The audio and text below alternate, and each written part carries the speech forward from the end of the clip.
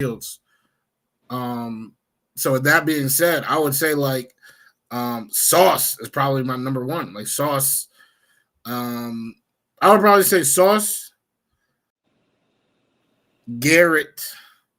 But the thing about Garrett though is that now you handicapping Fields. Like now we got Lazard running wide receiver one type plays. So I would literally just say Sauce. That's what I would say. Just Sauce. If there's any one person who you want to limit, but I would probably play everybody. And on the other side, the Packers, they got Matthew Golden, they got Romeo Dobbs, they got Jaden Reed. So all right, Sauce, because they say he's going to be playing more, man to man, more 1-on-1. So do it on them. Prepare on them before you have to face, the DKs and the Jamars and the CDs of the world. Matthew Golden, you're a rookie, So, matter of fact, forget that I said Sauce. No one, everybody plays. That's where I was going. Play them all as much as you want. We don't got a 50-year-old quarterback anymore. Keep going. Play them all. What do you say, Dane? Anybody you want to hold back? Can we bubble wrap Brees to the trade deadline? He ain't gonna be worth nothing. It's your birthday. A mint condition Brees Hall, well packaged. No, I'm just kidding. Honestly, like, what I would like to see is a lot of Corley, man. So, like, thankfully, I think his path to playing time is fairly simple in this offense. He doesn't have much competition, or else I would say sit those guys out. But I think he'll get plenty of play. I need to see the safety room that figured out. Maybe more so than who's next to Quinnen, because I don't think that it's gonna matter really. Maybe I'm crazy, but I think we have a whole lot of DT3s and maybe 0 DT2s. So whatever there. Safety pecking order. Is Tony Adams, does he deserve a spot on this team or not? Like, I need to know that. Yeah. I mean, he probably does, but then I've seen others where they're high on Malachi Moore, they're high on Cisco, they're high on Jalen Monroe or Jarius Monroe. Let's see that shakeout. Let's see wide receiver shakeout, gadget shakeout. Because if we have no gadgets, sans Brees, then I kind of need Brees to take a different role in this offense and just be our gadget. That's stuff I'm watching, whether I'm crazy or not. But, like, I got to think 2026 as well. And some of these guys are on one-year deals. Cisco, Brees, and other guys just, we don't know what kind of offense this is going to be, what kind of defense. So, yeah. I don't know. I just want bubble players.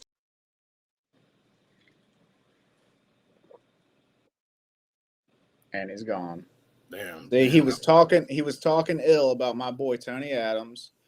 My boy Yeah. I mean, yeah. You back from the bubble. Got him. I've been cut for poor performance. True. That's about it.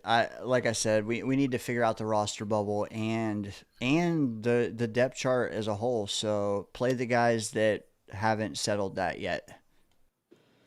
Definitely.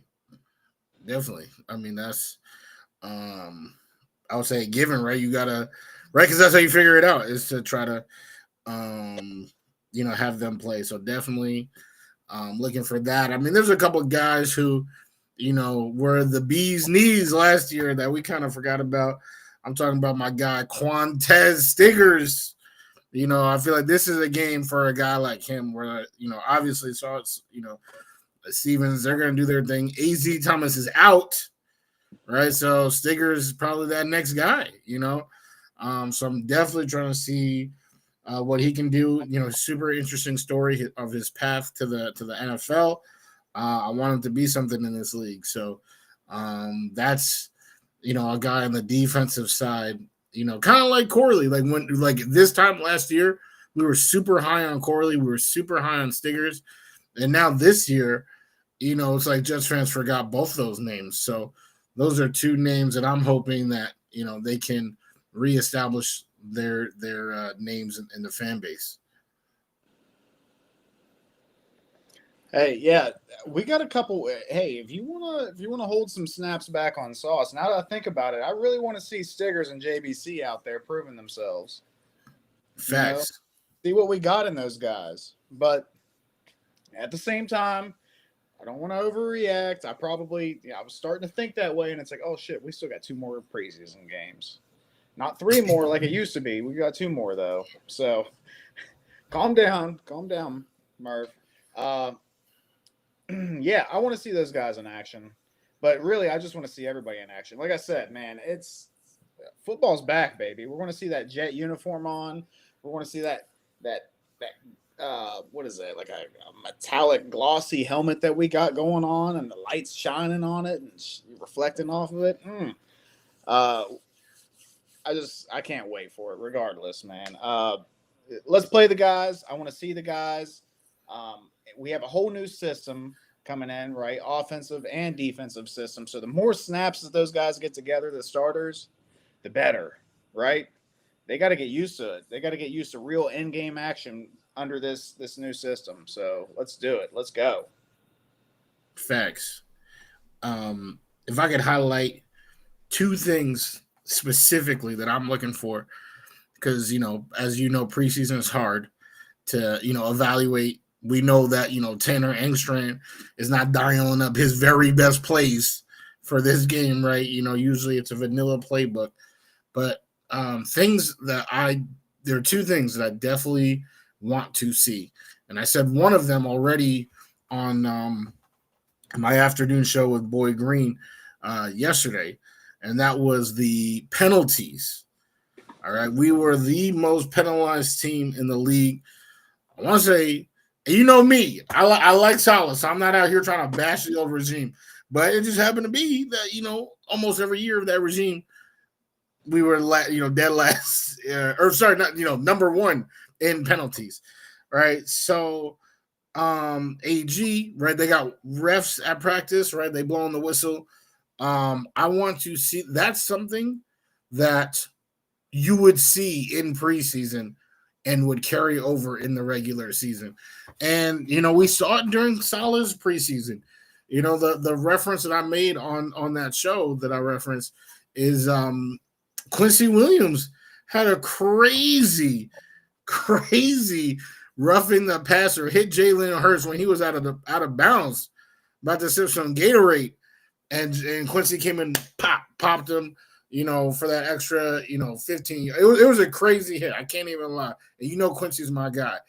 But like that was like the Salah regime. It just seemed like every single time, because that was a 3rd down, right? Like that was a stop. But now, it's 1st and 10. And that's something that we saw time and time again. And you saw it in preseason. And, I can't speak for all of us. I'll just speak for myself. Like, oh, yeah, they'll clean that up by the regular season. And they never did, right? We had a, what was it? Was it a DJ Reed pick 6 against the Pats? That was erased by JFM roughing the pass. Like, no, that was MC2.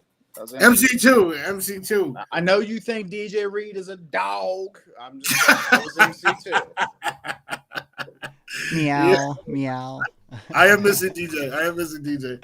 But yeah, the penalties, you saw the foreshadowing in the preseason, and it happened in the regular season. So to see a disciplined team tomorrow goes a great length to show us that we're not going to have to worry about that during the regular season. And the other part is just the O-line. And I'm talking about the depth of the O-line. When our starters sit, because that's what we saw when we consistently had one of the best defensive lines under Salah. You saw that in preseason, because it would be the 4th quarter, and we still beating up the O-line. Like, I'm talking about dudes that didn't make the team. What's my guy, Charcucci board, Tenzel Smart? Those dudes were dominating their O-line. And that's a testament to Salah's defensive scheme. So with Tanner Engstrand, He's not going to be dialing up, the best plays. But the scheme, if we can see within the scheme that first, second, third string are creating holes for the running backs, that will help me, because that's what everyone keeps saying. And we talked about Nick Ferry. Nick Ferry said it earlier today on my boy Connor Long show. He was like, oh, this team, they're going to be running. No one's worried about Justin Fields throwing 3,500 yards. They're going to be running. Well, how can I believe that without just hearing people say it?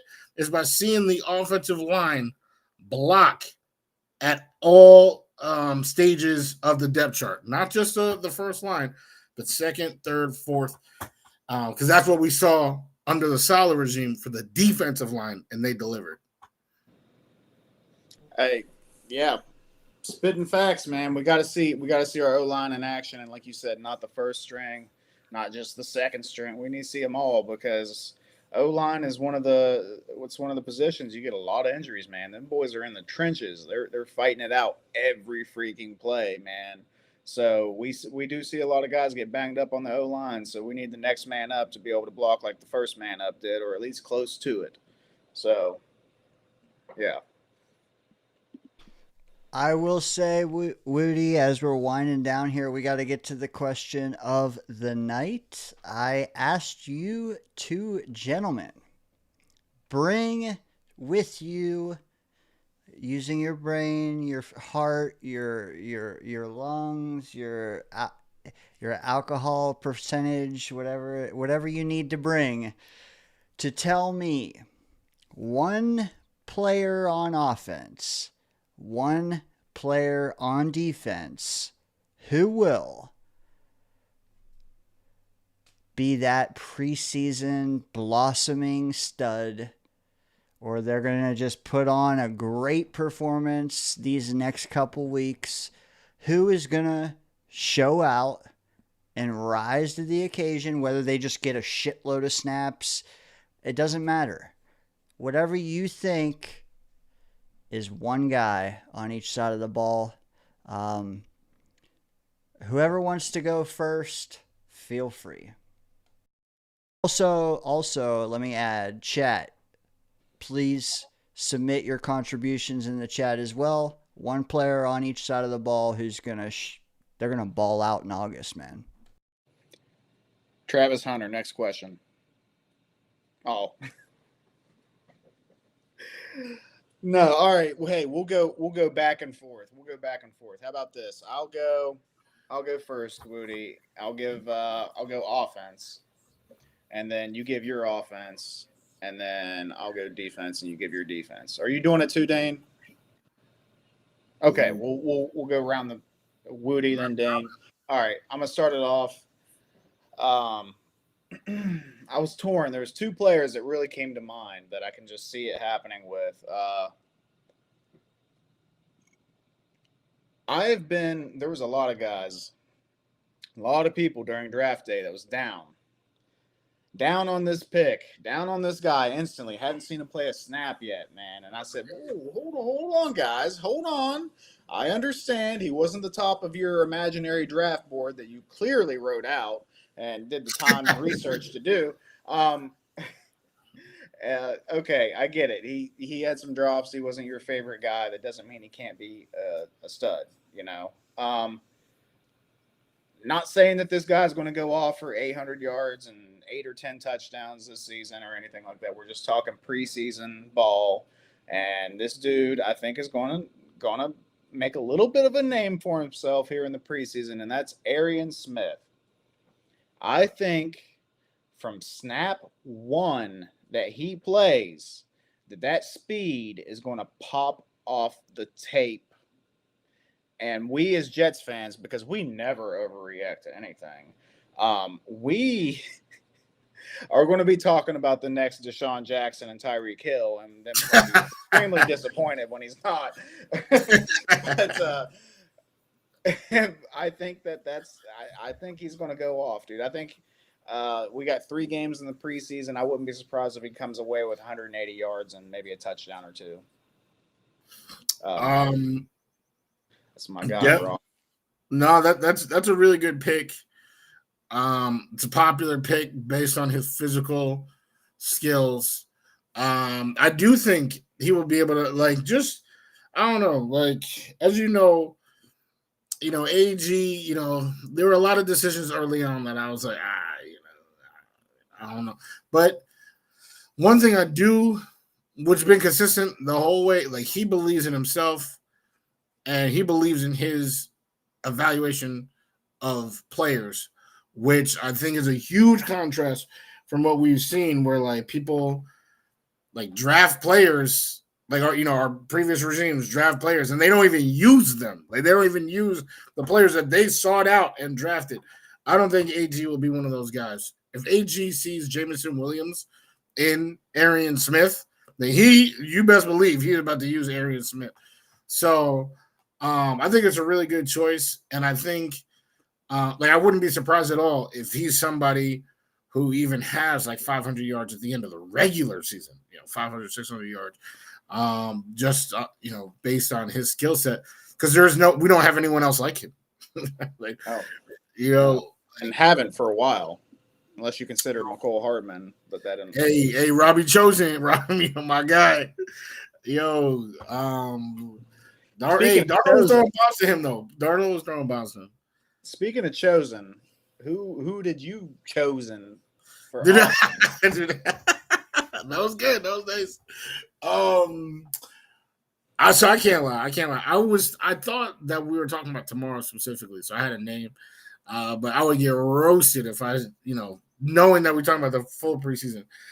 I can't say that name. So I'm gonna pivot, and I'm gonna go with a guy who I actually think is really, really good.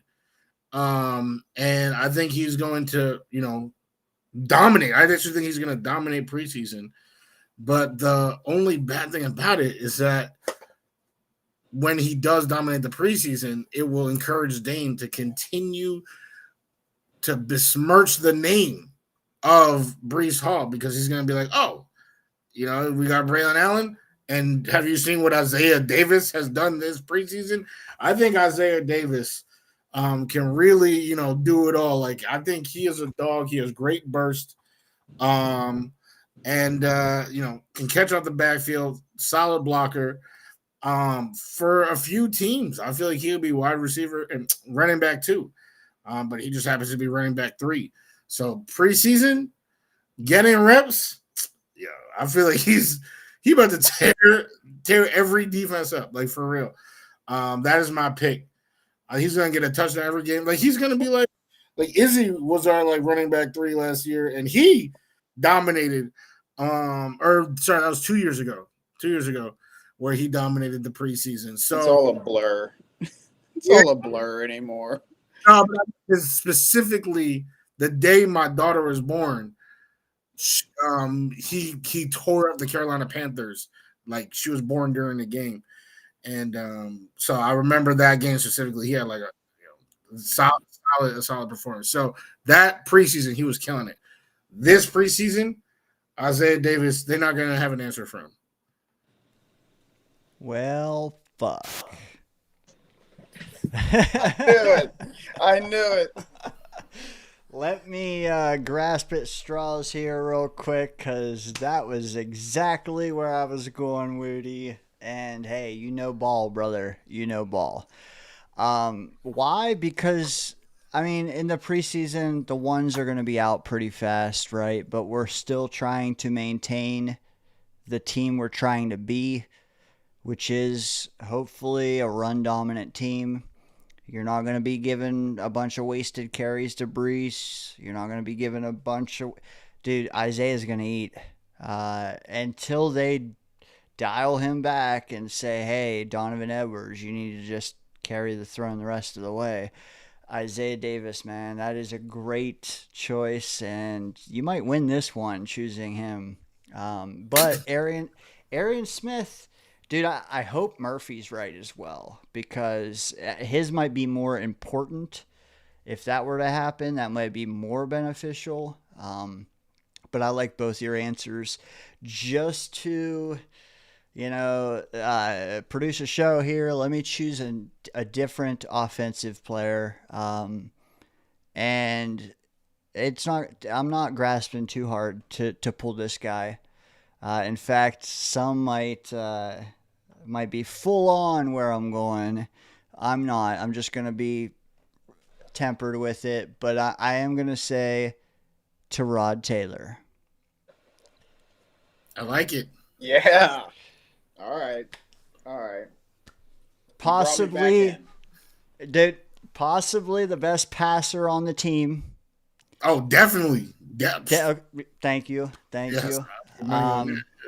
Also, a guy near and dear to my heart because he's about my age. And you have an awesome shirt. I do, man. I pull it out. That's what she said. Too often. Hey, yo. But you know what? All intents and purposes, like every bit of practices that he's put together lately, he's been on, man. He's been good. I don't think it's just the fact that he's looking better than the others. I think he's just in a groove right now. I don't know that it would maintain through the course of a season, but so far this summer, he's looked really good. And if he's going against twos, man, I'll take Tyrod. I will. So he is my vote for a breakout preseason performer because why not, man? We need this fan base even more split. Why not? Hey, you reeled me back in because y'all were starting to hype up that Isaiah Davis train again, and geez Louise, I like Isaiah Davis, and it's like you guys are making me not want to like him or something. I don't know, man. You're forgetting there's a dude on your wall behind you, Dane. That was my other pick. If I wasn't going Arian Smith, I was talking Braylon Allen, baby. He's looked good too, and too valuable. Too valuable. Yeah, I agree. I think like they're gonna. It's like a 1A 1B, so I don't think he's gonna get the preseason touches that Isaiah is. We're starting starters first freaking game. I mean, who knows how Aaron Glenn's going to handle that? You know.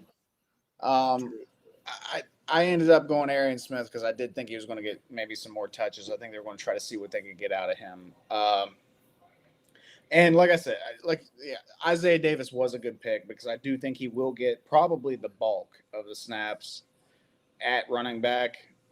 So that was a good pick, and he is talented. We have 3 really talented running backs on our team, and that's a position that you can breathe a sigh of relief at.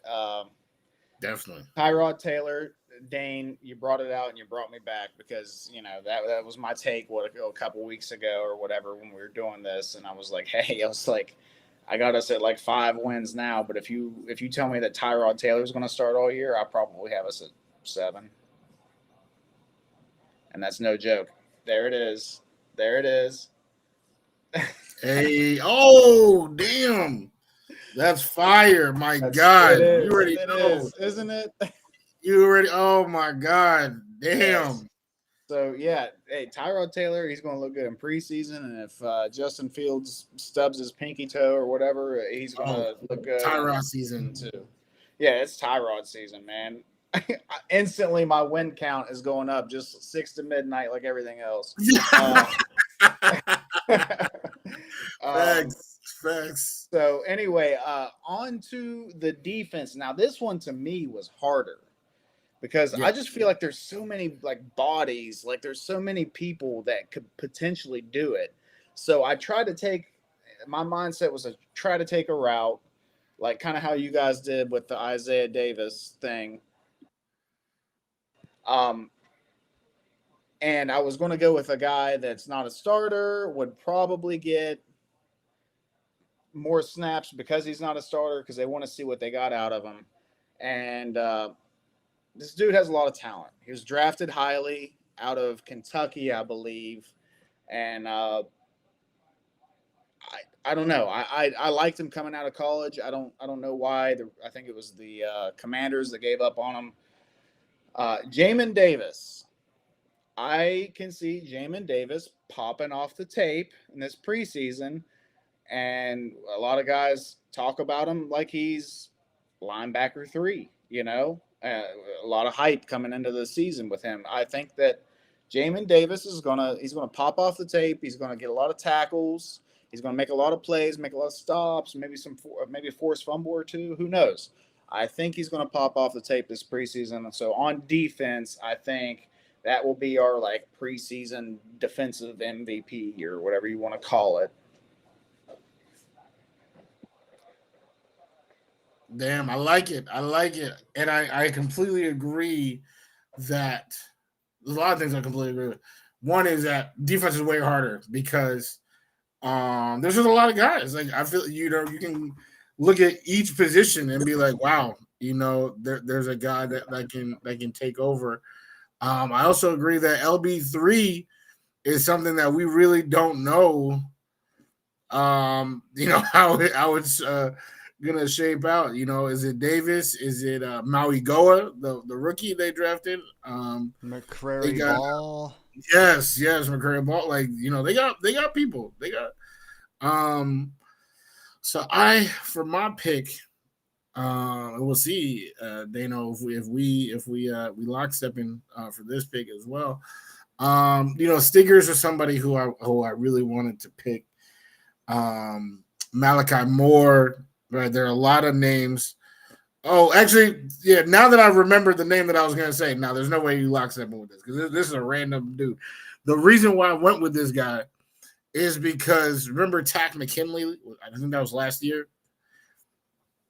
He got like 2 sacks in a game, and now everyone was like, "Yo, we need to sign Tack."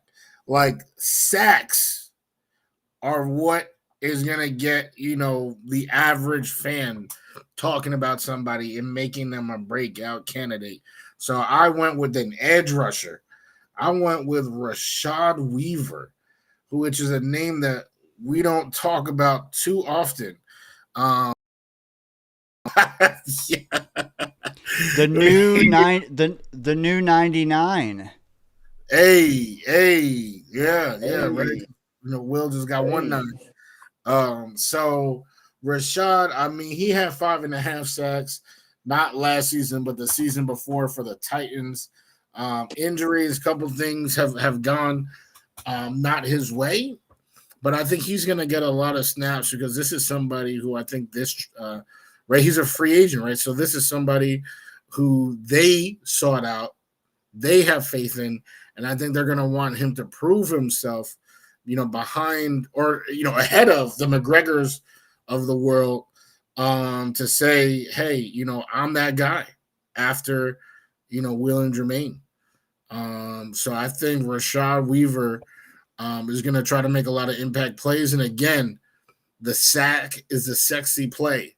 So he might not even be as good as Stiggers or Malachi Moore, but I think he is more likely to finish this preseason with like 3 sacks than they are to finish with 3 picks. I like that as far as like filling a stat sheet. Weaver, I feel like we've heard about off and on all summer, but like never in the negative column. It was just like average, good, average, good, average, good. So like he could be, he's there. The opportunity is in front of him. Will he seize it? We'll have to see. And another guy in the same room that might be a bit of projecting from me, but admittedly, the guy that looks the part for me, man, you look at this guy on Google Images, man, he's like mini Jermaine.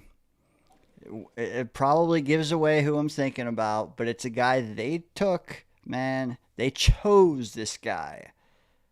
And that's defensive end Tyler Barron. I don't know how much these guys are going to play, but one thing I do know is Jermaine's not playing at all. And like you said with Weaver, he's going to get a ton of spell. So is Barron. It's more 50-50 who shows out and who doesn't. I mean, I could put my vote for Zadarius Smith, but I don't want to go that off the rails right now. I'll go with the guy we currently have, not a guy we should currently have. But yeah, Tyler Barron, man. Again, projection. but if I'm throwing a dart, I'll throw it his way. He looks the part. We'll see if he can play the part. I'm excited to see where he's going to. That was a pick that I liked. So to map it all out for defense, I'm jamming with Jamin. Wudi is weaving up some sacks with Rashad, and Dano thinks that Tyler Barron is going to get his bearings. So, Ooh, damn! You cooked with that. We'll see how this goes. All I can say is I'm excited to see it. I hope it happens. I hope all three of those dudes show out, and I hope they make the coaches and the front office their lives hell trying to figure out who to cut when cut time comes. 1,000%. That's what it's all about.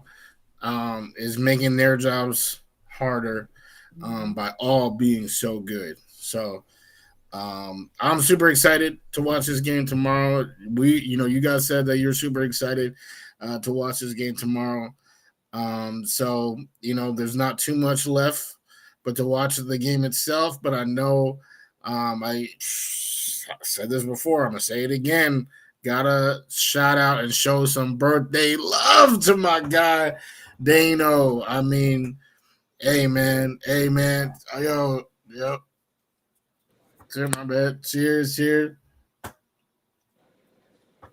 Let me ask you this before we let you go. It's preseason. Also, it's week 1. Like, you may not even recognize some of the names playing in the second half. I mean, me and you and Murph might, but like most, who cares? But what's your spread looking like? Are you gonna have a little bit of drink? You gonna have some nachos? You gonna have some pizza? Some wings? I thought you meant like the score spread. I was like, yo, I have no clue. No. That's a great question. Food, yeah, nah. We come on now. It's first Jets, yeah. We gotta get something going. Definitely some wings. I feel like nachos are a classic. Come on now, yeah. Some nachos, some wings. I gotta talk to wifey about the rest of the menu. Probably get some kid friendly, like mozzarella sticks. I got my little ones, but definitely, we going hard. I got some beverages, of course, on tap. So that's me. Like the wings and the beverages. Damn, you got them on tap at the house? You just no. I wish. Open up the closet door and Coors Light today.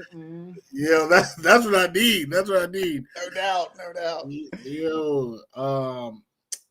Yeah, I definitely need that. But until then, the classic can. We just out here, go to the fridge.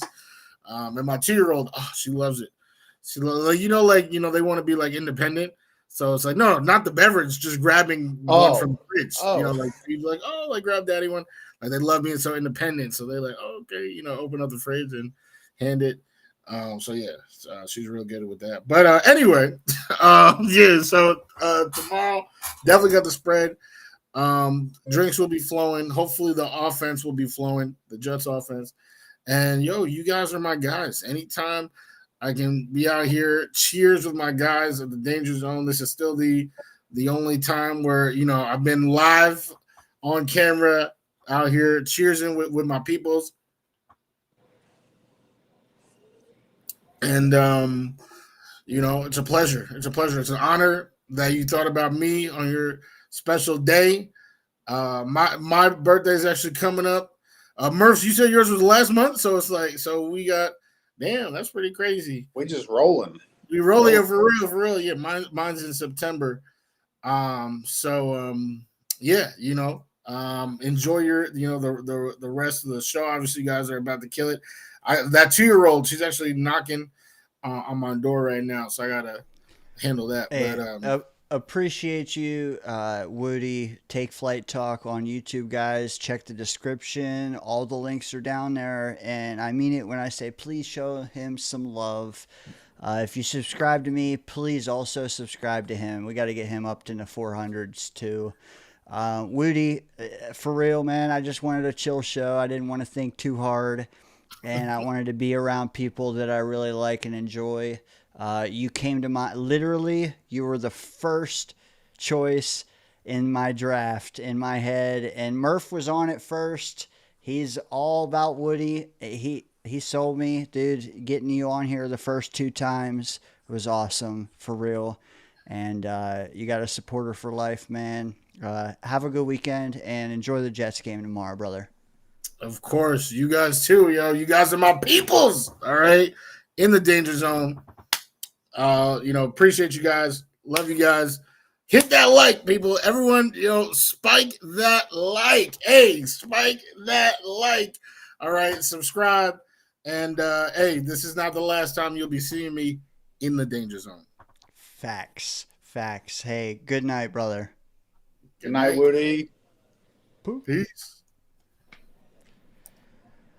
Murph, if you have to run to the fridge, now would be the time to do so as I play this ad real fast for the audience. It is my inspiration. I'm going to the danger zone. I'll be in the danger zone. Danger zone. Back in the danger zone. My favorite place to be. You already killed the Danger Zone interview.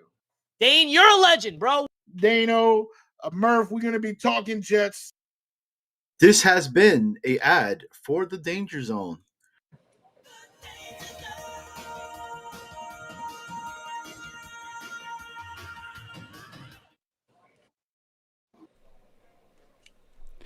Oh, man, the amount that I just got accomplished in that 30 seconds is insane. But guess what, guys?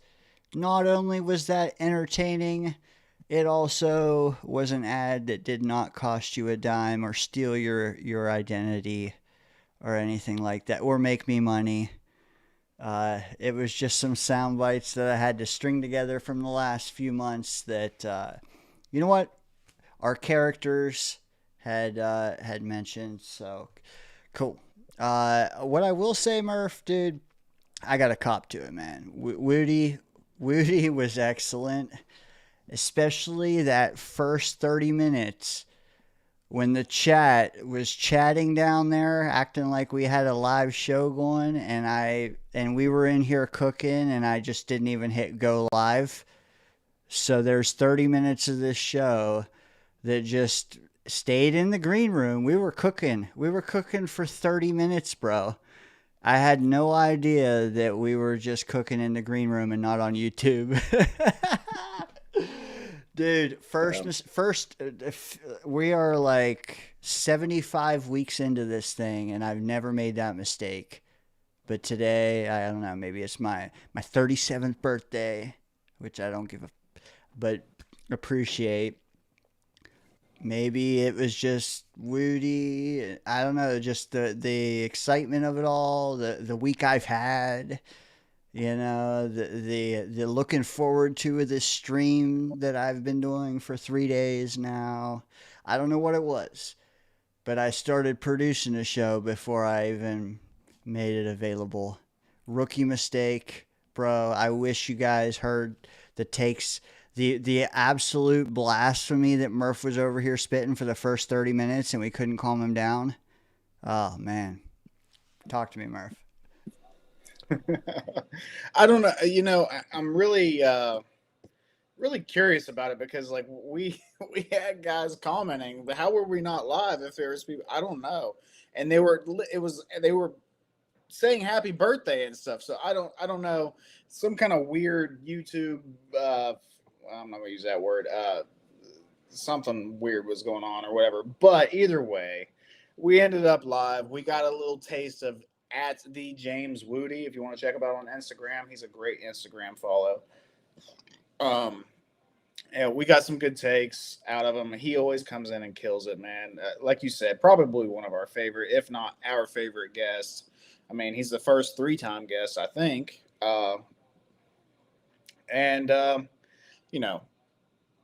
We just have a good time every time he comes on. It's your birthday. Like you said, you wanted a relaxed stream, dude. That's what we're doing. We're just chilling. We're having a couple drinks. We're talking some Jets football. We actually have Jets football to watch this weekend. Like, what? it felt like the longest off season ever, but then it like snuck up on you too. It was really weird, and it's there, man. It's finally here. So what a way to bring your birthday weekend in, you know, with a little Jets football, even if it is preseason. Um, I don't know, man. I'm elated.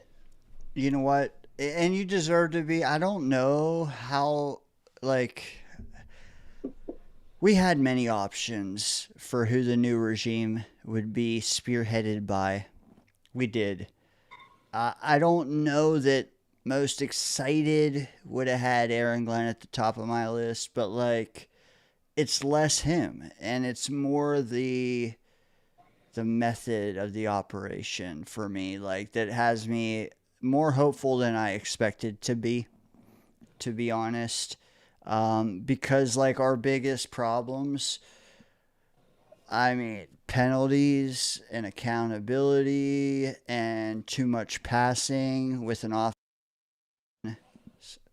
Sorry, I get disconnected here. And we are getting to the Gus Buster hotline. Okay, maybe not that, but we're getting to the Danger Zone hotline. As I stall here for just a second, I want to know if these callers have a breakout performance from a Jet. Who's going to show out on the Jets offense? One guy. Pick one guy on the defense who is going to cement their role. They're going to just outperform everyone. That's what I want to hear from callers, especially the first guy who is a beast in a tank top.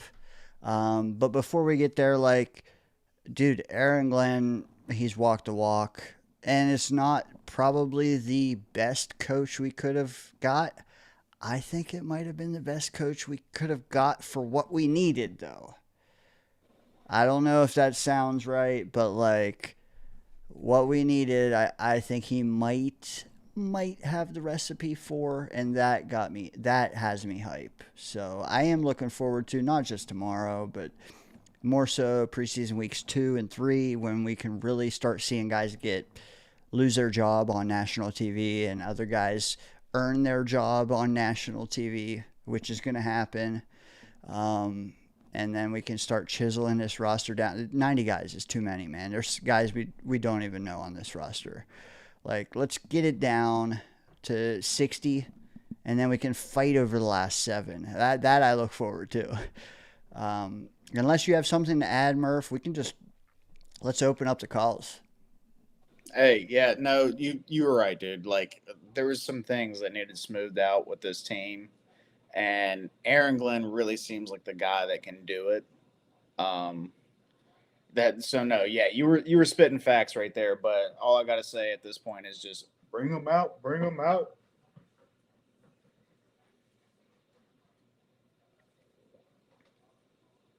Is he ready? Are you ready? Let's see if YouTube will finally cooperate with me. Oh.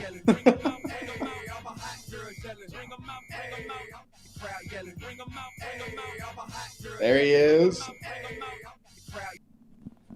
Charles. No, it's funny.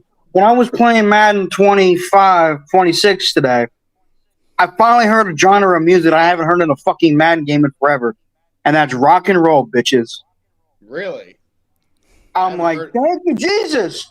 I never stopped believing in you, but you finally answered my fucking prayers. I haven't heard it since like 04, whenever it was the Mike Vick on the cover, and like they had the song like Jet, Are You Gonna Be My Girl? Like that's the last time I remember rock being on there. It was in Madden 10, Madden 11, Madden 12, but I'm like, fuck. I'm like, all these fucking, and that's what pissed me off with more than the gameplay and the graphics. What pissed me off with the Madden most was the genre of music, or I should say, the diverse of genre of music. I'm like, It's too much of this. Drop that dookie, baby. Drop that dookie, baby. And I thought it was those fucking songs, but you guys get what I'm saying. But it's like, you should rock and roll this motherfucker. And the fact when I'm listening, I'm like, am my ears deceiving me? Am I hearing things? Am I going crazy? Or am I hearing rock? And I'm like, thank you, Chief. Now, how you doing, Dano? Happy birthday to you, my man. Today's also Mike D's Nuts' birthday. Hey, happy I met birthday, him in Mike. person. These nuts. I finally met him in person along with his wife. She's gorgeous at the event that Chef Kevin was doing Okay. up in Caldwell, New Jersey. She was very lovely. She was very bubbly and very nice. And I'm actually friends with him on PlayStation Network. That's nice. Sorry about that. I'm friends with him on PlayStation Network, so that's good. And happy birthday, Mike. That's happy birthday. What the hell's wrong with Dana? He's here, but he's not. Yeah, my internet cannot handle the Charles Gorman experience. I keep But, trying. I gotta. Murph, help me out. I need Charles big to the left, not you. Oh, and dude, it's I got you. Please. every Come on. time Charles gets in. Can you help me with that because he's portrait mode and yeah. Thank you. But happy birthday, Dana. Congratulations. What are you, Sweet 16 now? Oh, that's right. You would be old enough to drink. Not trying to be shitting on you, but Hey, 29 forever, baby. I'm Hey, 30 you still. I see can't wait for my 31st birthday, September 10th. So You see any gray in this? Okay, don't answer that. Yeah, I was no, going I to don't say. see no Don't, gray. But even if you did have some gray, it'll still look good. Thank you, sir. Charles, we have Jet football tomorrow, man. Talk to us. Yeah, What are it's you at most looking 7:30, 8 forward o'clock. to? I'm definitely gonna watch that and the Giants game tomorrow. I thought the Giants were playing today. I'm like, oh, they're playing tomorrow. Fuck. So I'll watch them first. Then I'll watch the Jets second. I know, boo, screw. I know, I'm some Jet fans in chat like, why the fuck is he watching the Giants? I love football. I don't have the NFL Network. I got basic cable. I gotta take what I can get, you know. But yeah, I'm excited for some preseason football. I know it's preseason, you know. And I hate to sound like a negative Nancy, but can we please stop going crazy over a fucking preseason win? Because whenever we did that, our team ended up sucking during the regular season. We ended up celebrating preseason wins like we won the goddamn Super Bowl. Like, can we just be happy at what we see from this team in the preseason? Not in terms of wins, but in terms of, play, accountability, responsibility, and all that shit. Look, I can't wait for tomorrow's game. We're playing against the Green Bay Packers up in Green Bay, Wisconsin, the home of the Packers, the home of delicious cheese, which is on my bucket list of going to when I get enough finances and have a job.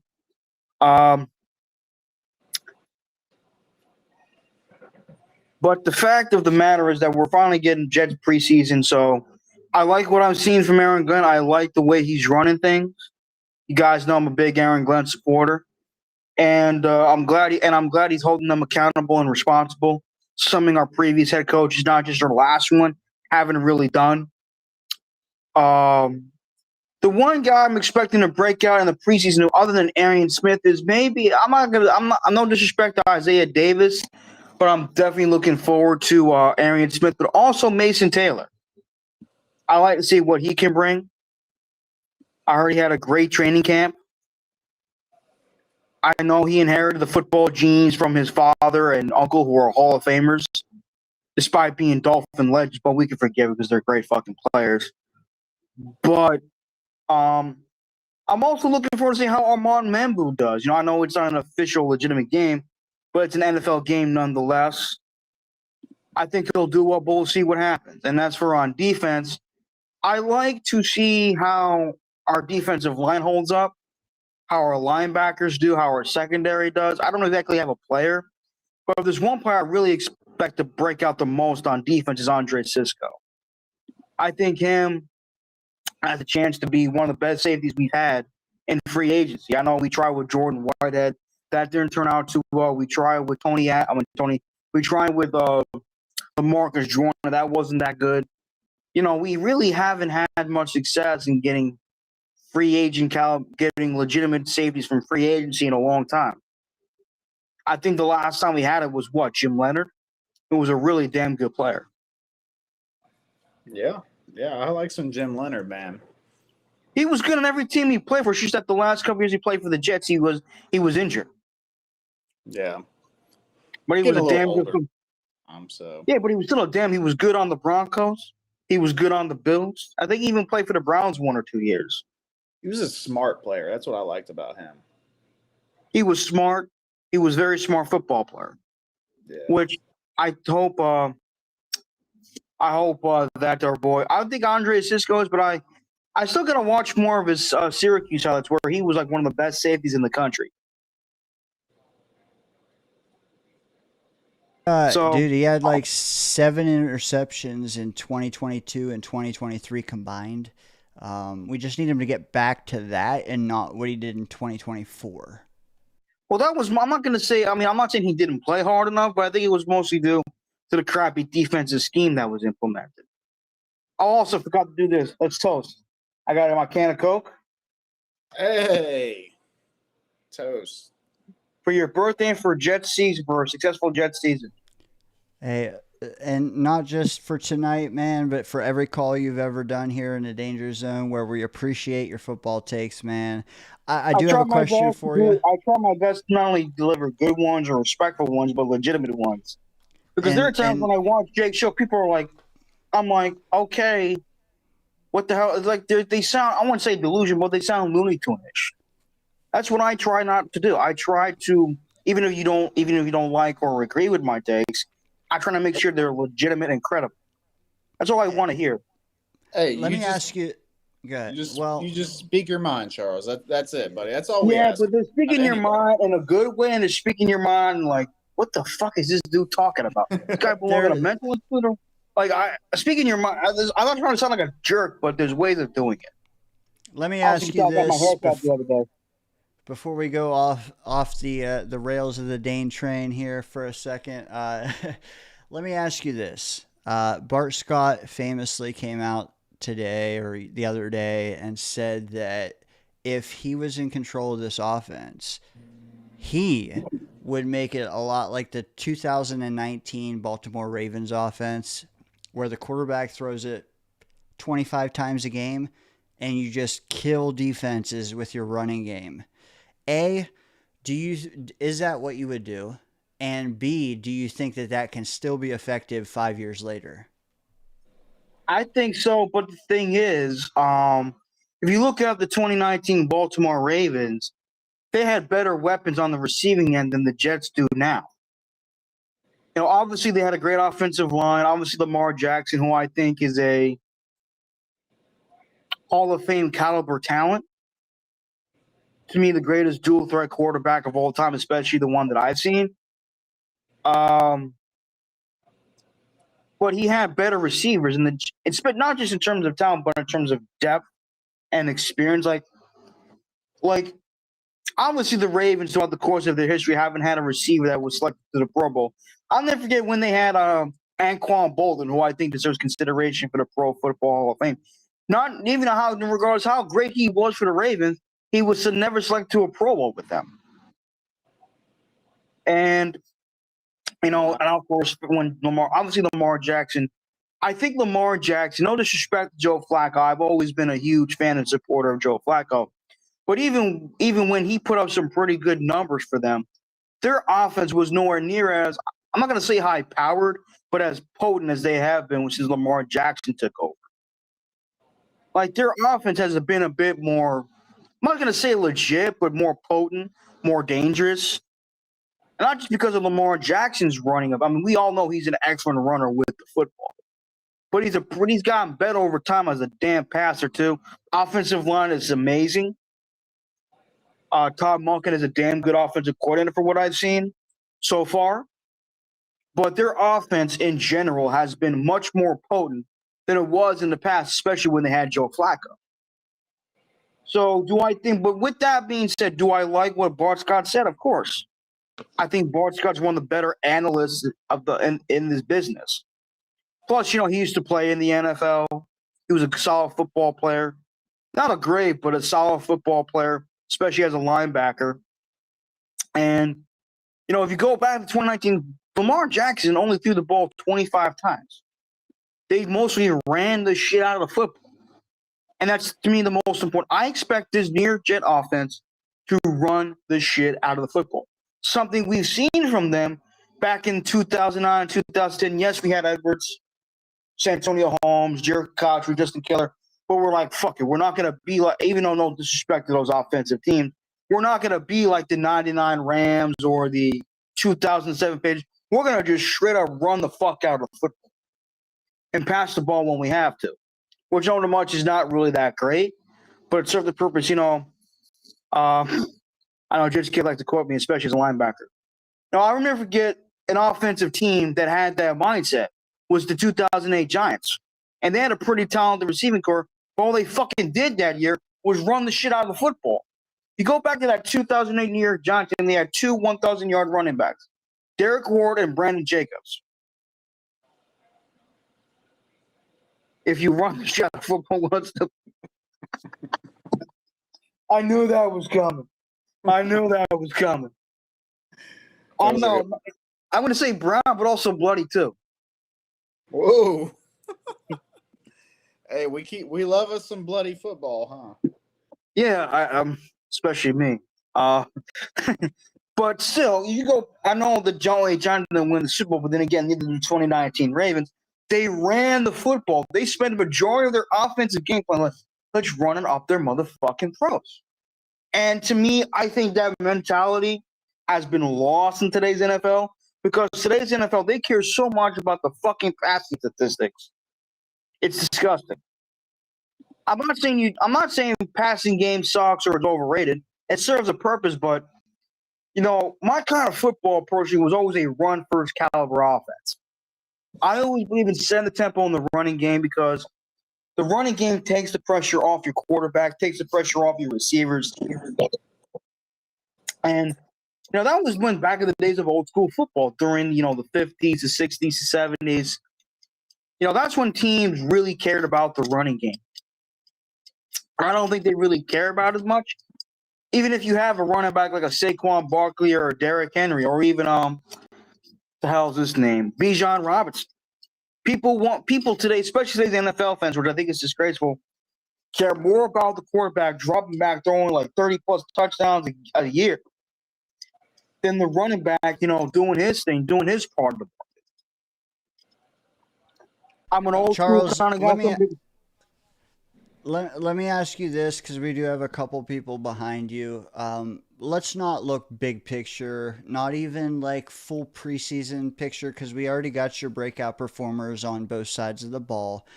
I want to ask you just tomorrow, A, what are you most looking forward to? And B, who wins? Look, when it comes to preseason, I don't give a shit who wins. I've always had that mentality. If we win, we win. We lose. I don't care. I'm not going to lose sleep. It's preseason. It's not the regular season. But who am I excited about tomorrow? It's just, I don't want to sound like a generic answer, but I'm just glad Jeff football is upon us. Even though we're still going to have training camp, Jeff football is back. And I can't wait to see, how this team looks under Aaron Glenn. I like the man as a coach so far, as a person, but I need to see how this team is functional from an intelligence standpoint, from a competence standpoint, because what has pissed us off the last few years was the lack of intelligence, the lack of accountability. Last few years, we looked like a team that had that was running around like a chicken without a head, and I'm sick and tired of that shit. And going back to what I said with your previous question, we need to obviously I think we'll get better with the receivers over time in terms of free agency and the draft. I still think we need to be a run-first team.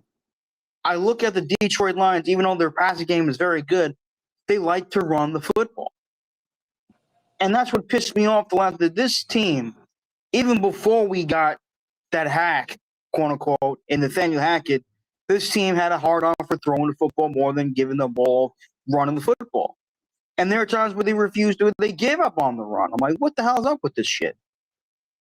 I also want this team to not only stick to the run, but also never give up on the run. That's what I want. Including tomorrow, I like. You want to see coaching progress compared to last year. We want to see better coaching. Not just last year, but in previous years. But go ahead. And you don't care win or lose. It's just preseason. So hey, I'm with it, Charles. I'm with you, buddy. I want to see less penalties. I want to see all that stuff. There's a lot to look forward to. The preseason is here. We get a little bit of something. We get to see a glimpse of maybe what our Jets might look like this coming season, and I'm excited for it. Hey, Charles, thank you so much for coming in, dude. You coming in here and you kill it as always, dude. We I try appreciate my you. best, guys. I see Dano's rocking the. I know he's not wearing it. His Wall's rocking that Brother Allen jersey. I like him. I think he's got a bright future in the NFL. I wouldn't exactly compare him to Derrick Henry yet, but he's got the talent to be one. Derrick Henry will forever be goated to me in NFL history, as far as I'm concerned. The fact that him and Brees all worked out with him in the offseason is like that to me is saying something that they even though they're not getting the overall amount of respect that they deserve, that they're getting some respect, especially by those big-time NFL players. Thank you guys so much. It's always a honor and privilege to be on the show. You're always welcome to be on my show. You're always welcome to be on my show. Have a good day. Have a great night and a great weekend, Charles. You know what? He just said it, Murph. He said, as I experience a bit of lag here, sorry folks, but he said Braylon Allen has a bright future ahead of him. You know who else does, Murph? This guy's got a lot of futures ahead of him. There's a lot of them. Well, the other guy I was thinking of also has a bright future. His name is Charles Gorman, baby, and you can find him at Charles Gorman 5188 at YouTube, baby. Go look him up, subscribe. And you know what? We have some people waiting, and I feel a little bad. I'm going to bring out two at once. The first two, or I should say the next two after Charles, coming straight out of Compton. Okay, maybe not New York, but somewhere nearby, I think. This guy and this guy. Oh, You will never catch me in Compton. Why not? Let's just get this out of the way first of all here. Happy birthday to Dane. Let's make it rain. That's all I got. Cheers. Happy birthday, Dane. There you go, Murph. I brought the liquor out for Dane tonight.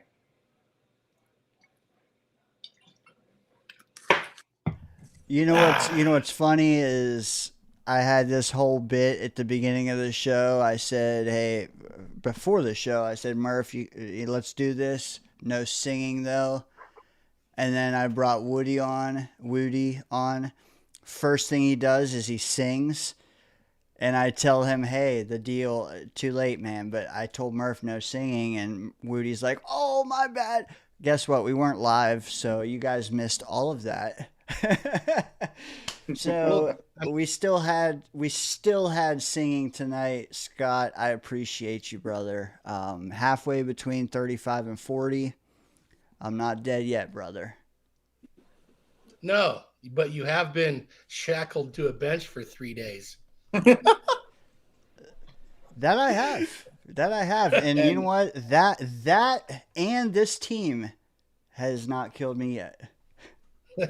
And he's going to be shackled to the TV for the next 21 weeks watching the Jets disappoint us again. Sorry, guys. Most likely. I promised myself I was going to be optimistic on this show because it's Dane's birthday. So, no, we're going fucking 7-10, baby. Hey, but you know what? Let me get Johnny in on this conversation because I do gotta Dane has to drain the main vein. Johnny, I will say, had a pre-DayngerZone show, epic. He had big hitters, Matt O'Leary, Jets Chaos, Pinky in the Brain, in whatever order you want to do them in. But he had a giveaway to all the donors of the channel, which I knew nothing about, but I did donate. Somehow I was involved. Mm-hmm. And they choose tonight to draw on my birthday And little did you know, Johnny, what happened? So we go ahead and do the drawing, and it's for a signed, authenticated mini helmet of Will McDonald. Right? Does not have his number on there either, which is cool because he switched his number.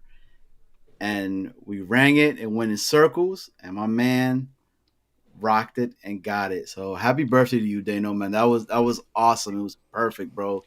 And I hope you're Appreciate you're you. having a fun-filled birthday. And I won't sing to you, but I will rap to you. So Oh. HAPPY. He stays fly because it's birthday, and I don't know how to rhyme, and I'm out. Happy birthday, fam. Boom. Chicka chicka, yeah. Nah, dude, but this.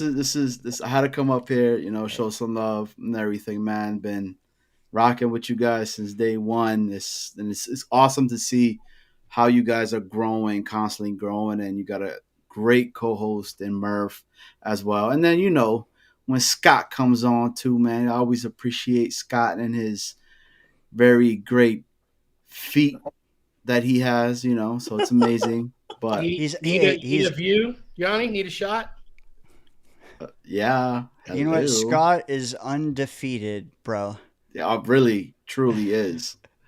But you know, I'm hyped, guys, for tomorrow. I know I shouldn't be, but we have proof that Murph was with us when we went through the schedule, and some way or somehow we ended up with a winning record. So Murph, it's out there, bro. You still don't know how we came up with it, but it happened here exclusively in the Danger Zone. I did everything I could. I'm sorry, guys. I did everything I could that night. Scott, I know how. talk to him. Scott, I know you got how. the floor. We gave potential wins as wins. That's how we got there. Yeah. Yeah. So it was the scorekeeper's fault for sure, I guarantee you. Who was that? Dane, no. No, it was Murph. It was. I was keeping track of everything, and I was very disappointed in you fellas. Oh man, but dude, this is tomorrow, man. We get to see some football with the Jets, man. The starters are playing, which I'm glad they are. I know there's a big toss up. My biggest thing for tomorrow is no injuries, right? So that's what I'm praying for. I'm gonna continue to keep knocking on some wood, but Johnny, I gotta step away for a second. I'm gonna bring on the other guy waiting, and then I want to pitch it to you, Johnny, first, and then go around Johnny, Scott, Daniel, and then the guest.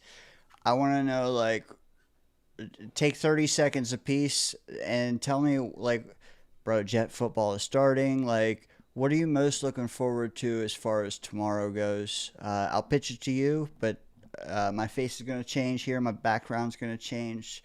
Don't let it trip you up. Dane is going to the DayngerZone. Hey. so I don't know what to do right now. What am I supposed to be doing?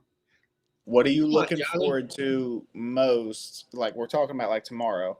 What are you looking forward to most, and what are you expecting out of this preseason game? Well, I tell you this: what I'm expecting tomorrow. I'm expecting our MVP, Justin Fields, to come off the gate and throw a bomb to Arian Smith. That's what I want. Just want to see that. I think I'd be extremely happy if that occurs because I think that'll give some hope to everybody if we were able to see something like that. I really no, but honestly, in all seriousness, I think I'm really looking forward to seeing the defense. I want to see who they're gonna put next to Quinnen, right? I want to see how they're gonna stop the run. Hopefully, right? I know it's just preseason, but I still want to see it, right? I still want to see the guys in pads and the kicker position. I know it's not an exciting thing. I know nobody wants to talk about it, but if we're going to have growing pains as we're expecting to have,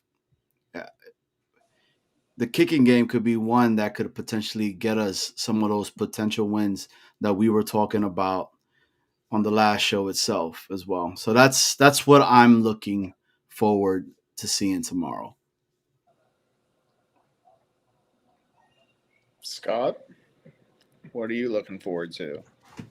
I won't get to see the Jets game here. It won't be on my TV. Not a chance. It is. It's on the NFL Network if you have it. Oh, okay. Over maybe something more local. I mean, the NFL Network streams that'll be that game, and your local one should be on your local channels. Okay, well, maybe I will see it. I enjoyed the back and forth between Nick and Jake today. That was fun. I watched a little bit of that. I think the Jets should play starters, but it's almost a no-win situation, depending upon what the Packers do. Mm-hmm. The Packers don't play people, and they come out and hammer them. Okay, they should. But what if the Packers don't play guys and the Jets look awful? That'd be such a Jets thing.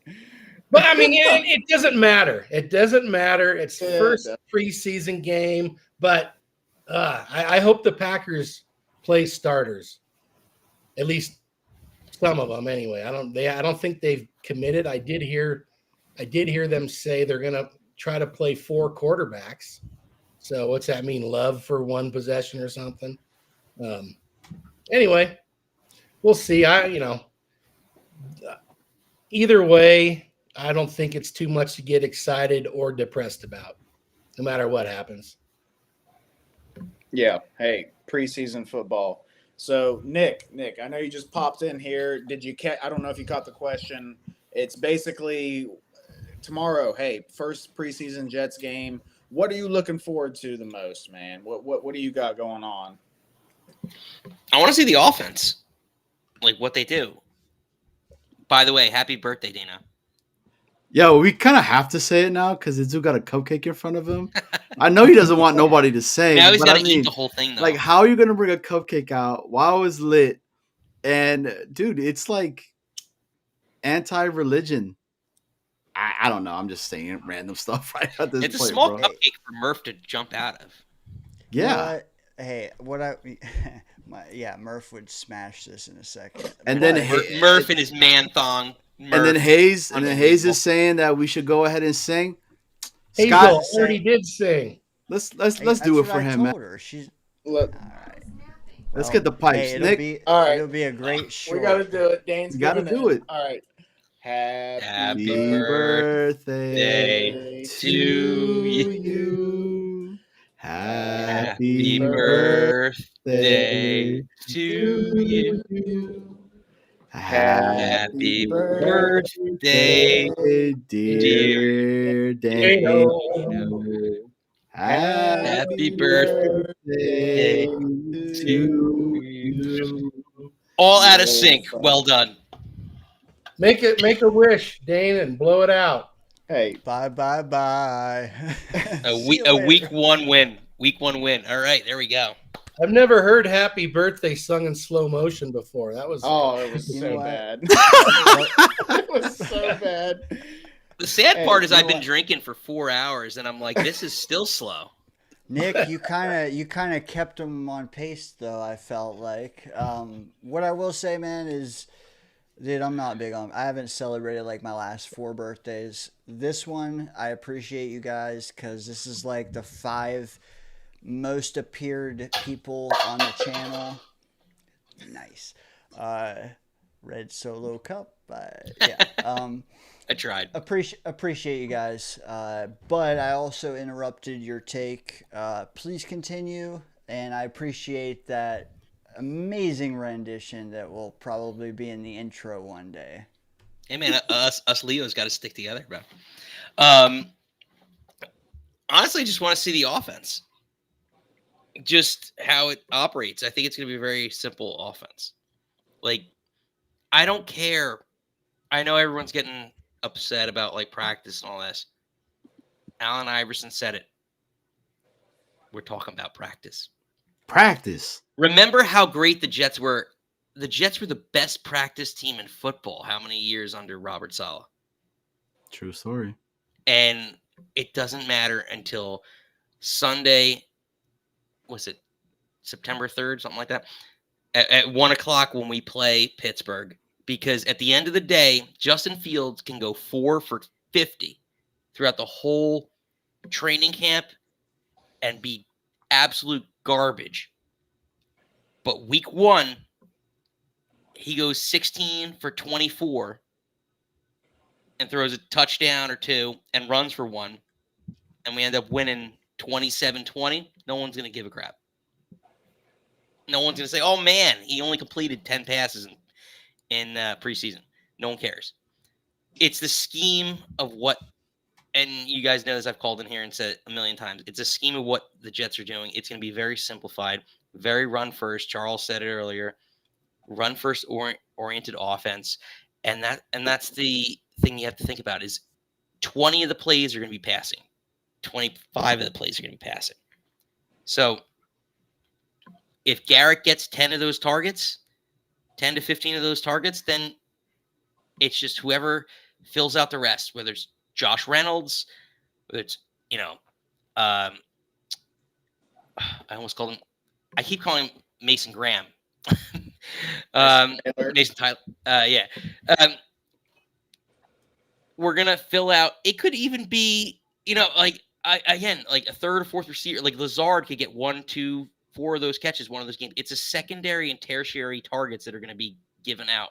And if in those 2 to 4 targets, Lazard, Reynolds, Breece Hall, Braylon Allen catches the ball and produces a positive play, the offense will be fine. That's what it comes down to at the end of the day.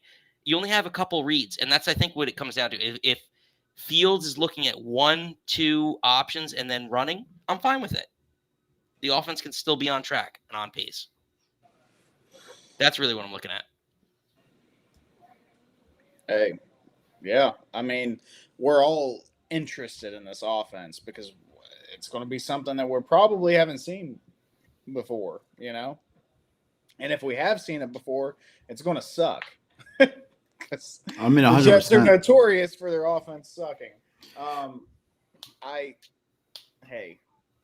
I hope that you're right. I hope that they don't put the pressure on Fields to be Tom Brady, Drew Brees, like anything like that. Hey, 1, 2 read.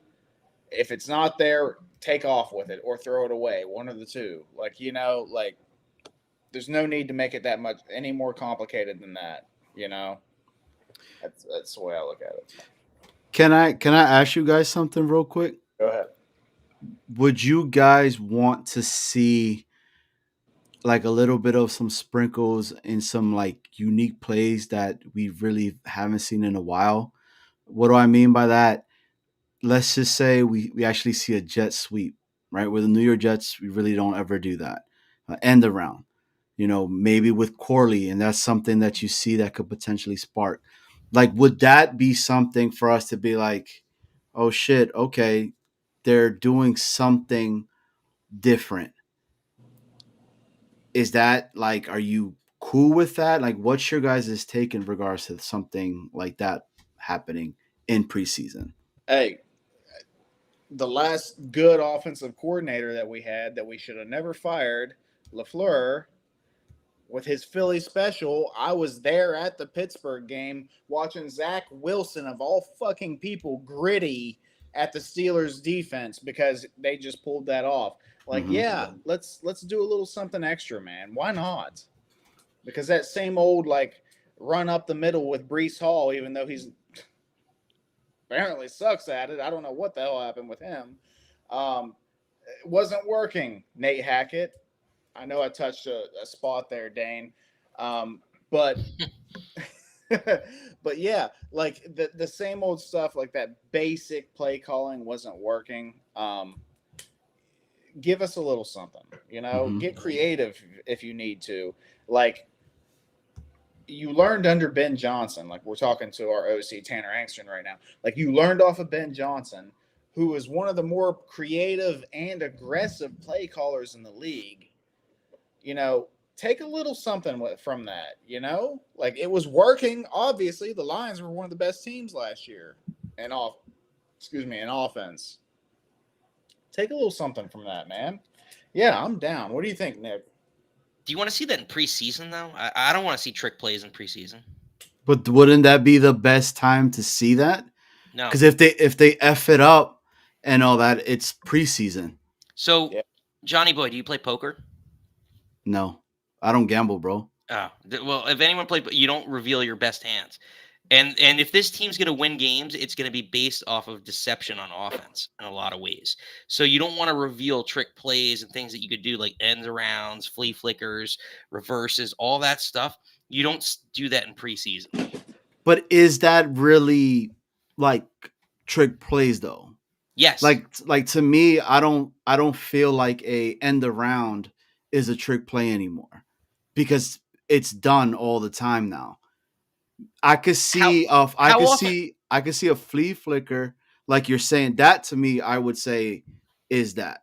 So let me ask you this. This is where I'll say it's a trick play. How often, if there's let's say 50 offensive plays for offense and defense, which I harp on, right? Math, even though I'm terrible at it. But regardless, if there's 50 offensive plays, how many end arounds are getting done in a single game offensively?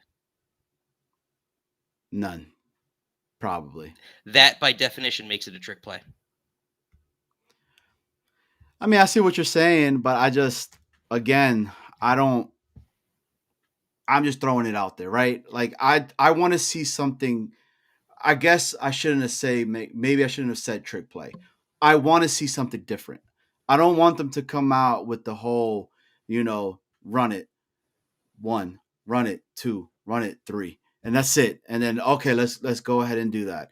If you're getting a guy that's coming, Ben Johnson, Tanner, you had Aaron Glenn telling me that it was Tanner was the brains behind that whole entire thing. He's never had a player like Justin Fields. Show me something different, right? I don't need it to be a lot. Just one time, even if the play gets fucked up and I'm like, oh shit, this is different. I haven't seen him do something like this in a while. Let me give you the play. Do you remember last year, the flea flicker to Devontae Adams where he got absolutely his shit blown up? Correct. That's what's going to happen if you start running trick plays in preseason. Everyone studies film. If you start revealing your game plan and your intricacies of your playbook in the preseason, everyone by week 1 is going to know what you're doing. And this team does not have the ability and the talent that they can completely transform their playbook mid-season to be that good. They need to keep all their cards close to their vest. And that's why I say you can't run plays like that if that's going to be a staple or a part of this offense in any form in the regular season. It's going to be basics to see man on man. Can guys like Armand Membu block? And these guys just do the basic skills of what football is going to be in the NFL. Hold on. Now, Johnny, don't you dare back down. I'm not. Because here's the thing. When you show that you can do all these fucking crazy things, that's all these crazy things that the defense needs to be prepared for. And you can only prepare for so much as a defense. Like, we may run that end around, or we may not ever run it that game. You don't know that. And right. Just because we did it 1 time or 2 times in preseason doesn't mean that it's going to be a staple throughout the season. You can't expect that the defense is just going to be like off of 1 preseason play, be like, oh yeah, that's a staple in their right. Offense. But when you study film though, like when you study film, you study what the possibilities are and formations of what they can do. So if they've you can only study what you've seen on tape. And if you show me in preseason, how many times I've been watching recently Quarterback, right, on Netflix, and Kirk Cousins was talking about he has his notebooks that he studied from Kyle Shanahan, who I think we could all agree is one of the best offensive minds in the NFL today. And he has his whole book, and he goes, I go back to playbooks and defensive schemes from 5-6 years ago and what they showed to look back on different coverages and how I could beat it from that specific coordinator or coach. So if you showed it once, it's already been studied. That's my thing though. If you do it well enough, it doesn't matter. Like and what's the best way to do it? Reps. Like for you to execute the best is to get in-game reps. So like just because you know it's coming doesn't mean you're going to defend it. Like and for like a trick play, you never know it's coming. Like, Correct. No, but you've seen the formations that it comes out of, so you can expect certain things like screen. Oh, they run the flea flicker. They can run the I would reverse love out to of this. see the tush push get executed. You know that shit's gonna come. Everybody knows that shit's gonna come at some point. We've never seen it with the Jets. Why the fuck they not? figured out how to stop it. That linebacker, I forget the team, that linebacker kept jumping over the line, and they're like, well, we're going to give him a touchdown if he keeps jumping over the line. He figured out how to stop it. You time the snap, and you jump over the top like Troy Polamalu. That's how you stop it. You need Was it stopped, though? It was because they still it was want a because chip. the ref told them, listen, if you don't stop doing this, we're going to give him points. Like, what else can you do? Yeah, they still had like a 90 or like 85 or 90% success rate. Dane, I got to get your opinion on this because I know you're a strong opinionated guy on the old tush push stuff. Do you want to see the Jets get into that? Okay, so full disclosure, I did want to play band. Don't throw tomatoes. You know, it's just I don't know, man. I grew up. My bread and butter football, like I want to keep football as pure and as late 90s is what I remember it being, and it's just garbage play if you ask me. Like if you can't climb on your teammate's back and propel yourself to block a kick, I don't think you should be able to push your teammate's rear end to propel him forward. But I digress. What I will say is now that the rules have been they've been cemented. Fucking yeah, dude. Fucking bulldoze. Do we have a 6'6" center? We have across the D line an average of 6'5", 325. Let's run downhill and just bulldoze teams. I don't care. 3.5 yards in a cloud of dust, and then every 4th and 1 we go for it with Braylon or Fields. Man, I don't care. It suits us now. But you asked me a month or two ago. I'm not the same. But now it's time to go. Now we play within the confines of the rules. But enough with that. I want to go to Big Phil's Dino, I got to give you. question. I mean, I got to give you a lot of credit. That was the best explanation I could give to counter that whole tush push thing. Is the field goal thing? That I haven't heard that. That's the first time I heard that. The field goal experiment is actually brilliant. Yeah, it makes perfect sense. I never understood that. Like, grab your dude's shoulder pad and then block it, and you can't because you can't use a teammate. But on offense, now you can use a teammate. So it's bullshit. That's what always rubbed me the wrong way, and I appreciate you calling that out. I do want to go to Big Fella's question here. He says he thinks tomorrow we have an issue stopping the run, and then we pivot to signing a DT. I also think we're going to be very aggressive, and sacks will be coming. But what really strikes me is, do you think that issues do arise that then cause us to pivot and be better for long term? Or do you think that problems tomorrow are just a bad thing and it's just bad all around? I'd rather see the problems tomorrow and start to get addressed and taken care of when we have the opportunity to do it now, and we're not running around later with our heads chopped off when the actual games start to count. So that's why in the beginning, when you guys asked me, right, give me what I'm looking forward to tomorrow, it is seeing hopefully Quinnen, who's going to be next to him, and how can they stop the run. Right? Like that's what I want to see. That's the thing that I've been intrigued by, et cetera, et cetera. So that's I mean, it's a really good question by the big fella.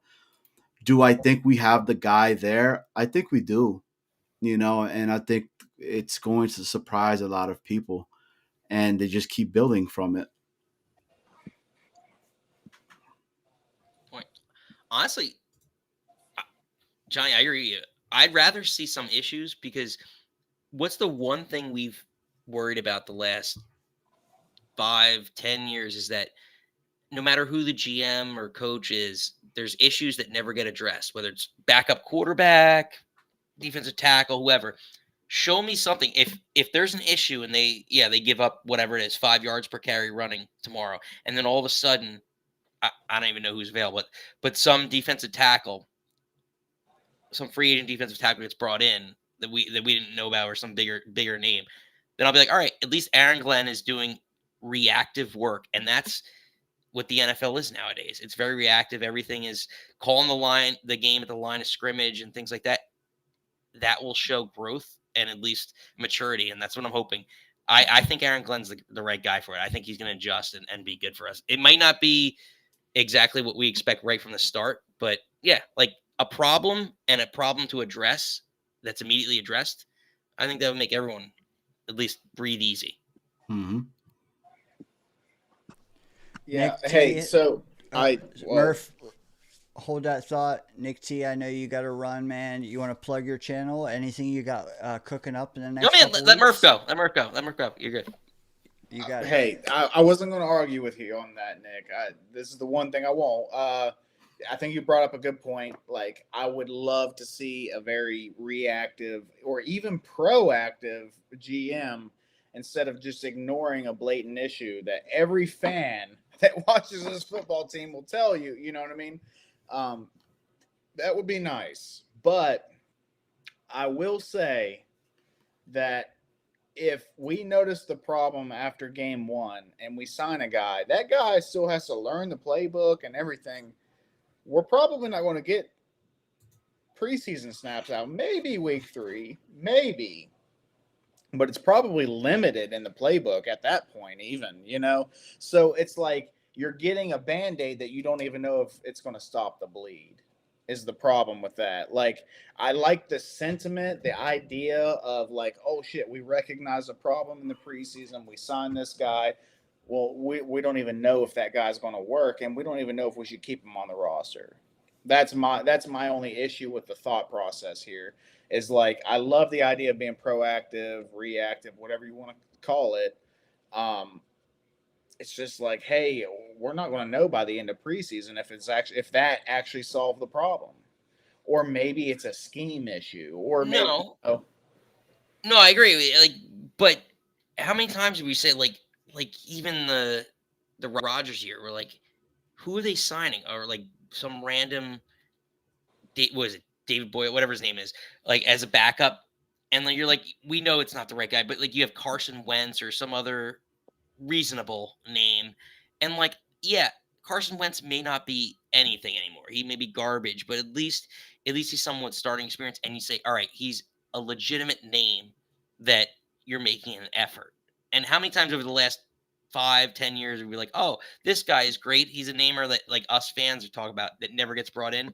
Like something like that, at least take a shot that we see good organizations do all the time. Yeah, that does. Hey, I'm with you on that, because it seems like Joe Douglas would either just completely ignore the position at all. And I'm a Joe Douglas guy. I did like Joe Douglas, but it seems like he would either ignore the position entirely when the fans are screaming that we need another guy there, or he would sign the wrong guy, like somebody that like we're like, what? Who? This dude won't even be on the roster. Like, he's going to be on the practice squad in 3 weeks. Like, and that was something that was kind of frustrating. Hopefully our guy Mooj is a little more in tune with what's going on and what we need. But we'll see. Hey, it's preseason tomorrow. We'll see how things go. Exactly. It's exciting. It's a good time. It's a fun time. Fellas, pleasure as always chatting with you. Hey Nick, I was at SummerSlam and it was amazing, bro. Which night? Both. I was there both nights. Oh man, dude, you dealt with all that traffic and stuff. Good for you. Hey, best way. Shout out to Red's Restaurant out there in MetLife. If you guys are needing someplace to go to park your car to get in and out of MetLife with no issue, that's the way to go. I was literally, I parked my car an hour before the show itself. They shuttled us in. It's got this way that they go into it. I got in my seat, didn't miss anything, got out, and I was out of MetLife in like 20, 25 minutes. Yes, No good traffic or nothing. So it was amazing. Great, Good for great you, man. show. You got a good show. You got a good show. Well, guys, catch you next time. All right, buddy. Hopefully Appreciate we'll see you. you. Pleasure as always. Go Jets. All right. Hell yeah. Good night, Nick. Yo, Always Dano. a spicy guest, I will say. Check out his wrestling happy hour if you're into that sort of thing. Even if you're not, throw him a like, man.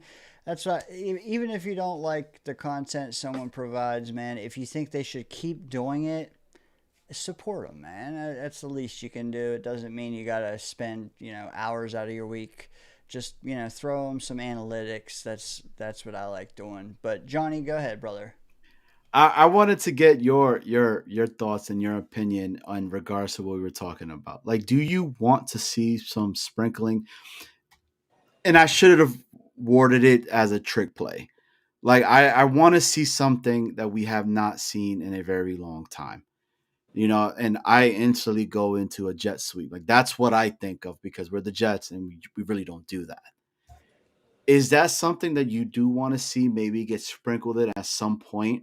Even if it is not with Justin Fields, maybe it's with the second squad that does it, or the third or the fourth, just to see a little bit of what is the actual mindset of Tanner and what he has out there to show. I like the question first off. I really do. I I guess my take on it, because I've gone back and forth in my head a few times since you guys spit your initial takes, which I give you credit for because you had to spit it off the cuff. I've had a chance to let it marinate. I think the trickier the play, the less I want to see it, if that makes any sense at all. Basically, like, if it's a full-on trick play, don't show it, because then you're burning it. But jet sweep, wide receiver bubble screen, that kind of shit, man, just do it and beat them because you're effective at it. I don't mind that one bit because it's out of your traditional sets. But like, if it's a halfback pass or a flea flicker, like the real tricky shit, no, dude. Just like, I get wanting to practice it, I get wanting to be a little razzle dazzle in August, but like, no, man, just bury that shit and use it when you think the defense least expects it. But I forget who said it, but like, people study this film. Yeah, they probably do. So I don't do the trickier shit, but the lowest level trick plays I'm not opposed to just fucking around with. I'm really not, especially the stuff that you can use over and over again because your dude's just that fast going the end arounds. Arian Smith, yeah, try it out, man. Get the kid used to receiving a handoff. Malachi Corley from the slot end around, like slot around or some shit, like, do it. But hey, kitty. Yeah. But the real tricky shit, no, I do bury that like it's a Rex Ryan football. And that's what I meant, right? Like, again, to me, end around, I don't see that being a trick. You know what I'm saying? Like, people have done that. You've seen that stuff, right? So why not? Like, let's just get something that's different to kind of get the fan base to be like, oh shit, we haven't seen this in a while. And you were right. Murph, it was LaFleur a while back, and you were able to see some stuff. So, dude, Jake got me dying over here, bro. I'm trying so hard not to laugh on that, man. But shout out to Jake, man. I saw a dude over the weekend. It was good seeing him too. Me, seeing a whole bunch of people, man. It was good. I actually won something. I got to warn Jake Asman as Maniac flag from him. Like he's Hey, worn it, he's Did he- like slept did- in it. Did he wear clothes underneath it? No, it was straight naked. Oh, So dude, that's oh, it's valuable. worth money, Yeah, dude. well, Keep 100%. that. Yeah, you gotta frame that. That's worth money. There's a giant indention of a bulge, right? Where I was like, man, Leave Jake it. Leave it as is. Don't touch What it. did what did it smell like? Oh, it smelled like a little bit of lavender, right? Lavender. Yeah. Put Hey, them to sleep. yeah, Jake be putting them ladies to sleep, man. It was awesome. Hey, midnight pacifier. Anyway. Dane, yeah, dude, you're right. I get it. Like, obviously, like your real deal stuff, like the stuff that you go into a lot of detail with, the trick play type stuff. Yeah, like let's keep that under our hat. But like Yeah. end arounds and flea flickers and stuff like that, like that's stuff that every team does. Like any defense has seen that before. Like it's not like anything that's innovative. So like that, to me, that stuff, let it fly, man. That's what I mean. Like, just to be able to see something like that, I think would get us to be like, oh shit, he had the balls to actually, being. I just again, y- give me something to be like, oh shit, all right, Tanner. Because I've asked you guys this question: which coordinator has the most pressure on them? And we've all pretty much been like, it's Tanner, because we haven't seen an offense really be that good with the New York Jets. And if I'm being told by Aaron Glenn that it was Tanner who was the brain behind a lot of the stuff over there in Detroit, then let's see what he's talking about. But you're right. I don't want to see no like Philly special, right? Like you keep those close to the pocket type of thing. Yeah, and I completely understand that. And that's why I said I don't think it end around. I don't think a flea flicker, maybe a flea flicker, but I don't see those being a trick play anymore. Yeah. Like if you're planning on throwing a lineman a touchdown, like let's keep that under the hat, or just anything crazy like but like a flea flicker or end around, yeah, we're not like let it fly, man. Like make the defenses think a little too. Like that's the thing. Like, oh, this team might throw something crazy at us and we don't know what it's going to be. Let them be on their back heel about it. I don't know. Yeah. So it's not that. I don't think it's that serious. Like if you want to have an end around, Dane, your beard feels puffier. Anyway, Yo, that dude was going like this. dude, I know he wasn't it was, like bro. Yeah, it was like whoa all of a sudden. I was yeah, like, yeah. normally it's like chill, like boom, like here's your, now it was like anyway. Um Dang, I didn't know you had all that going on. All right. Anyway, yeah. So let me see it tomorrow. I want to see our young guy, dude. 2 positions, and you guys, if you want to throw something else at me or whatever, but like I am watching wide receiver, I am watching safety. Those are 2 positions I am very curious about. Like I want to see how it's going. I want to see our boy Arian Smith. I want to see Malachi Corley. I want to see Tony Adams. I want to see Malachi Moore. I want to see these dudes in action. I want to see who's going to be our guys. Do you want to see a lot of Garrett Wilson out there with Fields, or are you? I know what Garrett Wilson already does, right? So I wouldn't want to really see him out there like that. I'd rather see the individuals that you just said. I want to see the Corleys. I want to see the Reynolds. I want to see the Lazards. I want to see those guys in action and see what they have and get more of the answers to be like, oh shit, maybe Corley is not done. Oh snap, maybe enter name is not done. Dude, Garrett, like, yeah, I do want to see Garrett out there. Like, You I do. understand giving the young guys snaps, but like, I want to see him out there too. I think everybody needs to get out there a little bit. We got a whole new offensive, you know, whole new offensive scheme coming in. So like, let these guys get a few reps out there. I don't want to see a ton of Garrett, but I do want to see him out there, especially with Fields. If Fields is our presumed starter, I'd rather it be Tyrod, but still. Opinion, Dane. Uh, so it depends, man. Like for me, Garrett and like the main studs who I expect to carry this offense, Garrett, Braylon, Brees. I only want to see as long as the Packers ones are in. Mm-hmm. Beyond that, no, I don't. And then I want to see like our supplemental guys until the half. Our next men's up or our ones that aren't carrying everything till the half. Then like I don't know, man.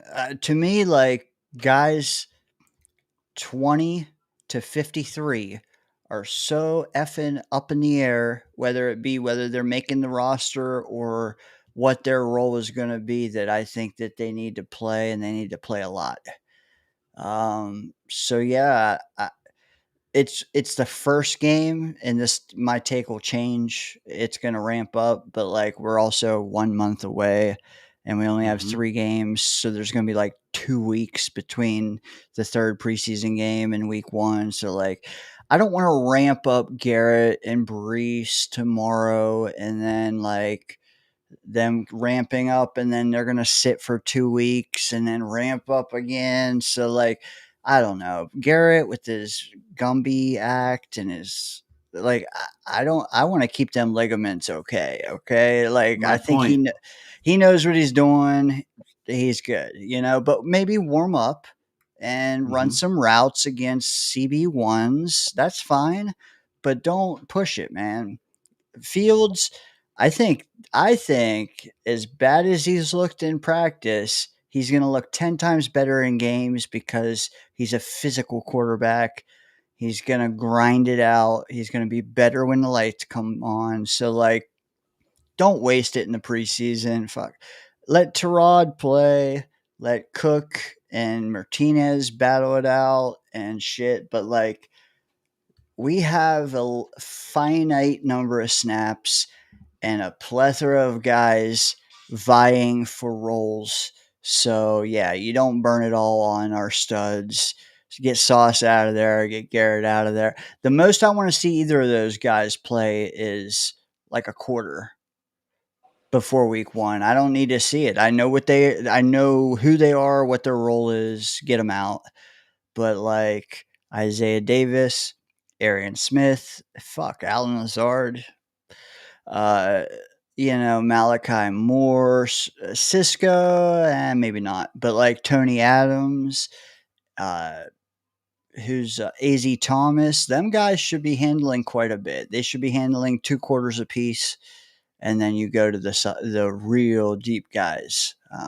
But So you're saying you want to see 12 or 10 quarters of this guy that Scott's talking about, right? yeah, sure, because maybe someone will want him. I had to. I couldn't help it. I expect a whole lot of Donovan Edwards, who's not even going to make the team. I even heard today that I think it was Robbie Sabo. Don't quote me. It might have been Sabo. It might not have. But like he said, if he was like managing Malachi Corley, he would consider just converting him to a running back like Cordarrelle Patterson. We have shit like that to figure out. We don't need to be wasting reps of Garrett and Josh Reynolds, Tyler Johnson, Alan Lazard. That's our top 4. Be done with it. Let's get to 5, 6, 7, 8, and oblivion. Hey, let's see more. Let's see more of that Brandon Johnson guy, right? Mm-hmm. We're hearing things about Brandon. Is it Smith. not Johnson? Smith. Oh, Jesus. I'm sorry. The other most common last name ever. Sorry. Brandon Smith. Let's see more. Let's see more reps of that guy because he showed out last offseason. He showed out last preseason. If he does it again this year, whenever wide receiver 2 and on is just wide the fuck open, like maybe we should give this kid a fucking chance. Like I don't know. Like I want to see some of him. Dano, so Peg hit it. So we've had Lamont Burns on, right? And he's high on Edwards, bro. Very, very high on Edwards. Like he is like he do the sleeper. He's like that kid could ball. He could play. So he thinks he's going to make the squad as well. I mean, I don't know. Hey, many were, and in fact, I believe he was our number 1 targeted UDFA, and many liked him coming in. The only problem is, like, from what I hear, he hasn't shown out. But the other thing for me, and like, maybe you and Snowball can do this. I know me and Murph last like a year ago did this. It was like a roster gymnastics show where we literally chiseled 90 down to 53. Man, shit gets tough. Mhm. And Donovan Edwards, like, okay, how many running backs are you keeping? And do you count a fullback as a running back? Because like Brees, Braylon, Isaiah, we traditionally keep 3 to 4, and then are you going to keep what My happened? bad. My bad. Everybody left. My bad. Are you going to keep the fullback? You going to keep RB4? Are you going to keep? I mean, our guest last week was trying to tell us that Ruckert's going to be the fullback, and we're not going to have a fullback. I don't believe that. I think if anything, Ruckert could be tried out as an H-back, but that's more of a hybrid. But here's the thing: like Donovan Edwards. Forgive me, the fullback on the roster's name is not Bodden, it's the other one. Help me out. Beck or Edwards. I wish I don't know what whatever your guest thought. If you had to pick one, who is it? Because I mean, nobody keeps 5 counting running backs and fullbacks. I mean, could you say maybe they talk and move over Ruck as that? They could, but then Beck and Edwards is gone. So like, you see what I'm saying? Like, for me, I like your guys' spirit. Hey, if we trade Brees mid-season, it might work perfect. But like, Edwards practice squad. I do think with as much as this team is running the ball, and the fact that they do seem to want a fullback, and also I don't believe Ruckert's the fullback. Mm-hmm. I think they keep Beck, but they keep Edwards in the chamber. Murph, though, do you want to chime in? Okay, yeah, I did, and then Chris B always killing it in the chat, and he brought something up. I got to bring this guy up. Hey, dude was killing it on returns last year. That's another little thing to throw in the pot. It's like, oh man, like you want to keep 5 running backs just so you can have him as a returner? Oh, I don't know, but like he was effective. I guess it kind of depends on how you feel about like Arian Smith back there, or maybe Malachi Corley or whoever. Who was the other guy? Pritchett. Is it Pritchett? See, I mean, Artie makes a good point. Maybe you keep less tight ends because they all suck, and then one hand washes the other. Does that change your opinion, Murph? I don't know, man. Having less than 3 tight ends on a roster is rough. Like that is a rough way to go. That's a pretty physical position. They do a lot of blocking. They typically run like short to intermediate routes. They get hit a lot. They're big dudes. A lot of injuries come at tight end. I don't know about keeping less than 3 tight ends on the roster. Um, I think you just look at it and you kind of boiled it down to this a little bit earlier, Dane. You look at who are the bottom guys and which guy gives you more value on your roster. So you look at Donovan Edwards, you look at Andrew Beck, you look at Kane Wangwu, and like, hey, who gives us the most? Because it's one of you three, you know? And that's the way you have to look at it. Like, who is going to help us win games more than the other two? And I don't know the answer to that. I don't want to be the dude that answers that question, honestly, because you can make an argument for all three of them. You can say, hey, having a legitimate fullback on the roster can help you win games because he can help in the run game, blocking and this and that, and maybe even going out for a short pass here or there. But you can make that argument. You could say, hey, Donovan Edwards is too good to pass up. Like, I know we have 3 talented running backs, but it can't hurt to have 4. What if we have injuries? What if we trade Brees by week 4? We need a third running back at that point. And then you could sit there and say, hey, Wangwu might give us 2 or 3 return touchdowns this year.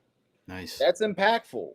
Not to mention, flipping field position and things like that. Like, if a team is looking at pinning us at the 10 and he returns it to the 42 or something, that's a big difference. You start at the 10, that your momentum is gone because they're looking at getting a safety at that point. The defense is aggressive, they're hyped up, they're ready to go. He catches that ball, makes a few guys miss. Next thing you know, we're starting at the 42. Then we're like, hey, we're almost guaranteed a field goal on this drive as long as we're at least halfway competent. So, yeah, you can make an argument for all 3 of those guys. I don't want to be the dude that makes that decision. But the way that needs to go is you need to have all 3 of those guys. The coaches need to sit together and they need to talk it out and say, hey, which of these guys do we keep? Which of them are going on the practice squad? Yeah. I wanted to say in regards to the tight end that you were talking about, Murph, and I have to say this, bro. Yo, that dude's smart. He was explosive when I saw it at the green and white scrimmage game. Like, that cat was the one getting the ball, and I was like, oh shit. So I don't know, man. Like, that's what I'm looking forward to seeing tomorrow, because I have no idea what this actual offense could potentially be. Because Dana, you're right. It is a hybrid position that Smart essentially is, right? And if we were to lose him to an injury, it's 2 positions that we lose. And you're right. But shit, we haven't had a tight end from what I saw do what he was doing. And I was like, that got me excited. And I was like, shit, man, that would be awesome to see a tight end like a damn the dude from San Francisco. What's his name? I can't think of his name right now. The tight end for San Francisco from the Niners. George Kittle. Right? Yeah. To see a guy that shit, it's 3rd and 8, but you can see this dude and he gets you yardage and he's not scared to lower his shoulder, right? Or he has a knack for the end zone itself. Like, that would be, for me, I'd be like, shit, this is different. Like, we haven't had that. But I don't know. I don't know what they're going to do because, if I'm going to be honest with you guys, in my heart, I was really wanting Ruckert to be that guy. But he's just not turning out to be it. That dude, because I saw blocks. I was like, oh shit, like, this dude is blocking the shit out of people. And I'm talking about, like, I'm not meaning like just like a little block. I'm talking about this dude's just with intent to hurt. And I was like, wow. So, but what I don't know what's going to be more. Is that what you want? The more traditional tight end, or are we looking for a hybrid individual like that in Smart that I saw, and I was like, wow, it opened up a little bit more on the offense itself. You know what? After one or two preseason games, maybe we should circle back to this and actually look at the roster and figure out, because like it used to be after every preseason game you chop 10 or 15 guys. It's no longer like that.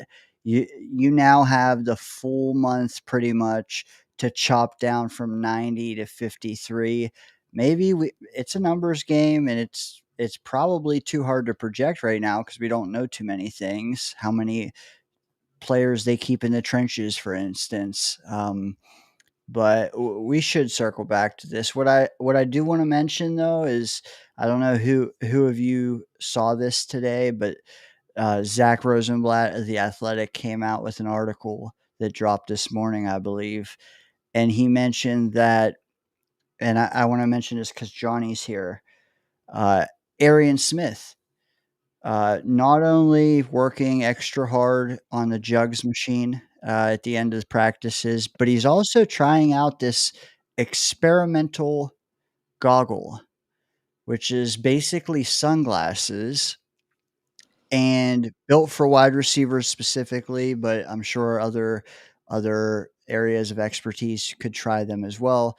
It's basically sunglasses you wear, and while you're running routes or while you're operating the jugs machine, the shades on them go black, then see through, then black, then see through, like they strobe effect, to where it really tests your concentration when trying to catch a football, because you can see it, then you can't see it, can't see it, can't, while the ball's coming at you. Really trains your eye to know, the trajectory of the ball and whatnot. But yeah, it's all in this Athletic article, and I just wonder, like, is that something for you guys or is that nothing? Because like, dude dropped 10 plus balls last year, and like is the reason he slipped to the fourth round, yet a lot of us really need him to play out of his shoes this year. So talk to me there, in this new experimental training method. I would think you would want that, right? Like you should, like, supposedly he's the first guy out of all the wide receivers out there on the jug machine, and then he finishes his practice on the jug machine itself. That's what you want. I mean, for me at least, right? I want to see a guy that they were saying, even though I was one of the dudes, I was like, it wasn't, all them drops were not really on him. It was the quarterback play that he had, that a lot of these passes were behind him. But still, if the ball hits you in the hands, you're supposed to catch it, right? So I want to see that. I think that's good. I think this guy really, really, really wants to be a professional. That to me is showing that he wants to be a professional. He's heard all the noise. He's listened to what Glenn has stated, right? Like, dude, Glenn said, oh, the guy that can't catch, right? Joking around.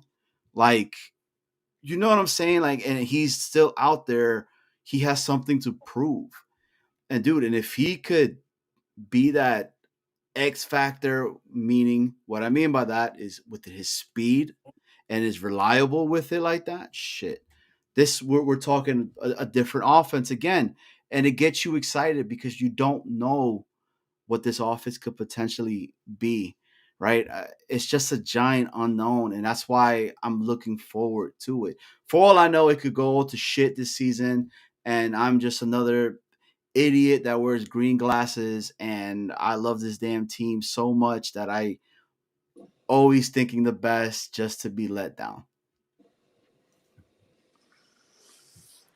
I don't. The thing. Okay, I want to touch on the idea of the whole, like, I don't know what you call it, like a strobe jugs machine catch thing. Like, I think that's an excellent idea, because if anybody's ever played football before, whether it's for a team or even if you're playing, like, in the backyard with a bunch of the boys and stuff like that, you know that circumstances are not always perfect. It's not out there playing catch with your best friend. You know, you're not out there just throwing it back and forth, whatever. Like no, like there's bodies in the way. People are moving around. Things are going crazy.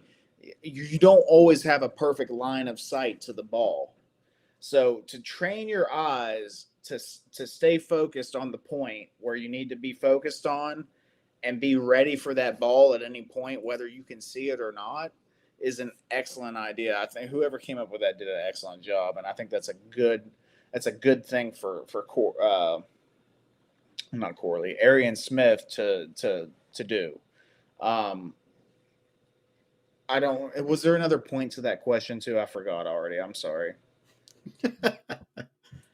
Dane, I'm sorry. I forgot the other part of that. I mean, everybody's using the latest tech in the receiver rooms around the league. Is this something or nothing to you? Oh yeah, well, yeah, that's where I was getting at. Yeah, that's something to me. I think that's excellent. Yeah, of course everybody's using it, whatever, but doesn't mean that it's not something that you should use. You know, what I mean, just because everybody else is using it. Yeah, I think for That's a guy, crazy. especially that's had issues with drops in his career, like Arian Smith, and you know what, Lazard better buy stock in that motherfucker too. While we're at it, you know, maybe if he uses that enough and practices that enough, maybe that he might be half competent again. Um, yeah, I'm down, dude. I love it. I'm not gonna lie, I love it. That shit looks crazy. I did not know that looks like that's wild. So Uh, that's what you want though, man. You want to see him doing that shit. The I mean, he's got to make it translate as my thing, catches up with the screen share. But he does. He has to make it translate. But what I like is that everything that's been offered to him, everything that's been put in front of him, he's actually taken. Like he's returned some punts and kicks after practice. He's worked the jugs machine. He's wearing these goggles. It's like almost like he's heard everything that everyone has said about him since he's been drafted. It's almost like he knows the opportunity that's being put in front of him to play opposite Garrett Wilson or at least one of the three wide receivers out there in most sets. Like it's not like Denzel Mims who just eats salmon and shits the bed or his pants or whatever, Literally. um, literally. So it's half the battle, and I'll take it. One more thing, something or nothing related. As Scott just creeps in the green room there, just like lurking with his salmon snatchers. We just had a Mims reference, and he's still not here with his salmon snatchers. But something or nothing. When arriving to Green Bay, I believe, or at least on the way to Green Bay, the 2025 Jets team, led by Aaron Glenn, stopped off as a team to show love to Spike Lee for the premiere of his new movie. Something or nothing. You want me to go first, Murph? Yeah. I think it's something. I think after tomorrow's game, there's gonna be a lot of these dudes that are gonna get cut, right? Because they're gonna try to start slimming and trimming the things down, and this could potentially be a lot of these guys their last time that they've been with all these guys since the beginning of training camps, the voluntary OTAs that they had and things like that, and it's a team building thing, right? Like I liked it. I like seeing stuff like this and everything, and not just only like, for example, last year when it was just the players, some of the players. This was a lot of them, and the head coach was there with them as well.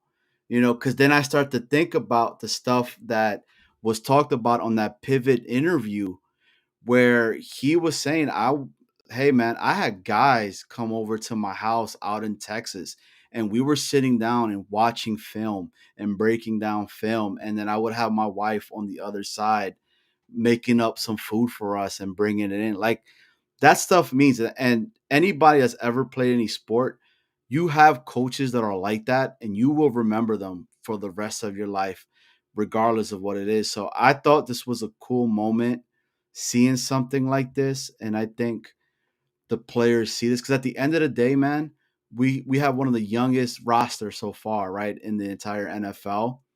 And these guys that are here, they're all young, man. They're still kids, bro. You know, so how many of these guys are going to get cut? I'm never going to get an opportunity again to potentially be in a room with an Aaron Glenn that's been an old pro and has done it like that, or with a Sauce, or with a guy like Spike Lee that is known for his films and what he's done. So to me, I think it's something.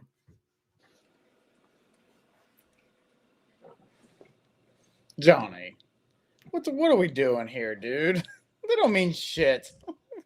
I mean, Come on, dude, but you Come know it's the on. truth. Have a lot of these Hey. cats like when I saw the picture of some of these guys, I was like, who the hell are these dudes that are on here? The picture of the whole team in front of the I think it was their bus, if I'm not mistaken. You know them dudes are not gonna make it. They're gonna get cut, bro. It's done.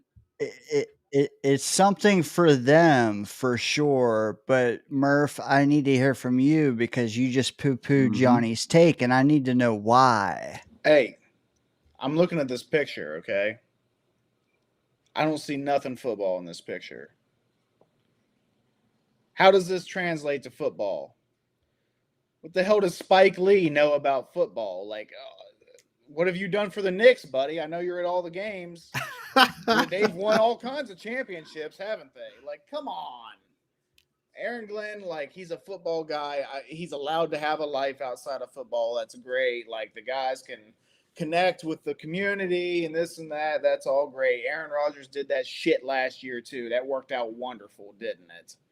I'm just saying, dude, like, this doesn't mean shit for football. Like, until, like, they need to be, they're on the field. They need to work their asses off. They need to learn the scheme. They need to learn the game plans, and they need to execute. That's all that matters. All this other stuff, it's great in theory. Doesn't matter. Football is what matters. You know what? If I knew nothing about sports at all, I would just think this is a meeting of people who are 5'7".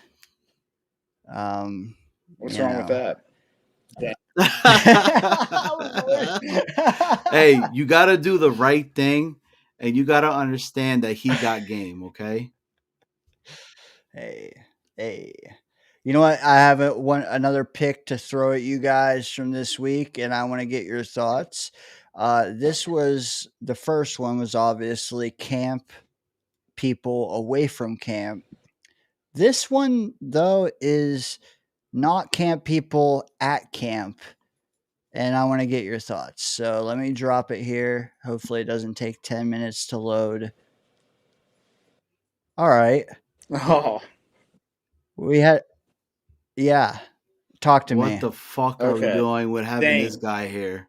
Yeah, Dane, I saw you you reposted this on Twitter, right? I'm getting the new lingo, right? I think.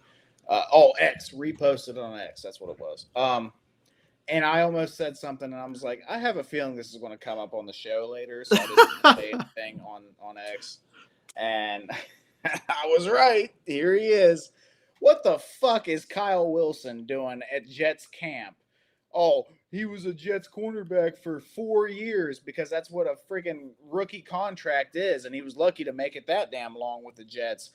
What is he out there doing? Is he teaching our players? I hope not. Like, no. Maybe he's an up and coming I don't know, TV personality or something. If that's the case, that's fine. Whatever. But Look at them. They got Jets cornerback from 2010 to 2014. No, we want to forget that time. Okay. No. What are we Agreed doing? with you. Agree with you, Murph. I'm on the same boat. What the fuck are we doing with this one? Like, why? What is he doing at the training camp? I hope nothing of this individual rubs off on anything for this year itself. No doubt. No doubt. Oh man, so harsh, these two. I swear, guys. No, I'm Yo, just I mean, kidding. my man's edge up, right? It's not even on point. Like, what are we doing? Like, his edge up is completely off, bro. Like, nah, man. Okay, so let me shout out the chat. I appreciate everyone down there. Still got about 15 watching on YouTube, millions watching around the world. No, I'm just kidding. But here's the thing, and Murph, I'm glad you didn't spoil my joke because on Twitter, X, whatever you want to call it, it'll always be Twitter to me. I reposted it as Murph got correct, which is perfect for a elder millennial like myself, knowing the current lingo. I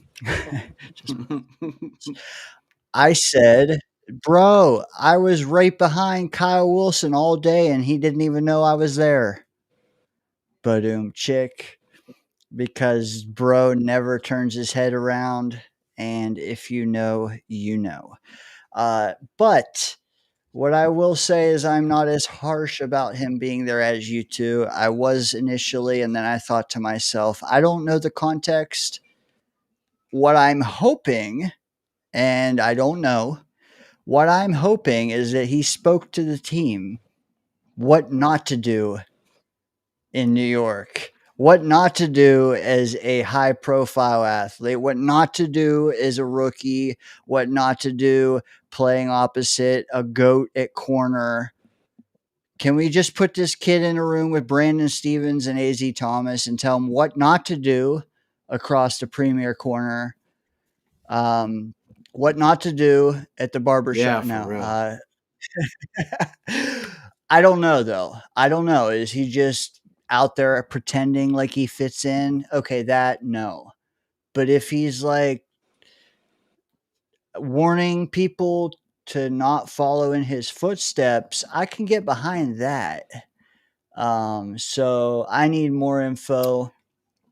But he's the last dude I would have expected to show up on a One Jets Drive production of any sort.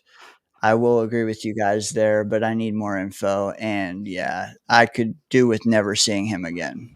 All right. This is the only time that's probably ever going to happen, but I'm going to defend Kyle Wilson here, okay? The dude's hairline is receding back pretty far. You got to give him a break. Give his barber a break, okay, guys? Like, he's working with what he's got, and it ain't a whole lot left in the front here because the cat's from Jersey, ain't he? I think he's really from Jersey. He's a Jersey kid. Not anymore. He ain't.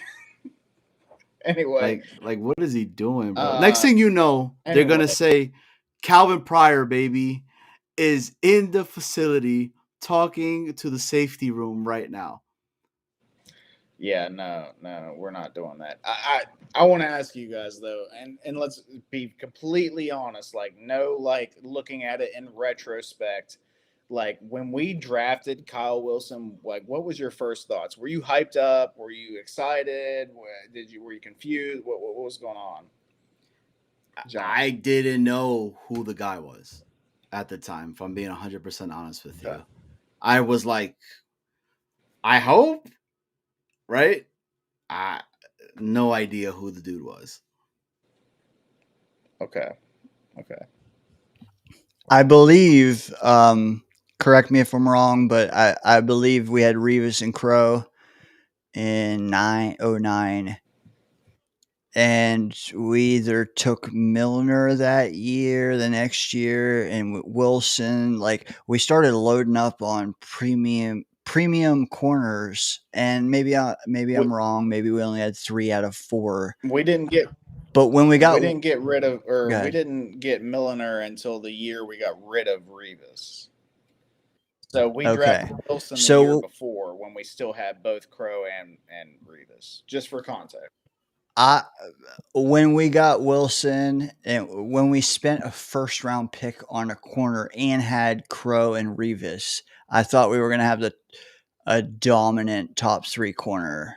I really thought on us, and it just never came to fruition. And then obviously Revis left, but then we got Milner. Like I didn't think what happened.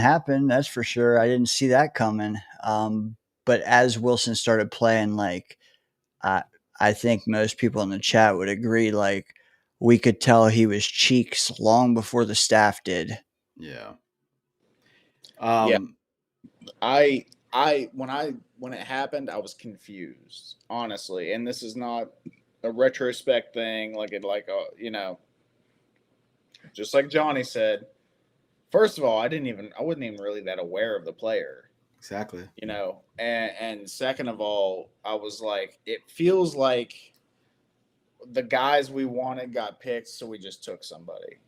And I swear to God, that was my thinking the day of the draft. And I was like, but I was a more optimistic Jet fan back then, and I was like, hey, if anybody can develop them, it's Rex Ryan, baby. In my mind, I was like, hey, you know what? It feels like we're kind of investing a little too much into the one particular position on the team, but we're going to have a dominant secondary. Oh, I was just, initially I was like, what the fuck? And then it just flipped to like, oh, dude, ain't nobody passing on us. That's how I was. And then we saw how it went, and it's like, oh, okay, so Rex Ryan isn't quite as good of a coach as we thought he was, especially after we got Milliner then the following year. Although his career was injury plagued like crazy. So the chat's helping us out here a little bit. We did get Wilson during the Cromartie Revis era. Milner didn't come until 3 years later, so that's two different things, and that's my bad. I brought them up in the same breath. But I mean, you have Cromartie and Revis, who just took you to the AFC Championship game, great corner tandem, and you take Wilson in the first round, Boise State. That I did remember, but Crispy clarified for us. Also born in Jersey. How can you not be hyped for that? Like knowing we still have Crow and Revis, but now we have a slot guy in Wilson, which didn't even turn out. Like, yeah, I just remember about him that the story came out that he was a Jersey kid, and hometown, homegrown guy, and that's what I remember. And I was like, oh, I have no idea who this dude is, but shit, he's from Jersey. So just like what Murph just said, yeah, I was like, they'll fucking get him, develop him. We're about to have a squad for like years and years to come. That's how crazy it is when I hear people talk shit about Sauce, but we have players like these, like the guys that you just talked about, D. Milliner, Kyle Wilson. I mean, dude, I remember Calvin Pryor I think he was from Louisville, if I'm not mistaken, right? The Louisville Slugger. And I was like, oh shit, this guy is about to lay the hammer down. Like, I cannot wait and all that. And this dude got in trouble I think he got in trouble, didn't he? For some shit that he did, or I don't know. But that's a dope ass fucking nickname, the Louisville Slugger. Dude, yeah, we were so hyped for him. We really were. And then we're like, bring Jim Leonard back. Yeah, please. After like a year of that. And then not just that. What was the other guy? Antonio Allen? Is that what else? The really jacked safety that we have. Is it Antonio Allen? No, are you talking about what's his name? Leonard? Landry. Yeah. LaRon LaRon Landry. I don't know where I was getting Antonio Allen from. Anyway, LaRon Landry, that was our Louisville slugger, but Yep. I don't know if he's from Louisville or whatever. It didn't matter. You know what I mean? I don't know, man. Rex really just lost it. Like, I don't know if he was putting his fingers too much into the drafting of players and things like that, the team building and stuff like that, but it went bad fast. Like, we had several years of just bad drafts. You got to watch out for Rex's fingers, man. Anyways, first picture out of boarding a plane as a jet. Ooh, we just saw Murph's piggies there. What do you guys have a take on this photo of Fields boarding a plane for the first time as a jet, or anything surrounding him? I do. That bag, though. What the fuck? That's the first thing in my mind. Dudes are just trying too hard to be like eccentric with their like fashion. What the hell is that bag? Three different plaids. I would have to say the individual in the back that's blurry, she is really nice looking, okay? That's the first thing I saw over there. But anyways, I should have expected that. Yeah. Yeah, that's QB2 got the better fit, man. The drip game on Tyrod is better than Fields. I'm saying it now. You know what? I have two things I'd like to say. The first is we just beat up Kyle Wilson for his barber. What is Malachi doing here? I don't even know, man. He wants the ball, bro. He don't care about anything right now. That's right. Bald or ball? Bald.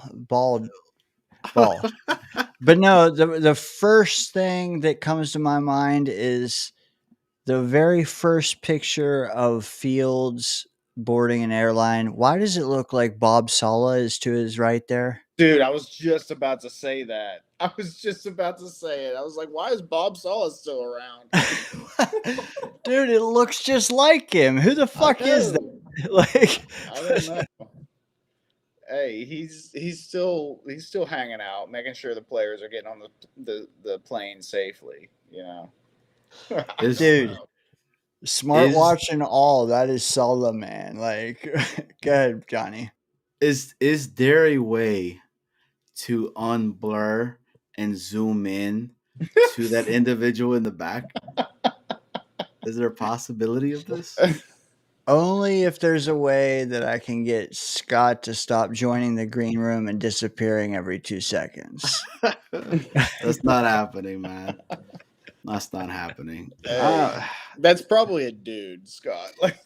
Oh, I want to ask you guys this question, and this just brought it up to my because of I think that's gray. I don't know, but the revealing of this new rivalry jersey that they're having out, right? What do you guys think? Because we're talking about fashion right now, so I have to say it. I had to bring it up. What do you think it's gonna be like?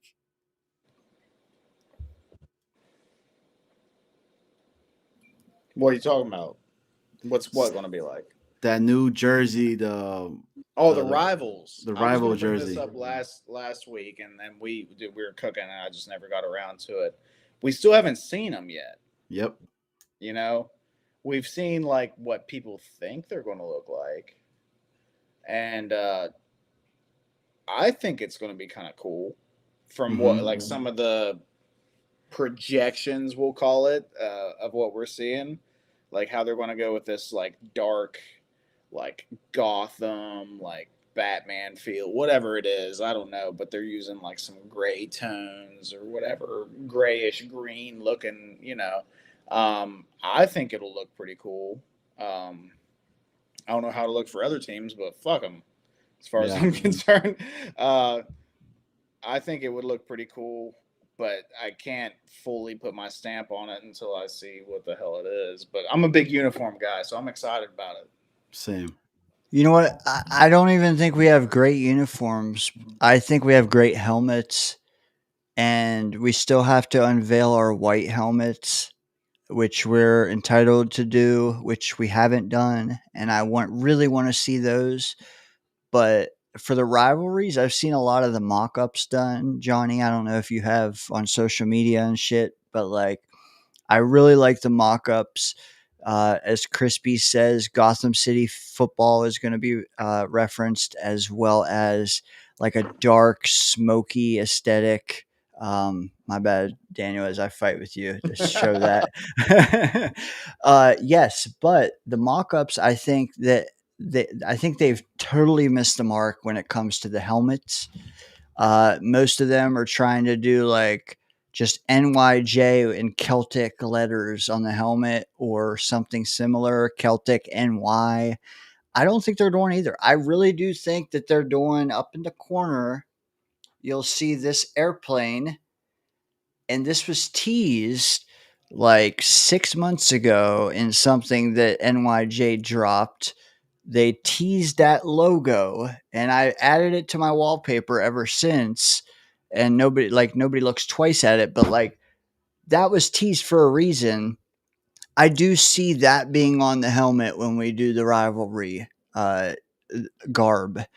I do hope that it's dark, smoky aesthetic, and I do hope the mock-ups have it right from the shoulders down. But the helmet, I don't want to just say NYJ and Celtic, man.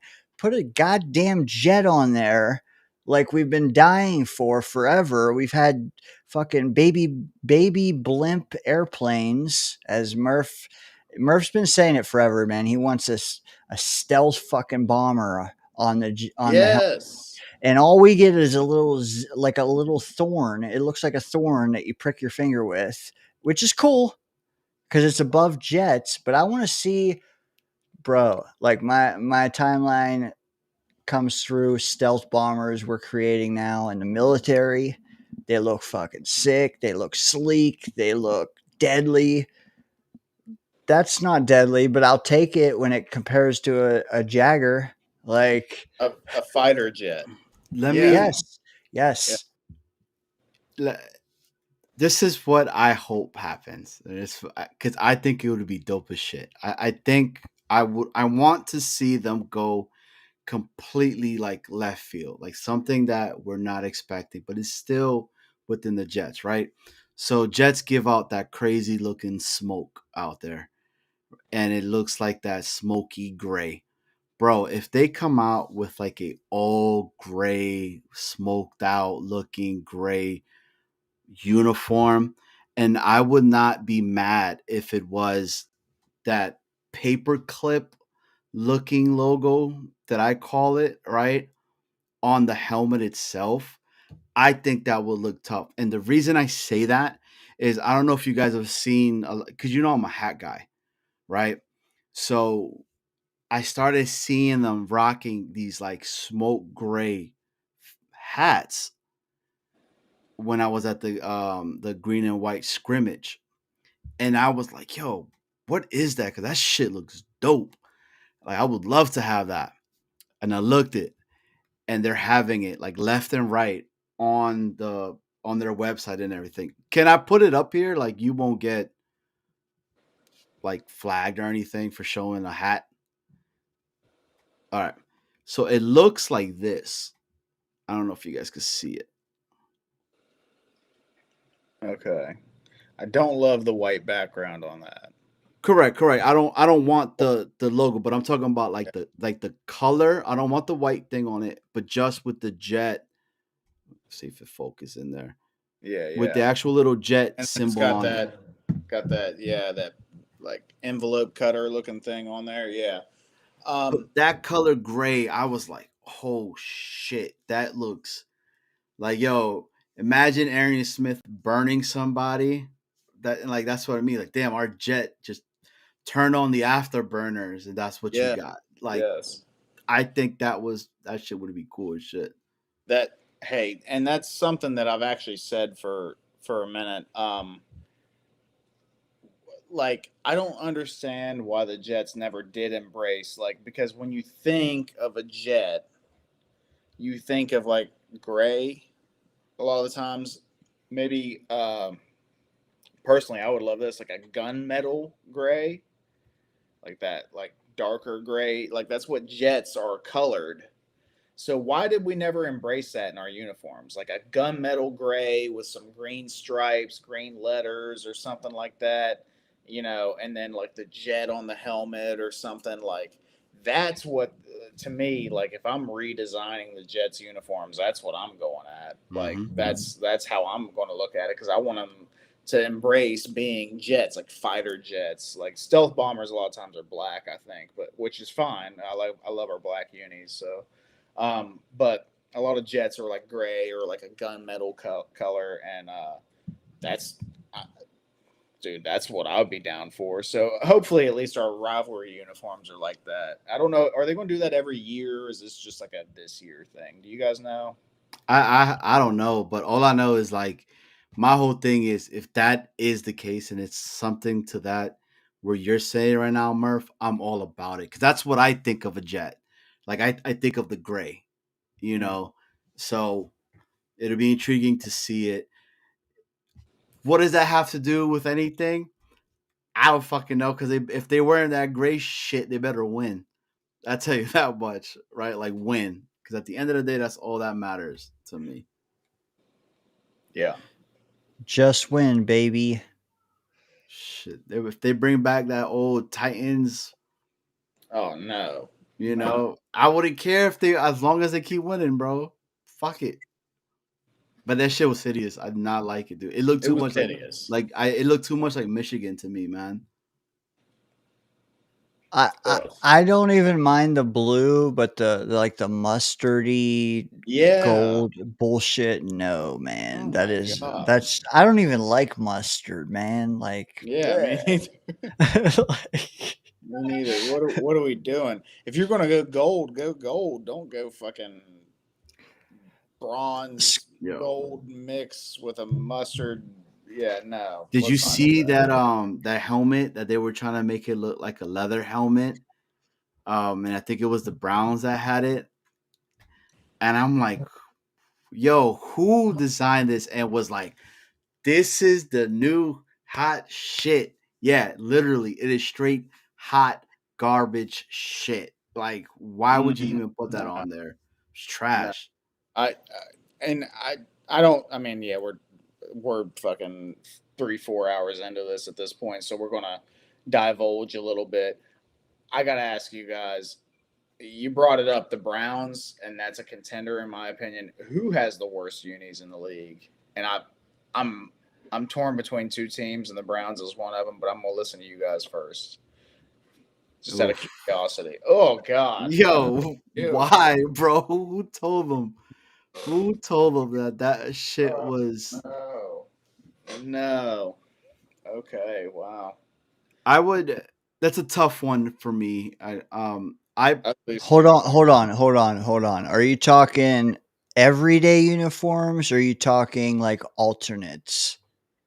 Everyday uniforms, Okay, all right. consistent, like consistent, like just overall everything they've put out. Like you know what I mean? Like factor it all in. I would have to go with, for me, I hate the Cardinals. Like I don't like the Cardinals joint, bro. Like I really don't. Wow. Right? So, and I have to go with, see, I'm one of the only ones that likes the Browns jerseys. Right? I think that color is tough. Like it's different to me. Which is weird. And then I would probably have to go with one that a lot of people might get at. I can't stand the Packers, bro. Like that Oh, Brett Favre, bro, green with yes. that shit. Like I always was like, that shit looks like trash to me. So those will be my two take on that. Okay, great question, Murphy. For our number 3, it's a very good question. As Scott just takes up residency underneath me here, just not saying shit. Uh, just teasing. Pick up, Murphy, Bicky. there he is. Scott, you know what? I'm going to give you the opportunity to answer next. Who has the worst NFL uniform every Sunday? Johnny Boy does not personally like the Cardinals, which is a hot take. I like it. What say you? Boy, the Jaguars colors are ugly as shit. Wow, that's a crazy take. Oh, I think black those are and probably teal, yeah. I think those are probably one of like the toughest, bro. dude. Them Yeah, that's a top them 8. them At Ken least. them Ken Horrible. Griffey's go great with those, bro. You kids, you kids don't know uniforms. Browns are awful. Hold on, Scott. Hey, Be don't telling take me them all. nothing about. Don't be telling me Don't take nothing them about all. us kids don't know about uniforms, and you're an Oregon fan. Come on. Yeah, Hey, they got like the dopest uniforms ever, bro. they do have the best uniforms. They do. I just don't like the that blue color the Jags use and Okay. helmet. Fair. Ooh, Amid. I got to reference the chat here, man. Amid coming in with a strong contender. He says Commanders, and this isn't the Redskins, who did have a. I They like weren't the my favorite. They were better than they are now, I but like them. it just looks like a 10 pounds of shit in a box. I don't like their colors, but the Washington football team has a way worse uniform than the Redskins ever did.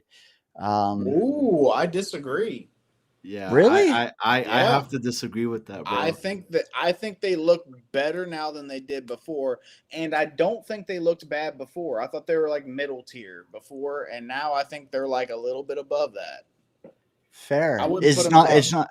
It's not I'm not just giving. Jaden Daniels. I'm not giving them top 10. No, nothing to do with the players. So I loved the white Redskins uniform when like with Sean Taylor was there and everything. I thought that looked so tough with that burgundy helmet on with the Redskin logo on it. Okay. I Fair. thought the Washington football team had a really, really cool one when it was that black with the yellow on it, like that. And then it had a on the W and the F, it had like the burgundy around it. And I was like, oh shit, that's different. Because I was like, finally, somebody else other than I hate Pittsburgh's, by the way, too. So that's another hot take, just to let you guys know that I do not like the Steelers. Never have, never will. Um, so maybe it's because they rock burgundy and gold, and I think that's pretty dope to me. But yeah, so I can't agree with you on that one, Dano. All right, that's fine. That wasn't my choice anyway. I really want to spit mine because you guys are just throwing out other teams, and I don't want you to take Go mine. ahead. My bad. All Let's hear right, it. all right. I'm I curious. will say, Murph, you took the best one right off the rip, man. You said the Browns, man. That is just 10 pounds of fucking orange. That's not even cool orange. It's just garbage, man. And there's nothing to it. It's just orange, man. Orange everywhere, and they're the Browns. I don't know. Well, To me, the maybe brown looks bad. yeah. Honestly, the I mean, that to orange me is and orange. brown. It's yeah. But this might be I don't know. It might be a hot take because it's like 150-year-old franchise. But I never ever liked the Chicago Bears uniforms ever, man. Wow. Okay. Wow. It's all it is a C. And like for one, I don't like blue. I'm not a blue guy, but like it's not even Okay. a fun blue. It's just a Okay. navy blue with an orange C, just garbage. I've heard some in the chat mention the Falcons, and I heard Scott mention the Jaguars. Those are two top 10 uniforms for me. Easy. Yeah, I I think I I like black. I like colorful. I like sleek. I like new. I don't like 150-year-old Chicago Bears. All right, Murph, you're up. Yeah, hey, I'm with you, Dane. I like the Falcons, the black and red. You can't go wrong with black and red. Like I don't know. It's just like saying like black and silver with the Raiders. Like that's not bad. Like, anything with black usually is now, Johnny, I'll give it to you. The black and yellow, I'm not a big fan of yellow. And I'm going to use that to transition and segue into the team that I have tied with the Browns for the worst uniforms is the Green Bay Packers. Green and yellow is a horrible mix, a horrible combination. And people say, "Oh, they're one of the best uniforms." No, they're not. They're not. You just say that because they're a classic uniform. Like that's my opinion on that. People say that they don't like change. So they say, "Oh, well, they're one of the best uniforms because they've been around 100 years." Is that why? No, I'm not with that. Like that's a horrible combination. Yellow and green is not a great combination. Green is great. Yellow is okay in certain instances, like certain combinations. But green and yellow is horrible. It reminds me of baby puke. What are we doing? And you mix white in with it, it looks even worse. Their away uniforms are horrible. Yeah. So Browns and Packers are by far, to me, the worst unis in the league. And the best unis in the league, well, we'll get to that. Fuck it. We're already on it. We'll get to that next. 49ers uniforms suck. Murph, Oh, yo, I don't know about that you one, got my bro. ass up, Murph. Let's go. Where's that whiskey? All right. Since you turned your fucking camera back on and it's Dane's birthday, I'll break it back out. No, it wouldn't come on. That's why I had to leave and come back. So anyway. Okay. Hey, it's Cheers, only brother. still my birthday on the West Coast, brother. Woo! And mountain time. You got Yes. another hour. What are you trying? Oh, is that? Yeah, no, Johnny. Yo, bro, I would. It's tough, Brown, you're in on the Browns unis.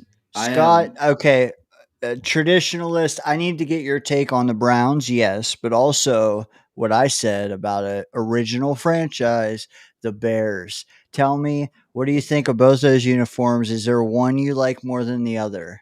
I like the Bears more than the Browns. I don't like the orange Browns though. Like that's the agree one too. I can't do that one. I don't really like the Bengals either. What? Bro? Yo, that's going if we're gonna talk about best uniforms, if we're gonna transition into that, right? All right, we're doing it now. We have to, right? All right. So is that your team? We can't pick the Jets, right? Of course you not, pick whoever you want. Okay. But if you're biased, you're biased. That's on you. Okay. I love the Aaron Glenn New York Jets. That whole like Keyshawn Johnson, that Kelly Green looking ish. I thought it was so fire. But that's because I'm a Jets fan. But I've always said it. I think the best uniform in the league is the Bengals. That black with those Bengal stripes on it, and then that Bengals helmet, fire. Close second to me is the Falcons. Deion Sanders, bro, when he is doing his primetime dance down the side, catching an interception, I was like, damn, that uniform looks slick as shit. And then he had the Deion Sanders Nikes that he had on, and they came out with the prime times. I bought me a pair, man. I had to back in the day. So those are my two takes. I like the Falcons going back further with their red jerseys. Oof. Okay. Regardless, I want to. Are we going like or hate? See, we're doing like, but I want to do like the overall, like not just like a specific era though. Like overall, who has the best unis? Like consistently, like all the factoring all the bullshit they do, the alternates and aways and different things like that. Who do you think? Bengals, bro. Bengals, Are- dog, all day. Let me ask you this: like, you're taking performance off the table, correct? Yes. We're just looking at aesthetics. I got some options, but I know who I'm choosing, but I want to hear Scott All right. go again because I feel like he was thinking more specific era. Just overall, Scott. I wasn't thinking specific era. I mean, I just always liked those. I like the Chiefs uniforms. Always have. Always have liked the Chiefs uniforms. And I'll go back. Classic look, yeah. Yeah, I'll go back before your guys' time. The Redskins. Before your guys' time, the Redskins, and they had this spear that wrapped all the way around their helmet. That was a cool looking helmet for sure. So we'll give the Redskins an honorable mention for you, but we're going to go Chiefs for you. But I'll go.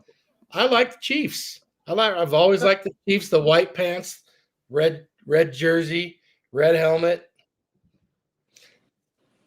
and I'll think about it more as you guys. It's a discussion, yeah. Dane, you wanna pipe in? Hey boys, Okay. I'm gonna say goodnight. I head out. Okay. This was awesome. Yo, Dano, happy birthday, bro. Keep killing it. I know you're about to say that you think the Patriots have the best uniform in the league just to piss everybody off. Okay, so I'm just kidding. But yo, happy birthday. Murph, always a pleasure, brother. Scott, always a pleasure, man. You guys keep killing it. Everybody has smashed the like, hit the sub. He's on the road to 500, and he's almost there. So hey, Johnny, enjoy the game tomorrow, man. Just take it lighthearted. Have a good food. Have a good drink. Have the kiddos, man. oh yeah, We got Jeff. It's the first time we're ever going to see Aaron Glenn with the headset as the head man in charge. We're going to get to see someone on the sideline, not just with the crossed arms. yep. And Grumpy Cat. Enjoy it. Hell yeah. I can't wait for that 90-yard bomb from Justin Fields tomorrow. And if that happens, guess who's the first person I'm texting? Hey. Do it. Hey, Do it. dude! If you text me, I'm gonna be lit because I've been behind Arian Smith the whole time, so I don't even care that it's Justin Fields throwing it to him. What if it's Tyrod Taylor? Ooh. Hey, well, he's gonna be out. He's gonna be out, unfortunately. All right, guys. Y'all be good, man. All right. Hey, Good night, Johnny. Johnny. Appreciate See you, you, Johnny. brother. Hey, I just gotta say, once again, before your time, I like the old school Patriots uniforms, the red jerseys, and the dude on the helmet snapping the ball or whatever those were pretty cool. I didn't You like know the what? logo.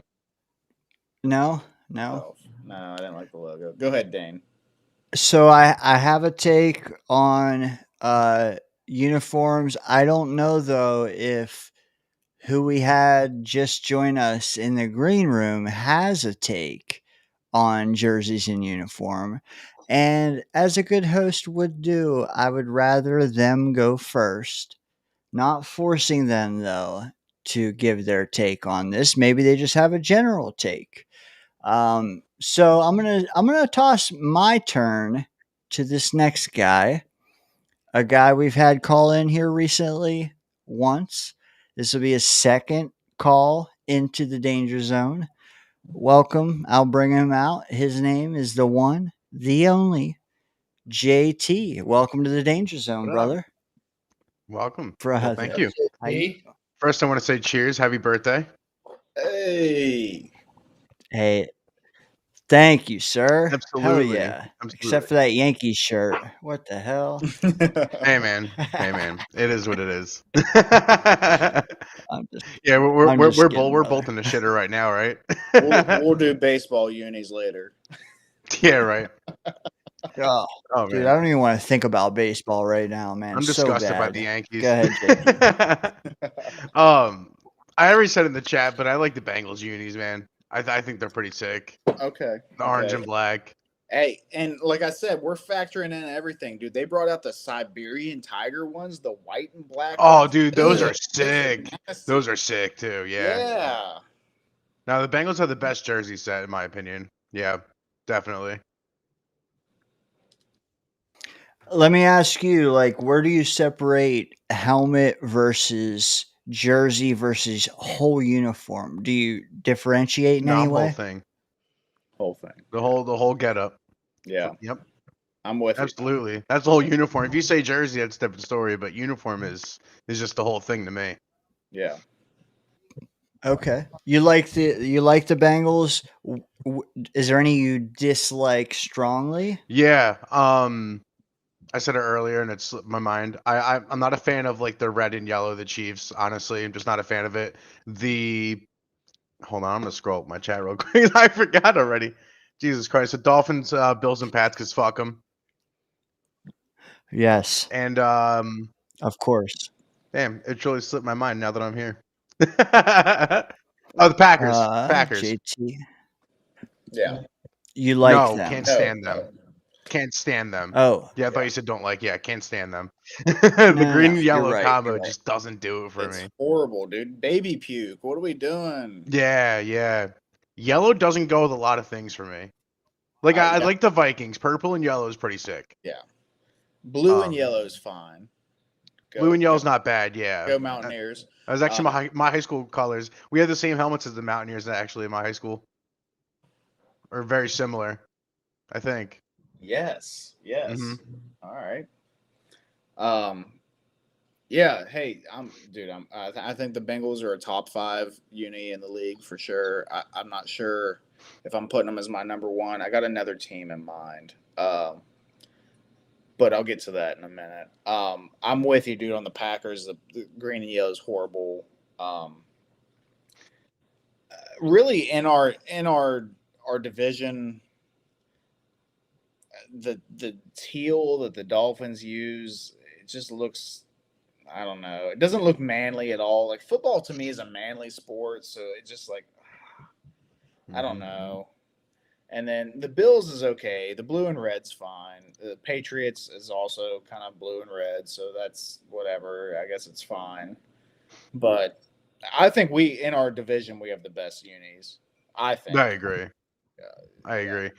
The overall. bright blue and red for the Bills, I don't like. Like I don't. I actually kind of like the older Bill uniforms, like the Marshawn Lynch Bills, Yeah. with like the dark blue and the red, and like the dark red and the red helmets. Like I didn't mind that look for the Bills, Yeah. but the bright blue and red of today, I don't know. It doesn't do it for me. The bright colors and Dolphins, I agree with too. All right. All right, Dane, you've stalled enough to think about it. I know you've been over there contemplating every single uniform, all 32 in the league throughout their entire history. You've done the algorithms. What's up? Who's your So, favorite? The best.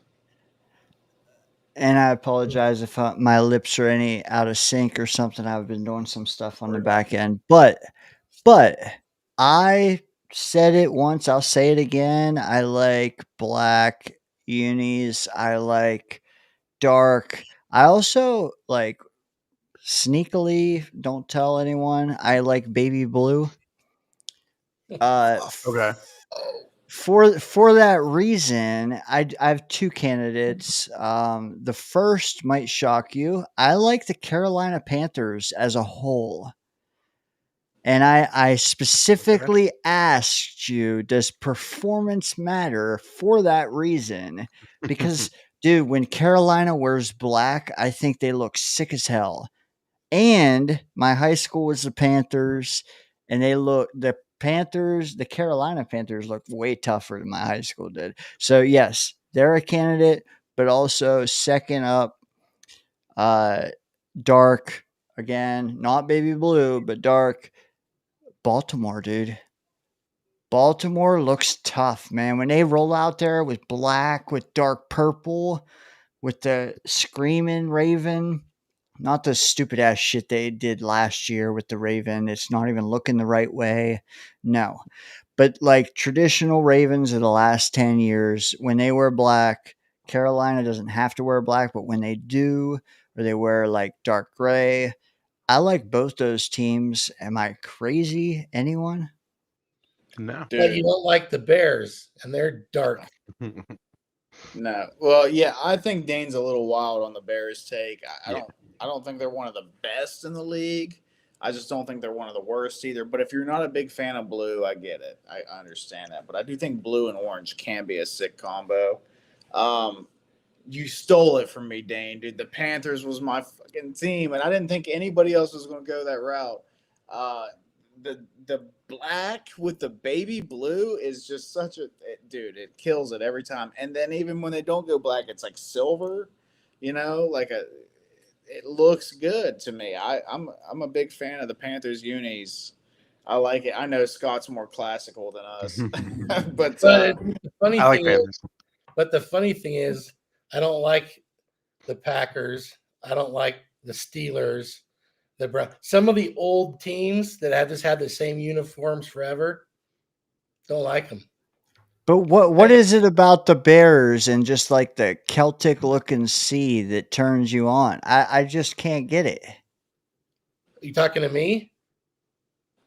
Oh no, I'm not saying Bears are one of my favorites, but you were mentioning you didn't like them. Then you went to how you like all these teams with the dark uniforms. Like, wait a minute, that's kind of what the Bears are. No, honestly, they're bottom 5 for me. You're saying they're at least middle of the pack for you? Yeah. Okay, fair. I'd have to, you know what? I'd have to sit down, make a Yeah. list of teams, and go because I'm probably not even thinking like the Dolphins shit. It's ugly. I never even thought about them. I don't like Carolina. I don't like Detroit. Ooh, that's a good I like one. Detroit. Ooh, I think when the they- more I don't like than I like. ooh, now that I'm sitting Daniel. there talking See, about it. see, I like a lot. I like a lot of uniforms. I don't know. Like, there's just not a lot that I don't like. I just like a lot of the uniforms on the league, personally. I don't know how I feel about the Rams yellow and blue, but some of the yellow and blue isn't bad. I think that well the Rams have fucked it up, dude. It used to be way better, and then now they made it to where their helmets don't even match the uniforms. Like, what are we doing? Like, I don't know. And then now they match, but it doesn't look right to me. The Panthers was my number one. Honorable mention, of course, was like Falcons, Bengals, but I used to like the Saints a lot. I'm a big like Dane. I'm a big fan of the black. I used to like the Saints a lot. And you know, aside from that, it's like Shout out. I mean, not to be too biased, but I think the Jets are up there, and then a lot of people big fans of the Titans. I know Chris B is not. Yeah, that was like his worst. The Oilers unis, they were kind of nice, you know. And then the Titans unis now they kind of have like a classical look. Like, I don't know, they're not bad. But The yeah, the two-tone blue Ravens is weird. the Ravens were a good call out too, Dane. That black and Yeah. purple sweet. I like the Colts. I've always liked the Colts uniform. Too basic for me. Too basic. I like that just simple blue, white helmet with the horseshoe. I don't like the Texans. Hey, I'm the opposite. just I like the realized what that Texans and I said. don't like the Colts. Well, Holy yeah. cow. Yeah, Mama Stickers is here. That's awesome. Yeah, That dude. is Hey, sweet. Here, Yeah. shout out. I actually have a ball with Quantez's signature on it. Pretty cool. It's over there. Really? Yeah. Hey, that's cool. That's awesome. Quan- Let me go grab it real quick. Quana- I'll be right back. Quana, thanks for tuning in, man. Quantez has been a journey we've definitely documented on this channel. I think I can speak for everyone when I say that he is the kind of story that we're all rooting for. And these next couple weeks, man, he is one to watch, maybe one of the most interesting to watch throughout August with the Aaron Glenn regime. Hey, JT. It's There it is. yeah. There it is, Tez. Nate is going to be so jealous. I think that was I know. Mercury Nate Ball is right below in really jealous. AVT. But yeah, stickers is right Wow. there. Quantez. That's That's awesome, awesome. dude. That's Hell yeah, I got that at training camp last year. That's awesome. Hey, she said that is cool. I'm sure Hell she yeah. hasn't.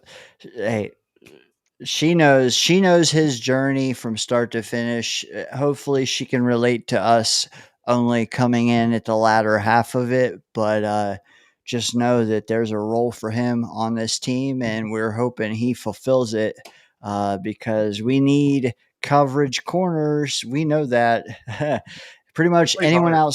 anyone outside of Sauce can get a role on this team.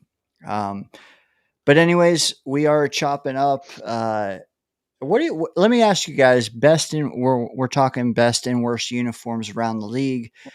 What do you guys think of a polarizing franchise for me? Because I absolutely loved them in the past and then they changed things up, but there's still a world where I still like them. I'm going to talk Tennessee.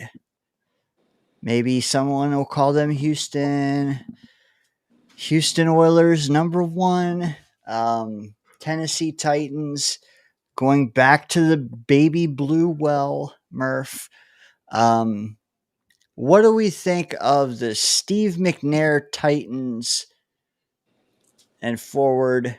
Does anybody have a Titans take when it goes to aesthetic? I think they're fine. I don't know that like their current unis are like a top uniform in the league. I don't know if I would give them like a top 10 or anything like that, but I think they're fine now. But their Oilers uniforms were nice, you know, and then especially now they're doing the throwbacks. The way they did the throwbacks, they look really nice. So overall, like they're a pretty solid uniform. I know Chris B in the chat. He's probably going to disagree with me there. He's not a fan of them, but I like them. Anybody else got any takes on it, Scott? They're fine. I liked them when they were in their all whites. And Earl Campbell was in his tearaway jersey. Those were the good old days. Okay, JT, you got any thoughts on them? Not the biggest fan of them, honestly. Any of their uniforms for the most part. Like the two-tone, I don't know. I wasn't a big fan. What was like blue and red, right? I don't even remember really what it looks like, to be honest. It was like blue with like a little bit of red in it, right? Yeah. Yeah, I don't know. Not a big fan of that. Their two-tone blue is like kind of just there right now, like mid in my opinion, but I like it better than a blue and a red, but I don't know. They're kind of just there for me, the Titans. I know a little bit off subject. The I'm not a big fan of the like Buccaneers unis like as they are, but the creamsicles were sweet, dude. I like the creamsicle unis, and then the old Buccaneer logo with the actual Buccaneer on it. I thought those were sweet, but Yeah. the current unis kind of. My first introduction to the creamsicles were like before I even regularly watched football. We had highlights of like Vinny Testaverde in the creamsicles, like early 90s. Yeah. And it was so hard to like that uniform then because they were god awful, man.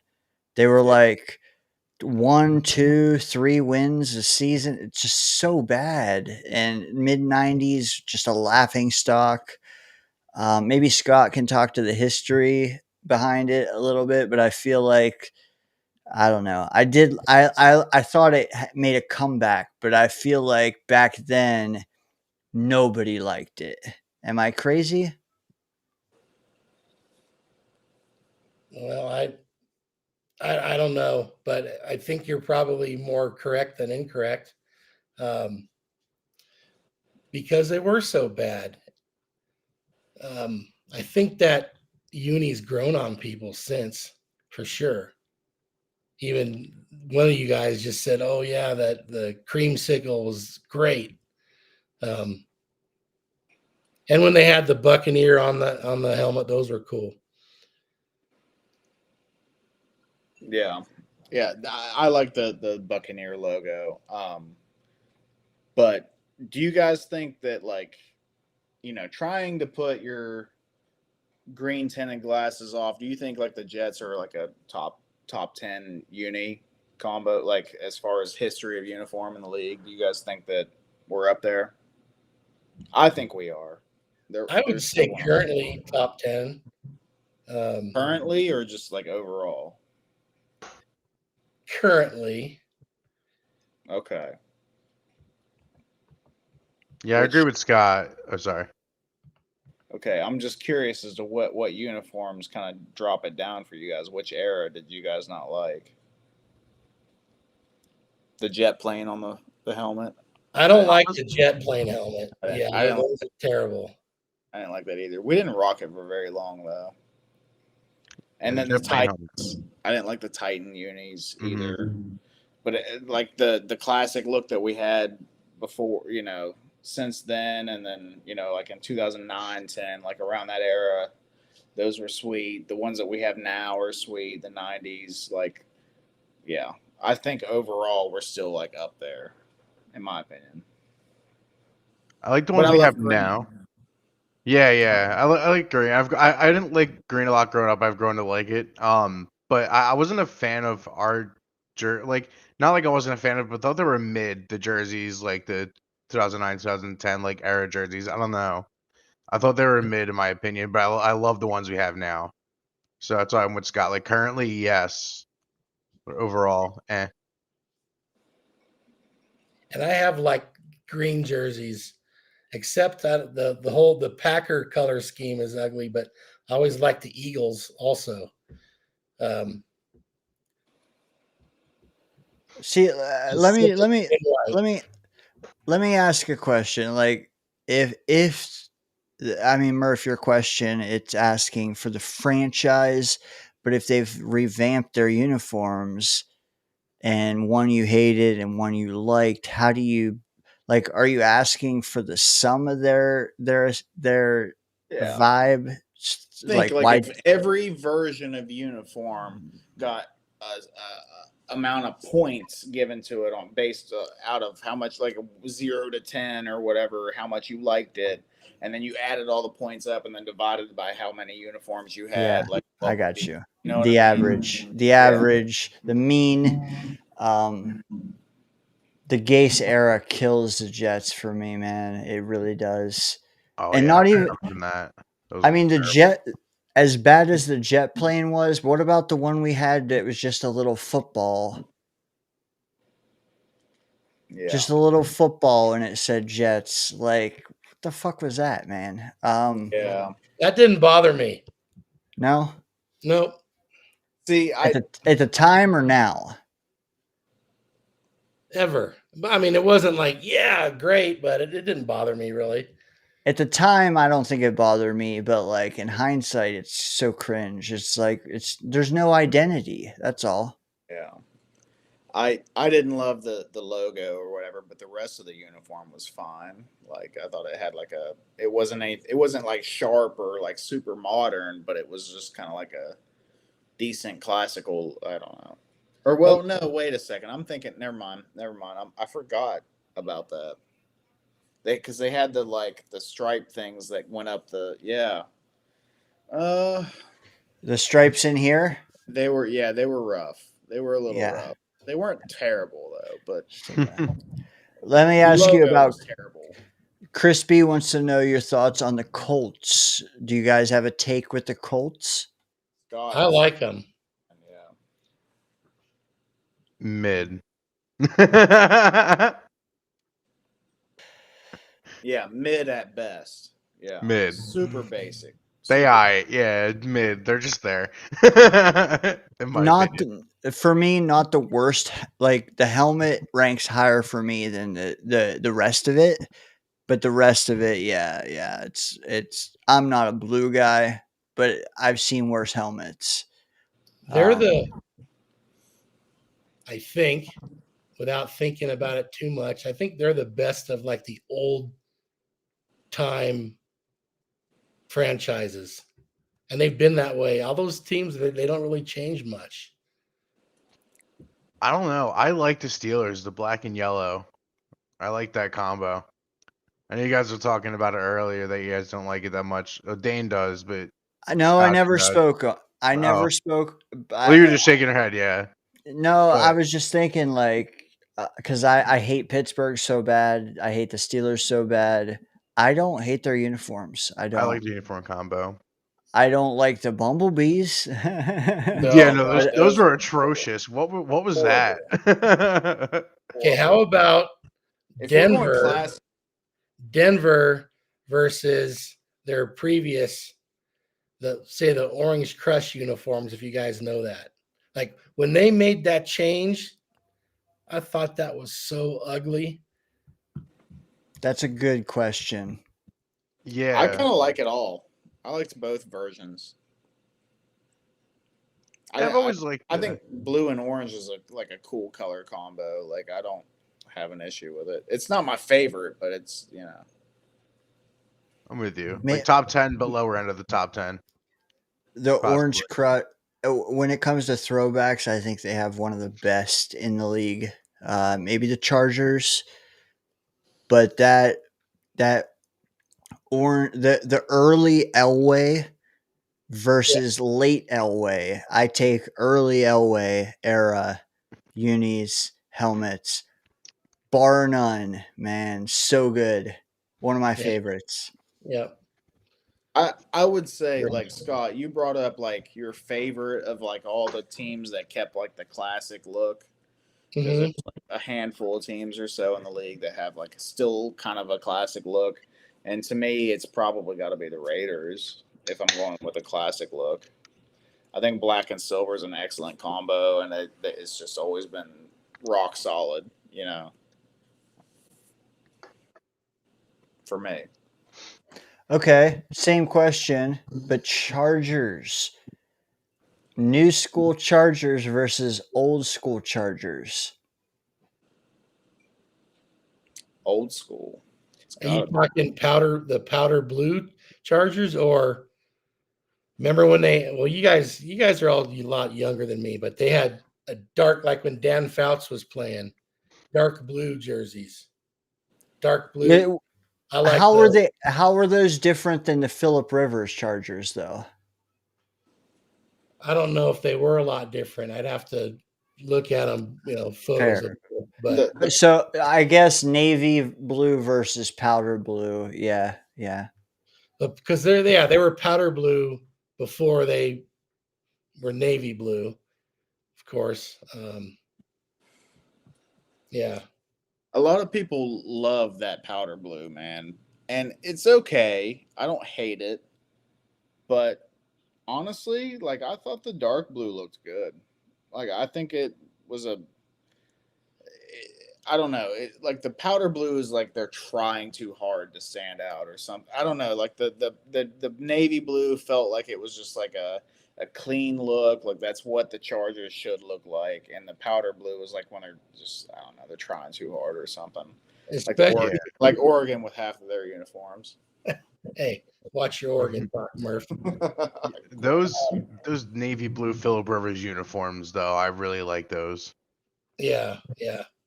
I'm sure those are very similar to the Dan Fouts. I'm curious of how the helmets may have been different or not, but the powder blue was even worse when they had like those yellow pants. Oh, yeah, I didn't ugly. like it when they did the yellow with the powder. No, was so ugly. That was bad. Yellow is just don't incorporate yellow into your team if you cannot help it. Hazel. No. I'm not jealous of Oregon's uniforms. I think WVU does just fine with their uniforms. Hazel, you missed like 3 other slights that Daniel has thrown at the Ducks in the last hour alone. I don't what know do if we? it's been 3. Well, Yeah. one slight he'll never throw is WVU beating Oregon in a game of football. Fuck no. I don't know. When have they played? Like they've never have played. I'm sure All right. they have at some point. Let me ask you this, and I know we're not sitting here we're not exactly power ranking uniforms, but these two teams play tomorrow morning. They're very similar. They have the same colors. They're very goddamn similar when it comes to uniforms. Pick one though. Buffalo Bills or New York Giants?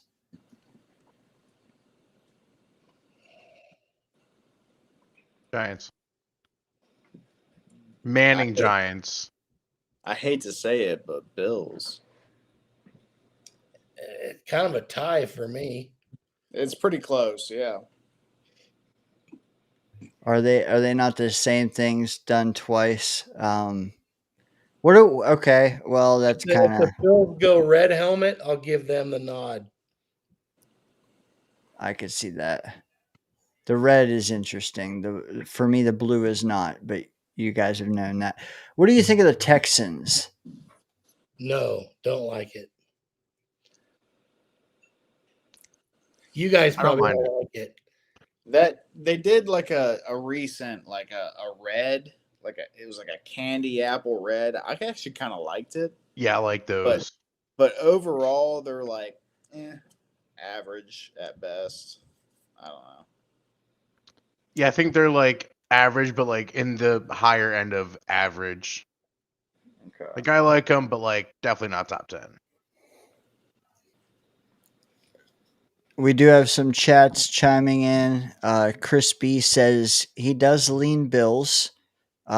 He says it's definitely tight. He likes the Giants, but he chose the Bills. Hazel chimes in. Bills have a better logo than the Giants, and you know what? That's me. Yes. Like Yeah, that's where I'm at too.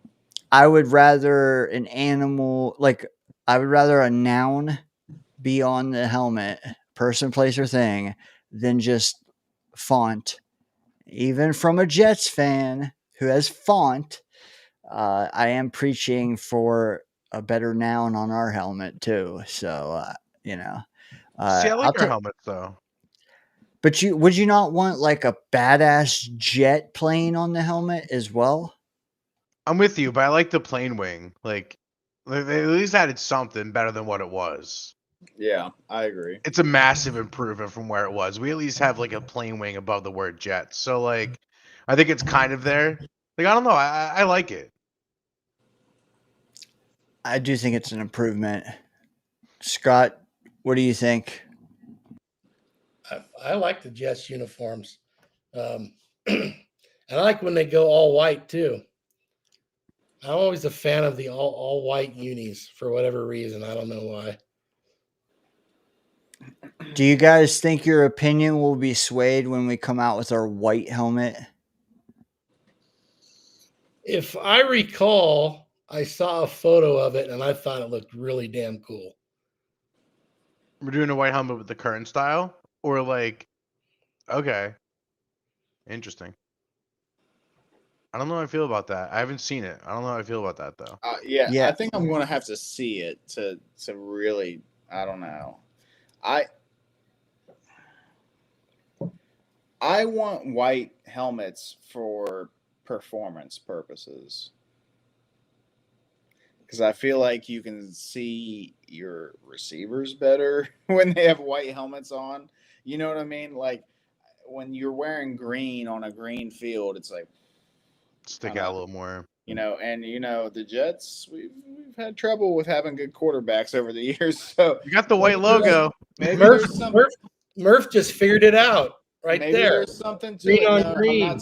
I am not taking credit for this because this was something that Greenbean was talking about, and I totally agree with him on it. Yeah, I heard him talk about it way back. Yeah, and I think that I'm with him, dude. I think the white for performance purposes would be better.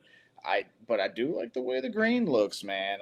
On the helmets, I think maybe aesthetically, I would like the green better. All I would like to say is that, and correct me if I'm wrong because I'm not sure, but we You're wrong. wore we wore white throwbacks last year. I don't know if it was Sanchez era or after that, but we I wore was at that white. game, the Bills game. What was our helmet? The white, I think.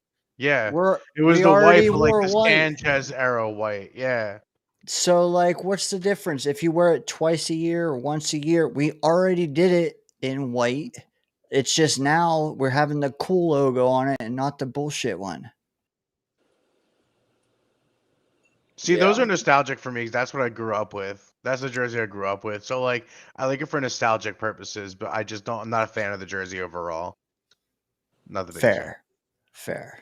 But I mean, all I'm trying to do is negate their fact that white helmets can't also be used because they have been as recently as last year. So let's just do away with the Sanchez. Did it look Yeah, this dude, way? look at that. Look Ooh, at that's that, actually sick. Okay, that's actually bro. sick. Yeah. Bro. That's actually That sick. Okay. yeah, that would look pretty cool. Yeah. Yeah. Those with the Dude. away unis and the green with the home unis just matched up like that every time. Oh god, that would be disgusting. I think that helmet would look really sweet with the green unis. Yeah. Dude, you could do like the face mask in chrome, or you could do it in green. Like you have options. I like it. That's some Oregon Duck influence going on right there, Dane. That's right. Right, Quack, Murph. quack, quack. They've played each other twice, by the way. Okay, and what? 1-1? No. 2-0 Oregon. Yeah. That's why you didn't bring it up. I can't believe you did it. But I, yeah, when I did they, did just bring it up. I know. I'm surprised. When did they last play? 1963. So we're not counting this, okay? This was freaking. Look at the Mountaineer the coming history up. book. The Mountaineer coming up with nuggets. 62 years ago was the last time we played. Like, come on. I wasn't even born yet. Okay, if it's before I was born, it doesn't count, Murph. Yeah, I was gonna say no one on the screen has seen that.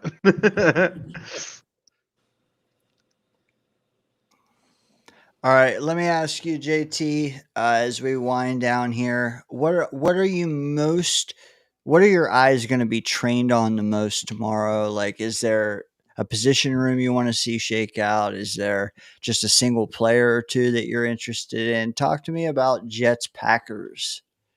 Dude, I'm excited. So I'm really excited to see that first team offense and just see what it looks like. I just want to see Justin Fields in the Jets uniform snapping the ball. I hope we get to see a run by him. You know what I mean? Like, I just want to see the Justin Fields experience tomorrow. But besides like that obvious, I feel like that's like the obvious one. I want to see the defensive line, like mostly the interior, like Big Fella, I believe, was talking about earlier. You guys were talking about earlier. The defensive interior for me is huge. Our run defense was terrible. So like Noddy, Coward. Is Coward playing? He was injured, right? Is he back? Coward is out tomorrow. Out tomorrow. Oh, wow. Okay. Leonard Taylor, like I'm interested to see all those interior guys play. So that's the position I'm most ready to see. And wide receiver, which you guys talked about earlier. So pretty much just echoing what you guys were talking about earlier, essentially. What about the safety room? Do you care about that? I think that's more set. Well, I'm curious to see. Well, Malachi Moore, is he had an injury, right? So he might not be playing. Because I want to see him, but he had an oblique, but then they told me like a day or two later he was back at practice, so he should play. Back. Okay, cool. Yeah, I will have to see how he works out. It's gonna be interesting to see him versus Adams. How that battle turns out. So yeah, that's another good one to save through for sure. Well, dude, enjoy it, man. It's been a while since we've because even the second half of last year we couldn't even really enjoy. So enjoy it, man. Thanks for joining us, man. I appreciate you calling in. Yeah, thanks for having me on, man. I appreciate it. Hey, and you guys have a good night. Come in anytime, brother. Appreciate you. Hell yeah. And I want to go out and say if I'm wrong about my Stevens take, because I had a hot take that AZ would take over for Stevens early. Stevens is looking good, so if he continues that trend, I'll own up to that bad take I had on here last time I was on. So respect. We're all rooting for him, man. And tomorrow maybe we'll get to see both of them. You know, well, I just maybe want not the Jets AZ. to be good, man. Whether I'm right or wrong, Jets be good.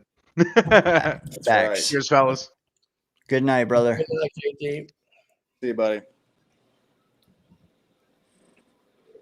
Dude, we all say that too. Like, whoa, guys, jeez, always. We don't need There that we much go. face. Talk about saving face. yeah. You know what I'm It's better curious better than shaving face. Uh-huh. We don't do that around here. Not much of that going on around here. No, not much of that going on around here. I'm curious if they're really going to try to get Corley the ball and see if they think they have something there. They should, just to see. Are you convinced they're going to though? I don't know. I have no idea. We haven't seen anything out of this coaching staff yet, so I have no idea how they roll. But I think they should at least see what they have, you know. If he not sucks, he sucks. tomorrow, Get rid of him, you know. Sorry if there was feedback there, but if not tomorrow, you have to, man. Like, you have to. Are you trading him? Cutting him?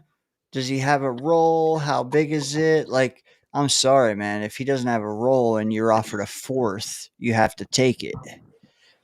You're good, Murph.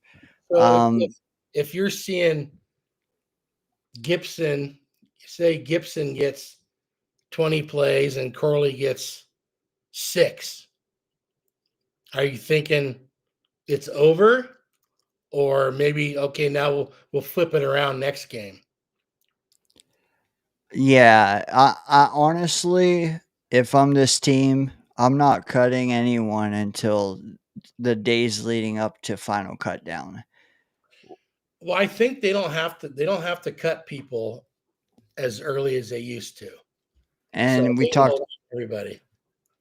It used to be like the Tuesday following the first game, you'd have to cut 10 and then 10 and then 20. Yeah, you're right. And that's what I'm saying. Like, no, give these. I mean, the only problem is as you go through this, the ones are going to play more and more. So the 2s and 3s are going to have less and less. So, like, tomorrow, if Quana, and I hope I'm saying that right, is still listening, like, Quantez is going to play the most he's going to play all preseason tomorrow.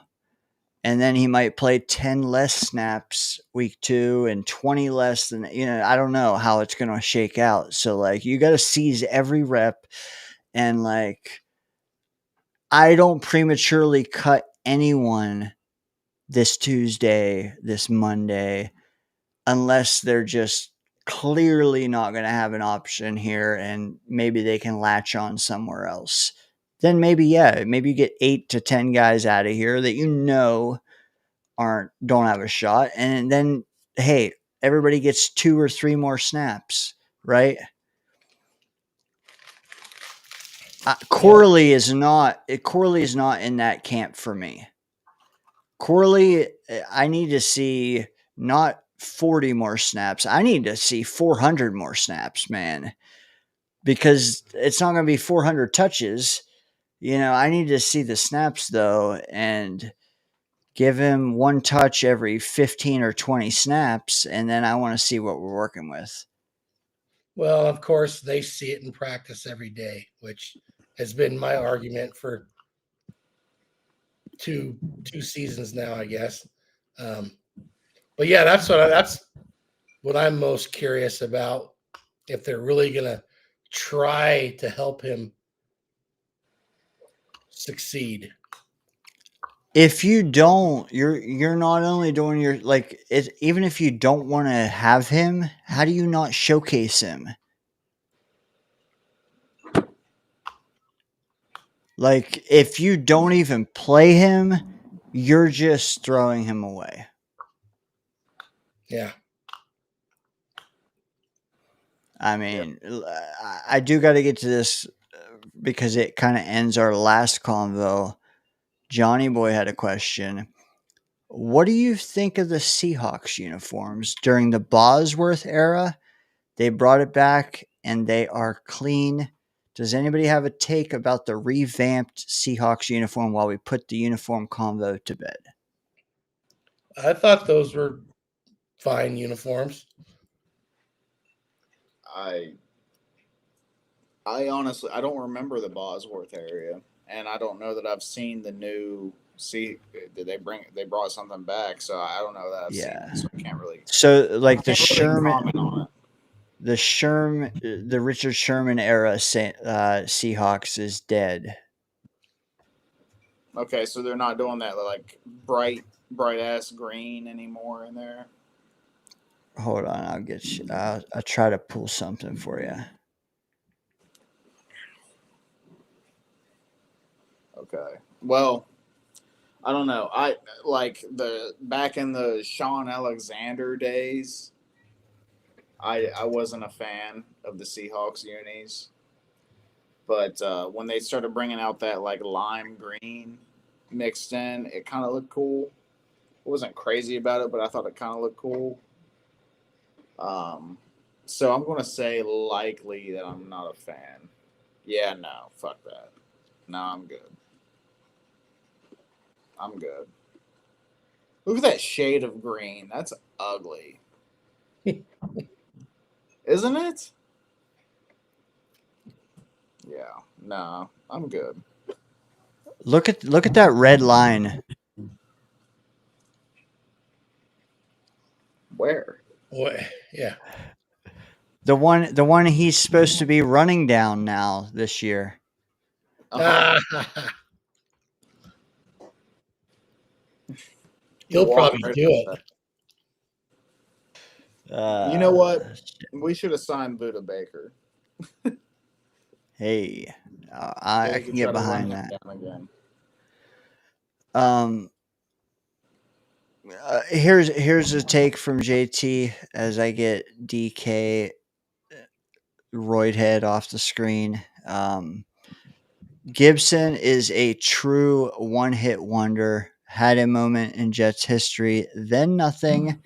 And from what I hear, he's losing out on all fronts, whether it be Pritchett in the return game or anyone in the receiver room. Bro, like, it's sad because, like, I was resigned to take away return duties off him, but I kind of had a hope that he could be a shifty slot receiver for us as like our wide receiver 6. Seems like he's losing that job too. And without Corley stepping up, that's saying a lot.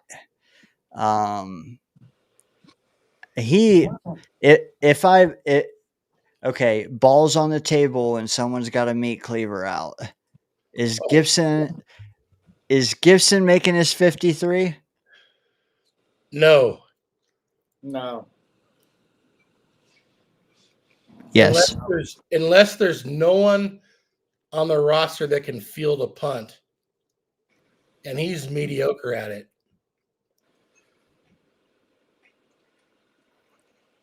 We need a point system, and we need takes like this for a whole show, and then we need to see how many points we all get. I'm going to say yes. I don't like it at all, but I'm going to say yes. Dane going against the grain. JT says it's either or. Corley or Gibson. He's picking Corley. He's probably right, but like, how is that not projection?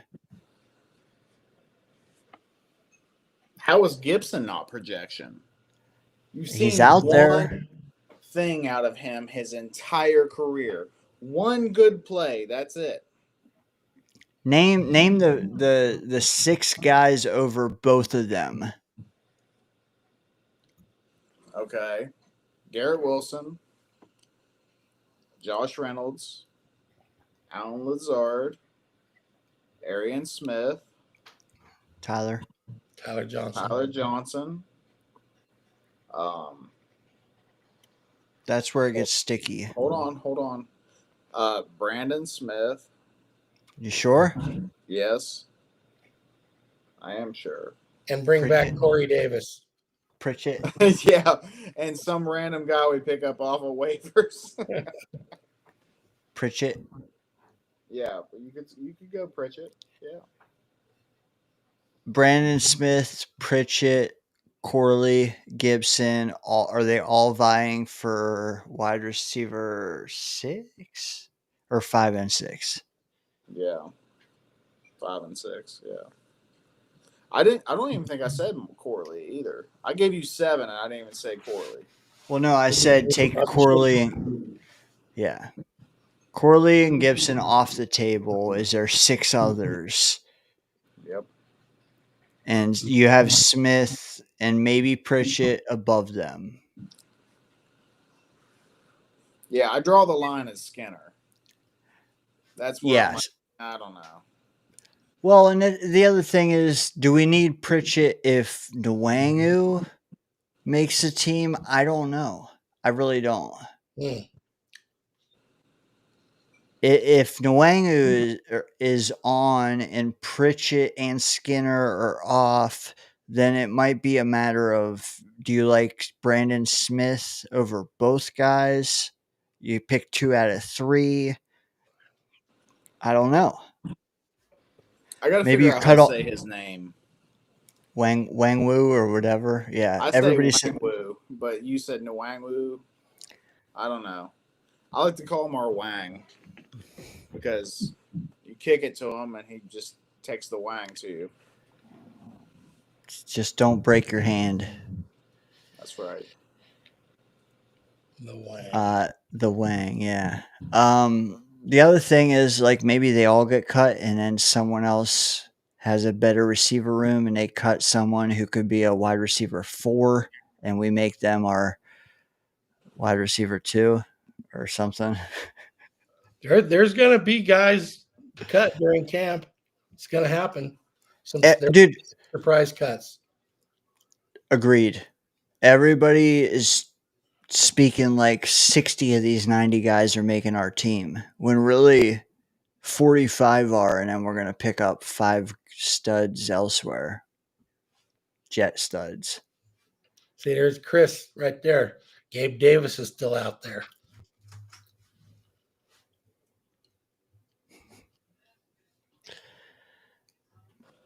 Well, you know what? We have 13 still watching on YouTube. And if they put a number in the chat right now, any number that they choose, if we can get like 5 of them to do that, then me and Scott will hang out for a few minutes. If 5 of them don't, then we're just going to wrap. Final question, and it's a silly one because it means nothing. What's the final score tomorrow, gentlemen? Oh, God. And it's not it's a prediction contest, but it's more like me versus you versus you. It's not,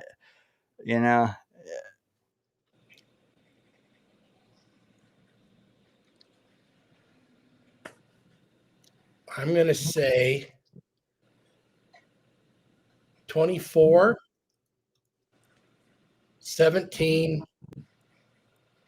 Green Bay Packers. And I have no idea if they're playing anybody, so don't let that influence you. I think I heard the Packers are 3-point favorites, or did I hear the Jets are 3-point favorites? Someone was 3-point favorites. I can tell you, as good. I'm Murph. going wild with it. I'm going to say 22-13 Jets. Pack -3. Okay. Over under 38.5. If either you want to change your prediction. I guess I went over then, huh? I said 24-17. You got to remember who the Packers have playing quarterback after Jordan Love and how good he was last year. And they got a bunch of good receivers that are fighting for a roster spot. So you've said it all along, Scott. If we can, we need to scoop up a Packer receiver. I'll give you credit all the way there. They do have 7 guys that could be a wide receiver 4 on this team at least, maybe better. Murph, one more time. What was your score prediction, and then we'll let you go. I went crazy with it. I said 22-13 Jets. Hey, I like it. I think our defense is going to show out. We're going to get a safety, and we're going to hold to 13. I like it. I like it, man. Hey, you stuck around, man, till 2 a.m. on the East Coast. Appreciate you doing a birthday stream with me, man. Absolutely. Maybe we'll see you in the Danger Zone tomorrow, my man. We'll see. We'll see. If I'm not too hungover. That's No, I'm kind going of a normal thing. After a night in the Danger Zone. Yeah, dude, Yeah. it wrecks you. It can. Hey, Murph, we'll be right behind you 10 minutes, man. Have a good night, brother. All right. Love Later, you, fellas. Slayer. See you guys in the Peace. chat. Adios. All right. Chat, I know only a few of you have thrown numbers in, but you guys are all faithfuls and we appreciate you. Score prediction for me tomorrow. If you're still watching, you already hit the like, but if you for some reason are just popping in, there's 10 of you still on YouTube, oddly enough. Spike the like button. You know what? You guys were in the like high 30s, low 40s for the total points. I'm gonna go far lower. I'm gonna say Jets 13, Packers 13-10 Jets. And I hope to see the kicking game in action for the Jets. I don't care about the Packers, but I kind of want to see what they got going on there, especially after last year's kicking shit show. Yeah. Are you talking straight place kicking, or are you talking like punting as well? Well, mostly place kicking, but punting as well. I mean, that's new territory there too. So, but yeah, the battle between the kickers, if it's a battle, What do you do? Are you alternating the kick? Say we have 3 field goals. Who's getting them? my preference would be Folk. Dude's accurate. So I just hate leaving points on the field like we did way too many times last year. Now, if Mevis beats him out, straight out beats him out, great, fine. But I want to see it in a game situation. Yeah. I mean, it wasn't even just the missed ones. How many? I can't remember a time when so many hit the upright or the crossbar. And Am I crazy? Who it was. No. Everyone they brought in, it was the same thing. You couldn't do that again if you tried. I mean, maybe you could, but like, I don't know, man. Just Where'd Carlson go? CFL? Anders, I can tell you. And yes, we are 3-point dogs, but in Lambeau, I think that's about a coin flip game. Anders Carlson, as the chat probably tells you sooner than I can.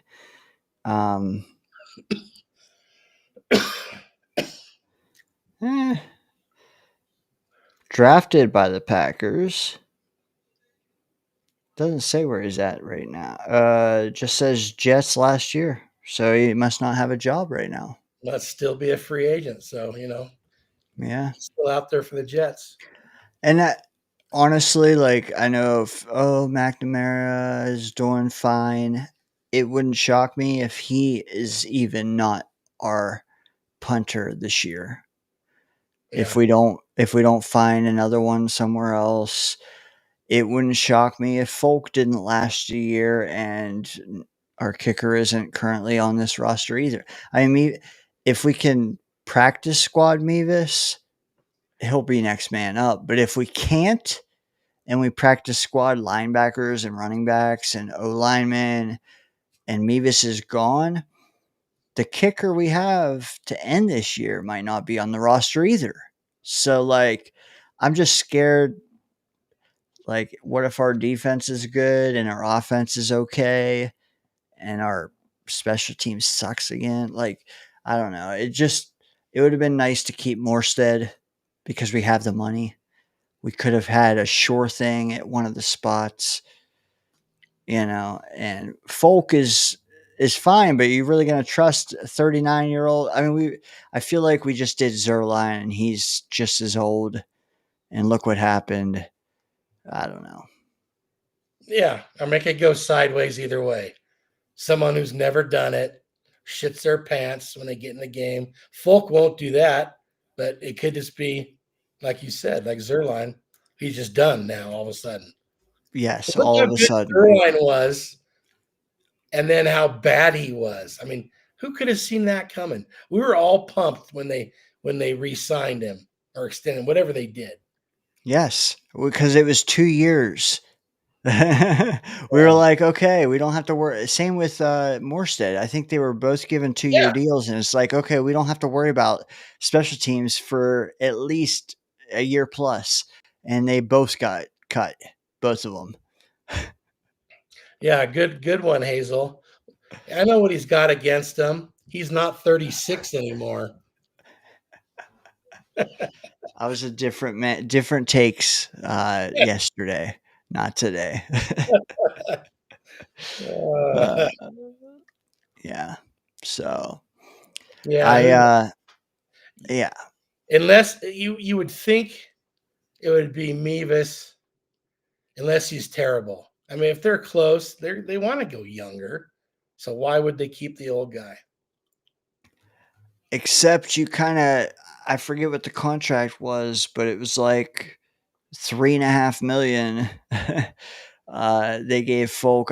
I think half of it was guaranteed, maybe over $1 million was guaranteed, and then he got like $60K per game also given to him. So like, yeah, you could trim $60K a game times 17, but the rest of it was fairly in the bank. It's like they signed him to be the starter. Yeah. Yeah. And he probably will be. I think he was good over 50 last year, wasn't he? Didn't I hear he was like 5 out of 6 or something? No, maybe I heard he had a long of 56. He was like the highest percentage in the entire league from all distances. I don't know about 50 plus, but right. He was like 90%. I know Hazel is a big Folk fan, but is she a big 5? Yeah. 21 out of 22. They didn't score a lot. But he was, and the year before that, he was 29 out of 30. Adirondack, man, I'm giving you guys an extra half hour with Scott here because we had Wudi on earlier and I cut a half hour not being live. That's right. And wow, what a start to this show we had. But Daniel is awake enough to correct me. He says they're not the same age. Folk 40, Greg 37. Okay, you're right. You're right. But all I remember is last year Greg being like our oldest guy on the team next to QB. Yeah. AFG. Scott, yeah. AFG is the man. He is. Anyone that can catch a steelhead on a fly is all right with me. Catching anything on the fly. Impressive. Crispy, let's fucking go. If you're still here, you are 11 in YouTube, still watching at 2 a.m. on the East Coast. Animals, I am starting to wonder about you guys, but I appreciate you. Scott, do you have a last minute topic? Or yeah, I do. Okay. Who won the koozie tonight? Okay. So I asked the chat. I'm sorry if you're joining us late. I really am. But I threw out there, guess a number 1 to 100 for the chance to win the Danger Zone koozie that you see featured on this channel. And we got several guesses rolling in. The number in my head, I was thinking it's got to be jet related. I'm going to go Fireman Ed's number. You know what that number is, Scott? 42, isn't it? It is. Yes. Guy that was within 10 of that got it right. His name, Crispy. Oh, yeah. By the way, Chris. He guessed 34, and I told him to email me or to Twitter me or to Discord me, but email probably knowing him. And we'll get that out to him because as of this moment, only 3 of these have been made. Me, you, Murph. Next up, Chris B, brother. 4 of 4. He's 1 of 1 to us, though. So more of those will be coming out. Also, last week I think we mentioned if you wanted to throw $10 our way, you can get one of your own. But I don't mind just giving some away here and there. That's just fun, man. But yeah, what do you think of? I know you're a big Bay Area guy, California. I want to know. Well, you were. I want to know. To be fair, I was Yes. never a big Bay Area guy, dude. I was up in the mountains. Okay. Anyway. Fair. But you were at least semi plugged in with San Francisco. Yes, for sure. Correct. Okay. All right. Fair. What do you think of their latest wide receiver weapon they added? Who did they? Oh, ha! You know what? They're so injured at receiver. Yeah. I don't think they had a choice, but I did hear Mac Jones hit him for a long touchdown in practice. There's some people saying Mac Jones is looking better than Brock Purdy. Well, let's table that for another show. But I'm not watching it. I'm hearing the whispers. That's all. Can you at least tell people what's the latest acquisition at receiver we're talking about? Oh, shit. What's his the truth? Was that his name now? What's he go by? Close enough. Can't remember. The answer? No, what the hell is his name now? This is kind of fun. Keep guessing. Truth. Robbie. Chris has had to have said it by now. Oh, I don't know. Did they add him? Did they add St. Brown as well? Oh yeah. Okay. The ex. I think the guy we're talking about was even more recent. Chosen. Robbie Chosen. The chosen one. Yep. Chosen Anderson. I love that. That was kind of fun watching you squirm on that. I was trying to get the nick, whatever. He changed his name to that. Whatever. It's not even a nickname. It's his name. But yeah. Yeah, he changed his name like 3 times. It's so bad because he made his name Chosen Anderson because he wanted Chosen number 1 on his back. But Chosen was his first name, and then he had to flip it to Robbie Chosen. Dude, how do you get that wrong? Like the first time? Well, how you're such a tool, you do it to begin with. It's just silly. But dude could run. It's amazing that he still can. Yeah, I'm sure he's not as fast. If Arian Smith can duplicate his career, is that a win? 4th round? I think so. Although I have higher aspirations for him, I should also check myself because he's prototypical Mims Devin Smith. Yep. Yeah, we'll see. Crispy said Arian Smith could be like Robbie Anderson. If he, you know what it would do though, you only spend a day 3 pick on him, and you buy yourself a year or two to spend a better pick on his replacement. Is he returning any kicks, punt or kickoff?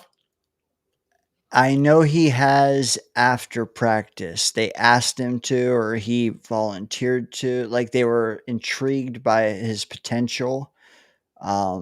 I don't know if he kept with it, or if they are really entertaining him, or if it's just a backup option. But I do know he's in the fray with like 3 other guys. He'd make me nervous fielding punts just based on his hands. Kickoffs are easy.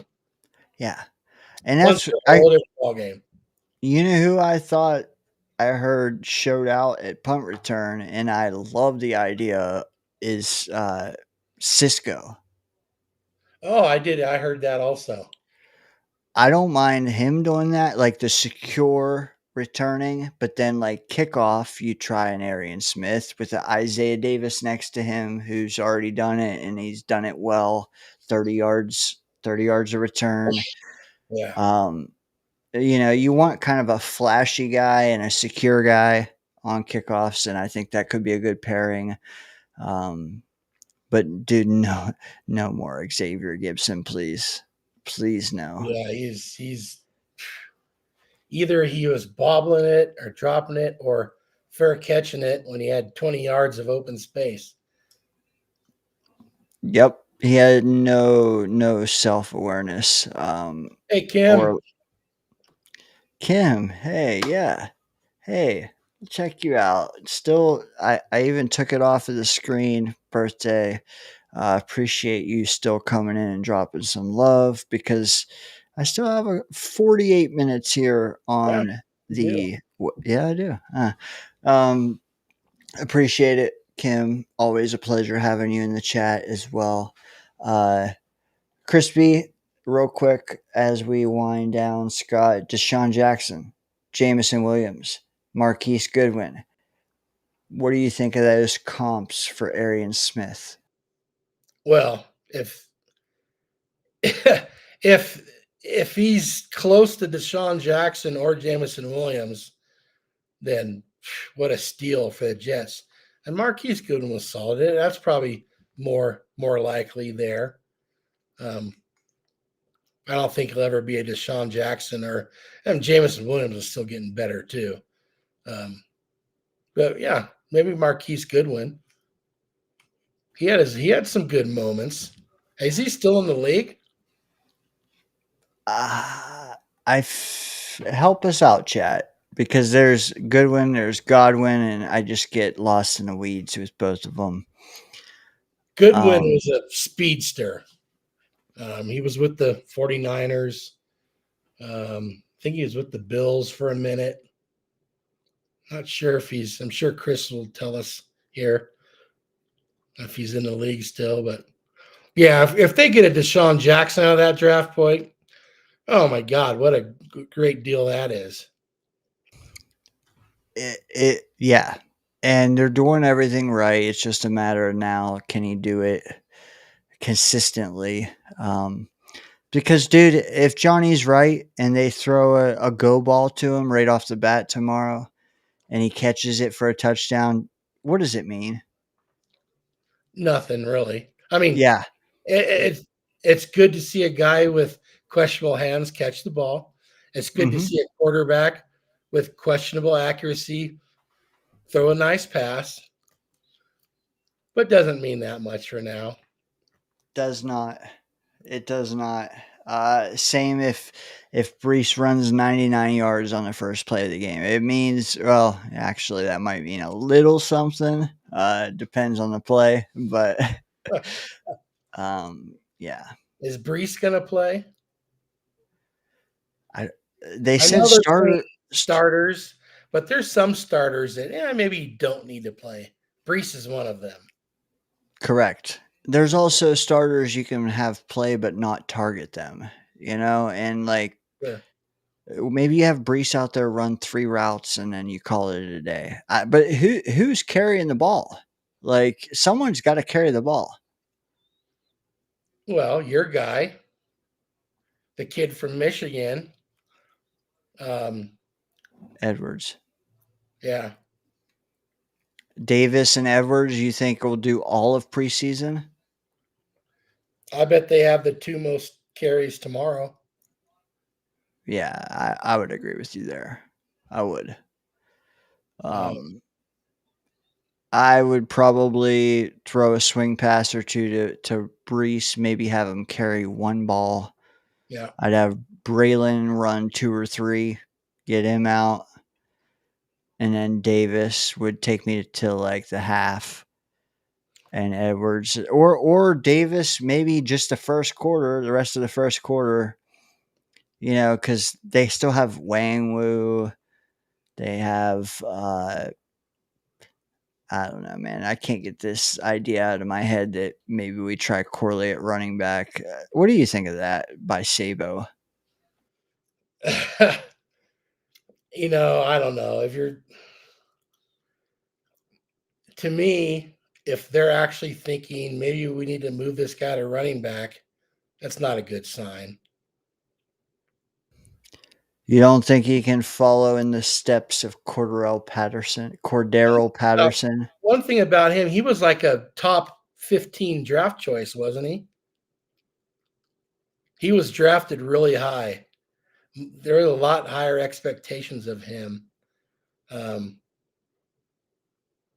But no, you know what? Until I see him do something at all, I'm not gonna jump on the. Patterson's ended up having a pretty damn good career. He's available. Hey, Jets can sign him. He can run back. I'm joking. I think we've all spent too much time projecting Corley. Like now we're just like, show us. Like until I haven't even heard him showing out in practice. Have you? That's the thing.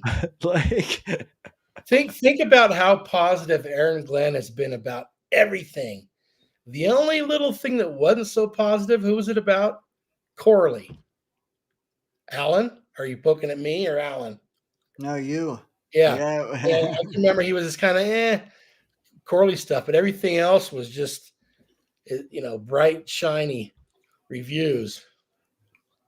Honestly, like you want to project him at running back. And Adirondack says Corley was a running back, converted to a receiver. I mean, well, that's interesting.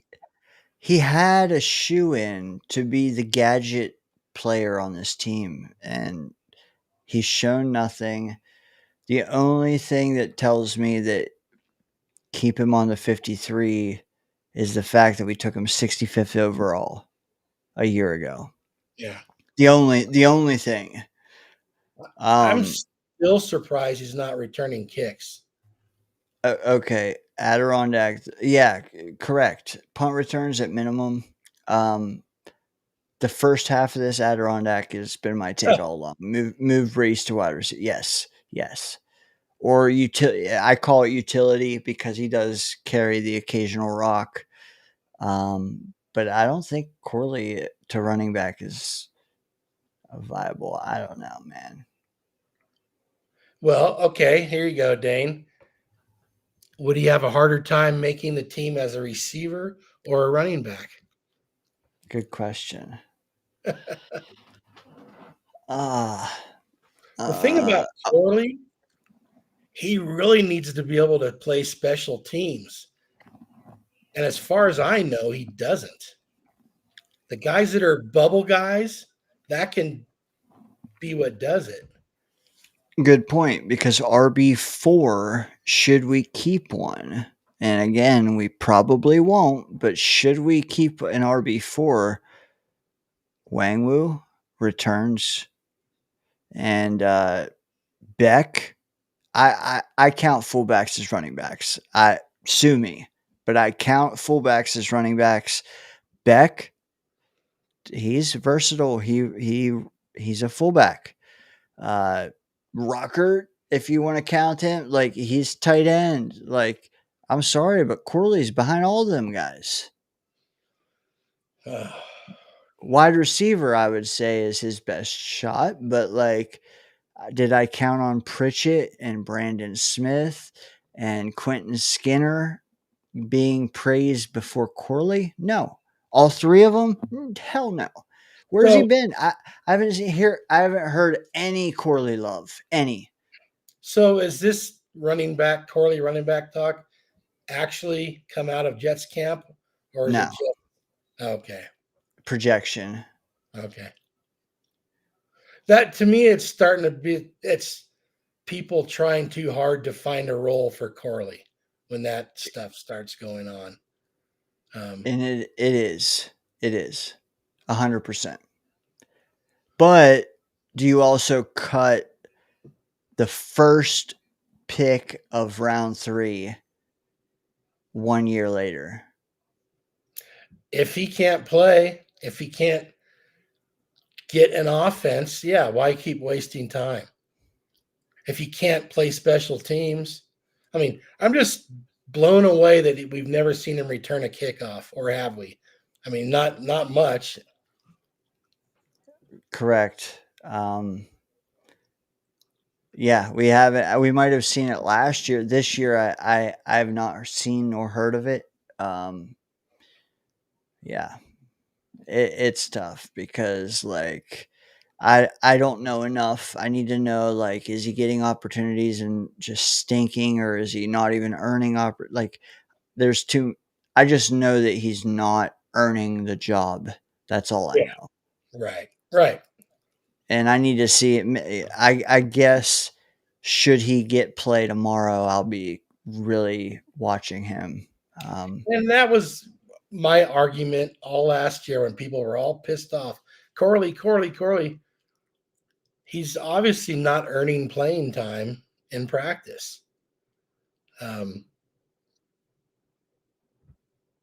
They had no reason not to play him. I know sometimes that staff was a little slower coming around the guys, but there was no reason not to play him if he was in practice earning playing time. And I'm a firm believer in that. I know I've had this argument with people on your channel before. You got to earn playing time in practice.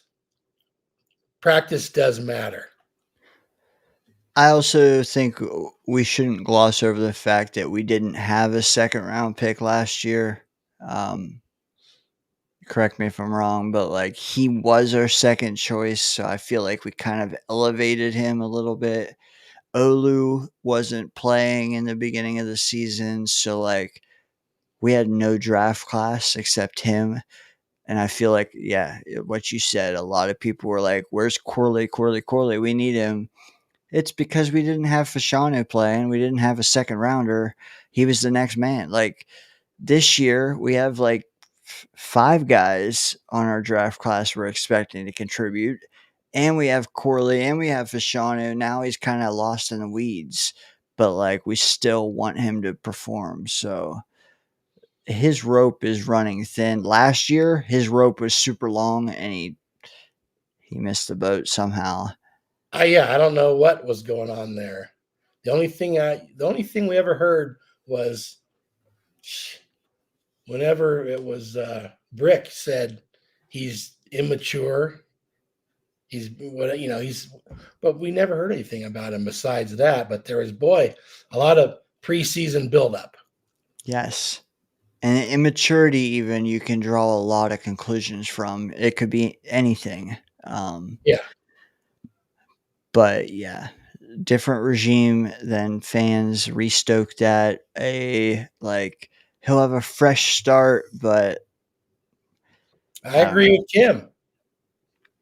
Two different regimes kind of aren't feeling Corley. It seems now he might go off in a preseason game here and things could change. But, that boy, as much good stuff as AG says, none of it's ever about Corley. That's a perfect bridge too, because like I'm on Twitter a lot. Quana Stiggers popped in here earlier. I wanted to shout her out one final time, man. Mother of Quantes. She on social media is fantastic. Very supportive of her son. Awesome. Very supportive of the franchise, even. There's one other person that comes to mind when I think of like loved ones of players who are chirpy on social media. Quana does it the right way. On the other hand, last year, Corley, his sister, mother, I forget who it was, aunt maybe, someone connected to Corley on social media, Jets Twitter specifically, was the opposite. Really? She was, yes, very toxic, very Malachi should be playing. Why isn't he getting his chance? What the hell is this? Bush League kind of shit. It soured me then. It just, Quana coming in and showing some love brings that back to my mind on how like immature Corley's extended family was in the situation, how it kind of bleeds into how he's been perceived versus Stigger's family and how they're perceived. Like, not saying that it means anything X's and O's, but like at the same time, it kind of means something to me. Something or nothing. The apple doesn't fall far from the tree, Dane.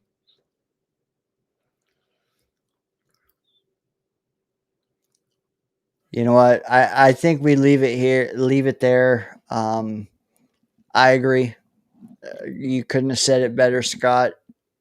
Just to circle back, since we do have preseason kicking off tomorrow. Any final thoughts? Again, maybe the chat can help us out. Is Jordan Love even gonna be out there? We're not at MetLife. We're in Lambeau. I know our buddy Adam Yeah. Y2K90. He's there. He is there now. I have been there twice. Pretty special place. Pretty special place. But good for Adam. He's excited about it. That's awesome. I didn't get to go on the field. He's going to get to go on the field. I went to the Hall of Fame and did that stuff and drank a shit ton of beers out in the, partying beforehand. Sunday night game. I like it.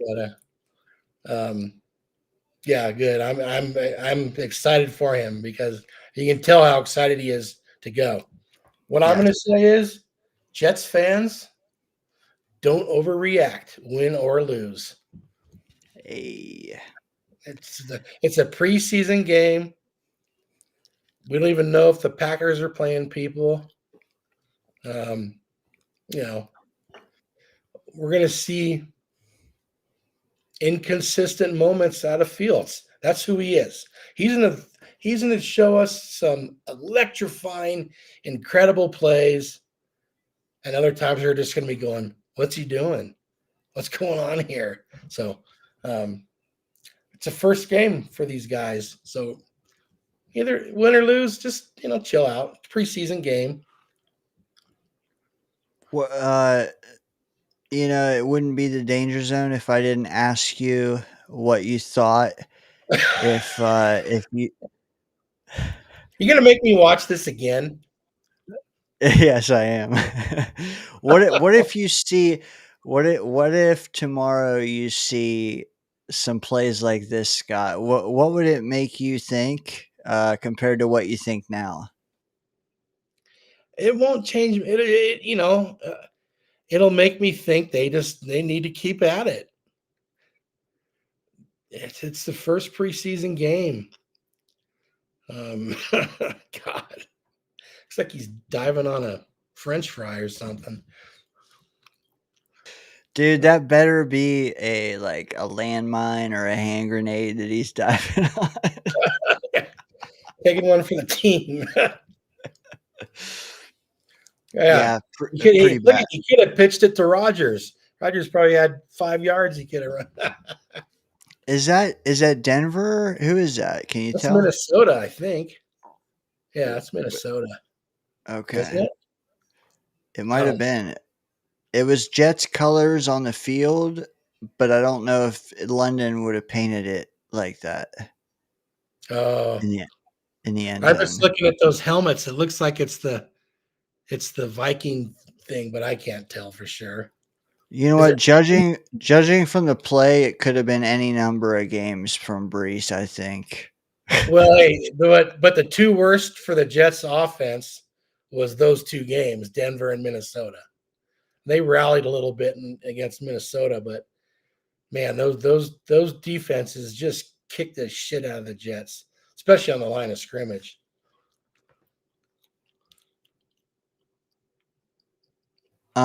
Hazel chimes in here and she says she never would have became a Jets fan if she knew a day would come where she's not allowed to overreact. That's the whole reason she's here, Scott. What say you? It's only a suggestion. Should we leave this video on for another hour or two, Scott? Yeah, I can go to sleep to it. Maybe I'll just kill myself.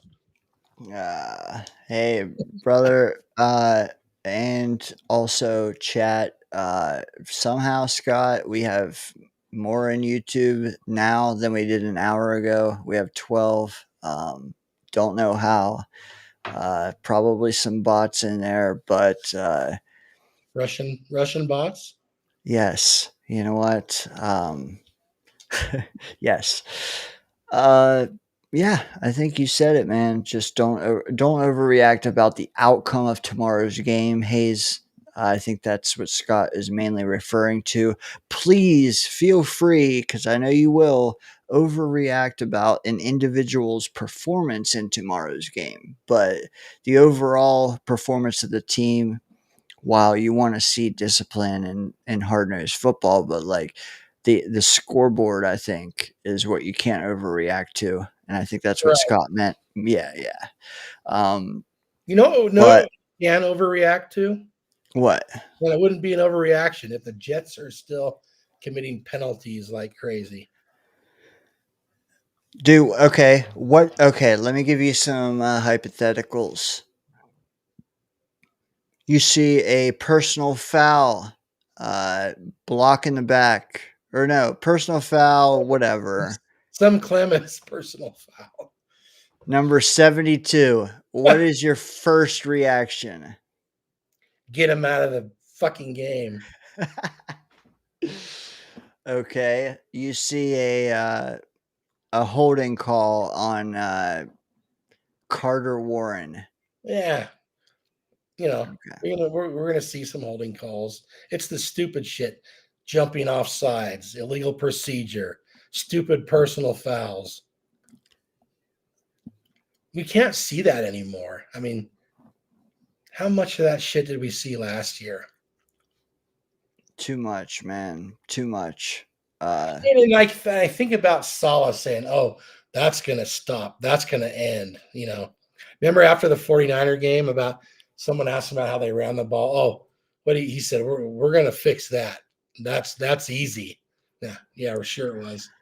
I'm pretty sure there was a halftime interview that he did, and maybe I'm misremembering, but what I perceive happened is that he was giving like out of the half or into the half an interview where he said, "We're just gonna keep doing what we're doing, and it's gonna be better." Basically, like that's the vibe.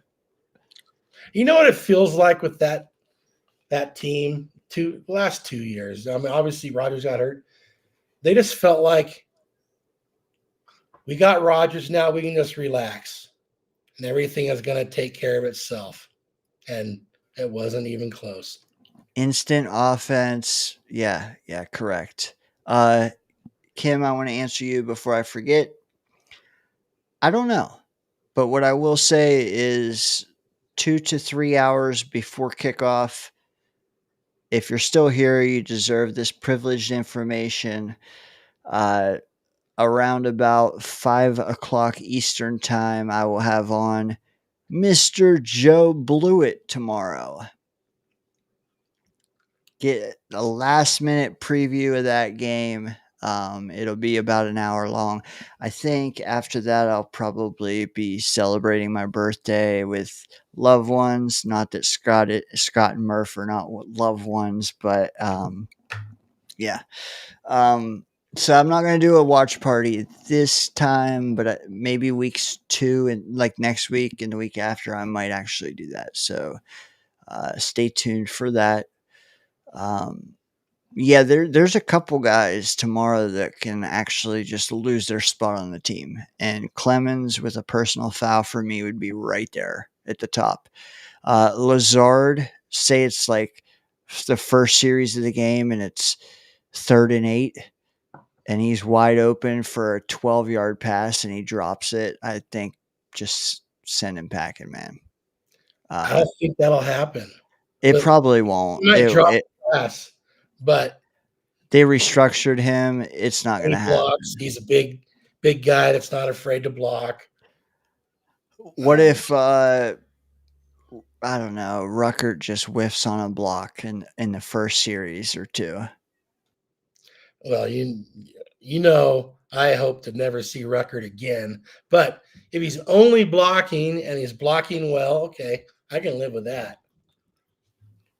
Okay, who is as fringe as you can get where one single play says get him the F out of here for you, Scott Foster? Well, it's low-hanging fruit, but I'm going to say Corley. Okay, what about Gibson? Well, him too. I think they're practically the same guy. It's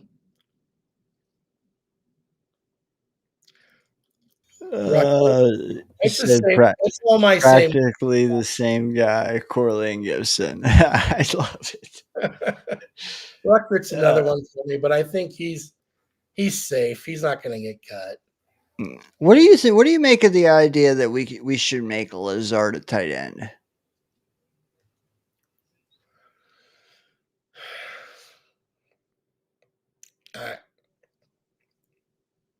I don't know.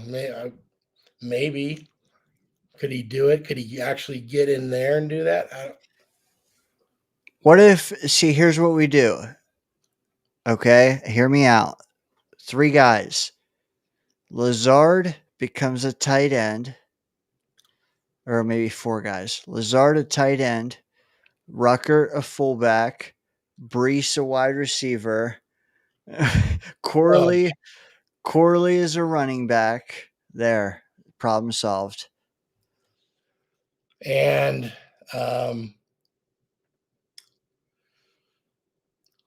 who's going to be the quarterback? Oh, well, we got Tyrod. No, but it's got to be some weird switch. People around. There's probably someone that has some quarterback play in their past. If we would have drafted Tyler Warren, we would have been set. Maybe Cisco could play quarterback. Tyler Warren, baby. Tyler Warren was they were making a point of getting him the ball early last night. Michael Clemens, Hazel says, "Oh boy,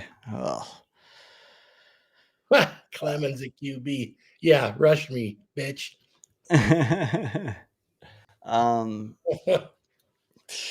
Membu, do you care what he does tomorrow? He probably won't play but 10 snaps. But what are you watching for?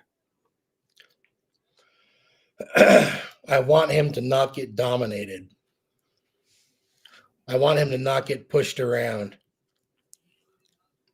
Green Bay's got, and I don't know if they're playing, but they got a few guys on the defensive line that can make him look bad, possibly. So, just hold your own. Your first NFL game, just hold your own. Don't get embarrassed. And like with the O-line, excuse me, from everything I've read and listened to, like the O-line is better at pass blocking. I, I would like to see them run block well more than anything, because that's what we need. If you get beat on a sack, we got Fields, we got Isaiah Davis and Braylon, who are both being praised for their pass blocking. Like, I can handle a tackle getting beat there you on go. a 5 to 7 step drop, but like, can you somehow road grade tomorrow? There you go. Adirondack flag guy got your guy in at quarterback. Stone Smart, former QB. I like that, because you remember that take I had. There was a lot of Stone Smart love here earlier, for him being maybe a hybrid guy. I think more so a hybrid tight end receiver. I do like him though, and I want to see him tomorrow. Let's see us get a pass catcher out of the Chargers that can catch and be a factor, unlike last year. Yeah. Yeah, we had high hopes for that too. Yeah. Pork roll. What a waste of a sandwich. Yeah, what a waste of a sandwich indeed. Oh, Chat third shift came killing it, man. We're approaching 3 on the East Coast. Hey, neither one of us are sitting at 3 a.m., but some of them are. Appreciate them. Spike the like button. Scott, I think we'll leave it here. hey, I've been in bed once already tonight, so you guys rousted me out of it, but it's all right. I was expecting you to call in like shirtless or something, like Charles. I don't know. No, I'm not so bold. You got I the was lost in the desert early on in your show. let's see that goatee, Scott. I need to put to shame here. It's gone out of the screen now. Yeah, it's longer than a ruler, sir. Yeah, look at that. Yeah, up to above the eyebrows. Come on, man. Not even close to me. You're double. Maybe I can keep it going and do some kind of weird Trump hair. Hey, it I'll hit keep the politics out, Dane. Sorry. some last minute puns here. Stone Smart, horrible name. Why would his parents do that? All my children's sounding name. Totally. Let's see. JT, hell yeah, 3 a.m. Like I said, got to give you extra time because we trimmed it off the front end. Still embarrassed by that. That was so weird. I just was like, I wonder what's going on. I just went straight to the intro and straight to the Wudi and didn't even hit go live, and the chat was cooking, and then all of a sudden I see Rich of all people say going live at 10:19 p.m. I'm like, what? We've been live for 45 minutes. What do you mean? And I'm like, oh shit. Oh, you must not have seen my comment that before then. What I said something obnoxious like, "Oh, Danes must be taking his time with his birthday hooker or something." Oh yeah, you said something about the mail order or the hookerogram hasn't arrived yet or something. I said the stripogram that was first, and then later because I was like, "What's going on?" I figured there was something legit going on. Yeah, was just trying to be funny.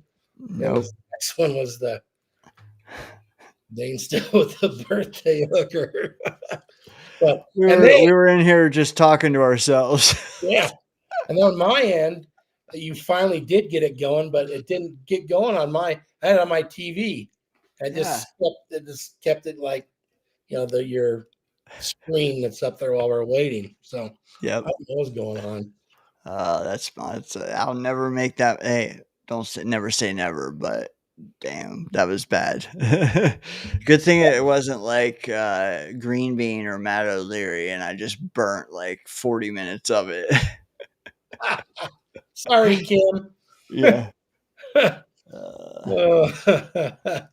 Hey, I promise Murph's takes were horrible that first half hour, and mine were exceptional. Just remember that always. Oh, we can't even go back and watch it, can we? Yeah. What if you can? Just take my word. No, I don't think it was recording. You know what? It might. I'll find out. But JT says good night. That's enough for me, man. Let's leave it here. We did not get the intro on the front end. I did. You didn't.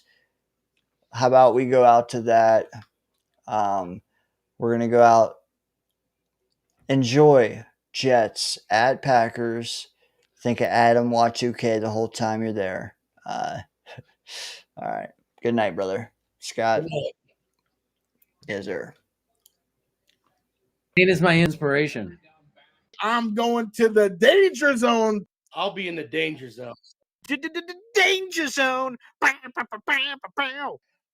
in the danger zone. My favorite place to be.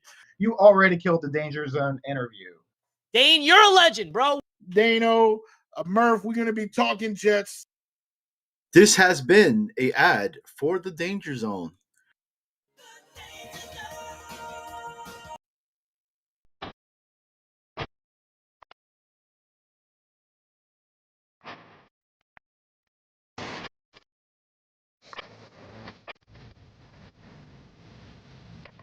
I love the show. I love you guys. Fucking so go Jets. JTS, Jets.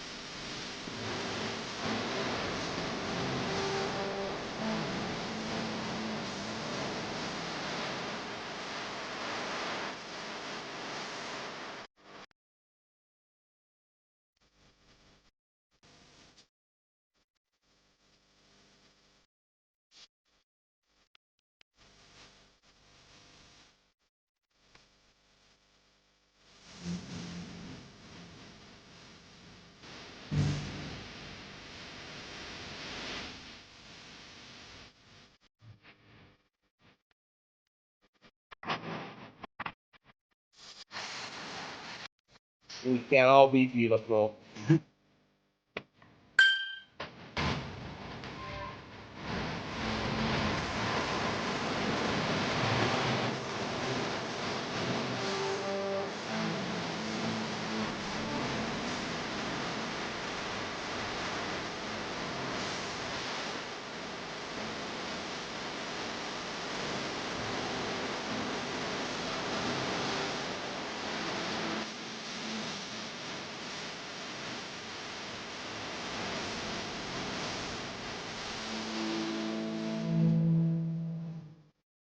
Put your seatbelts on and get ready for the ride. You're in the danger zone. Totally, macro.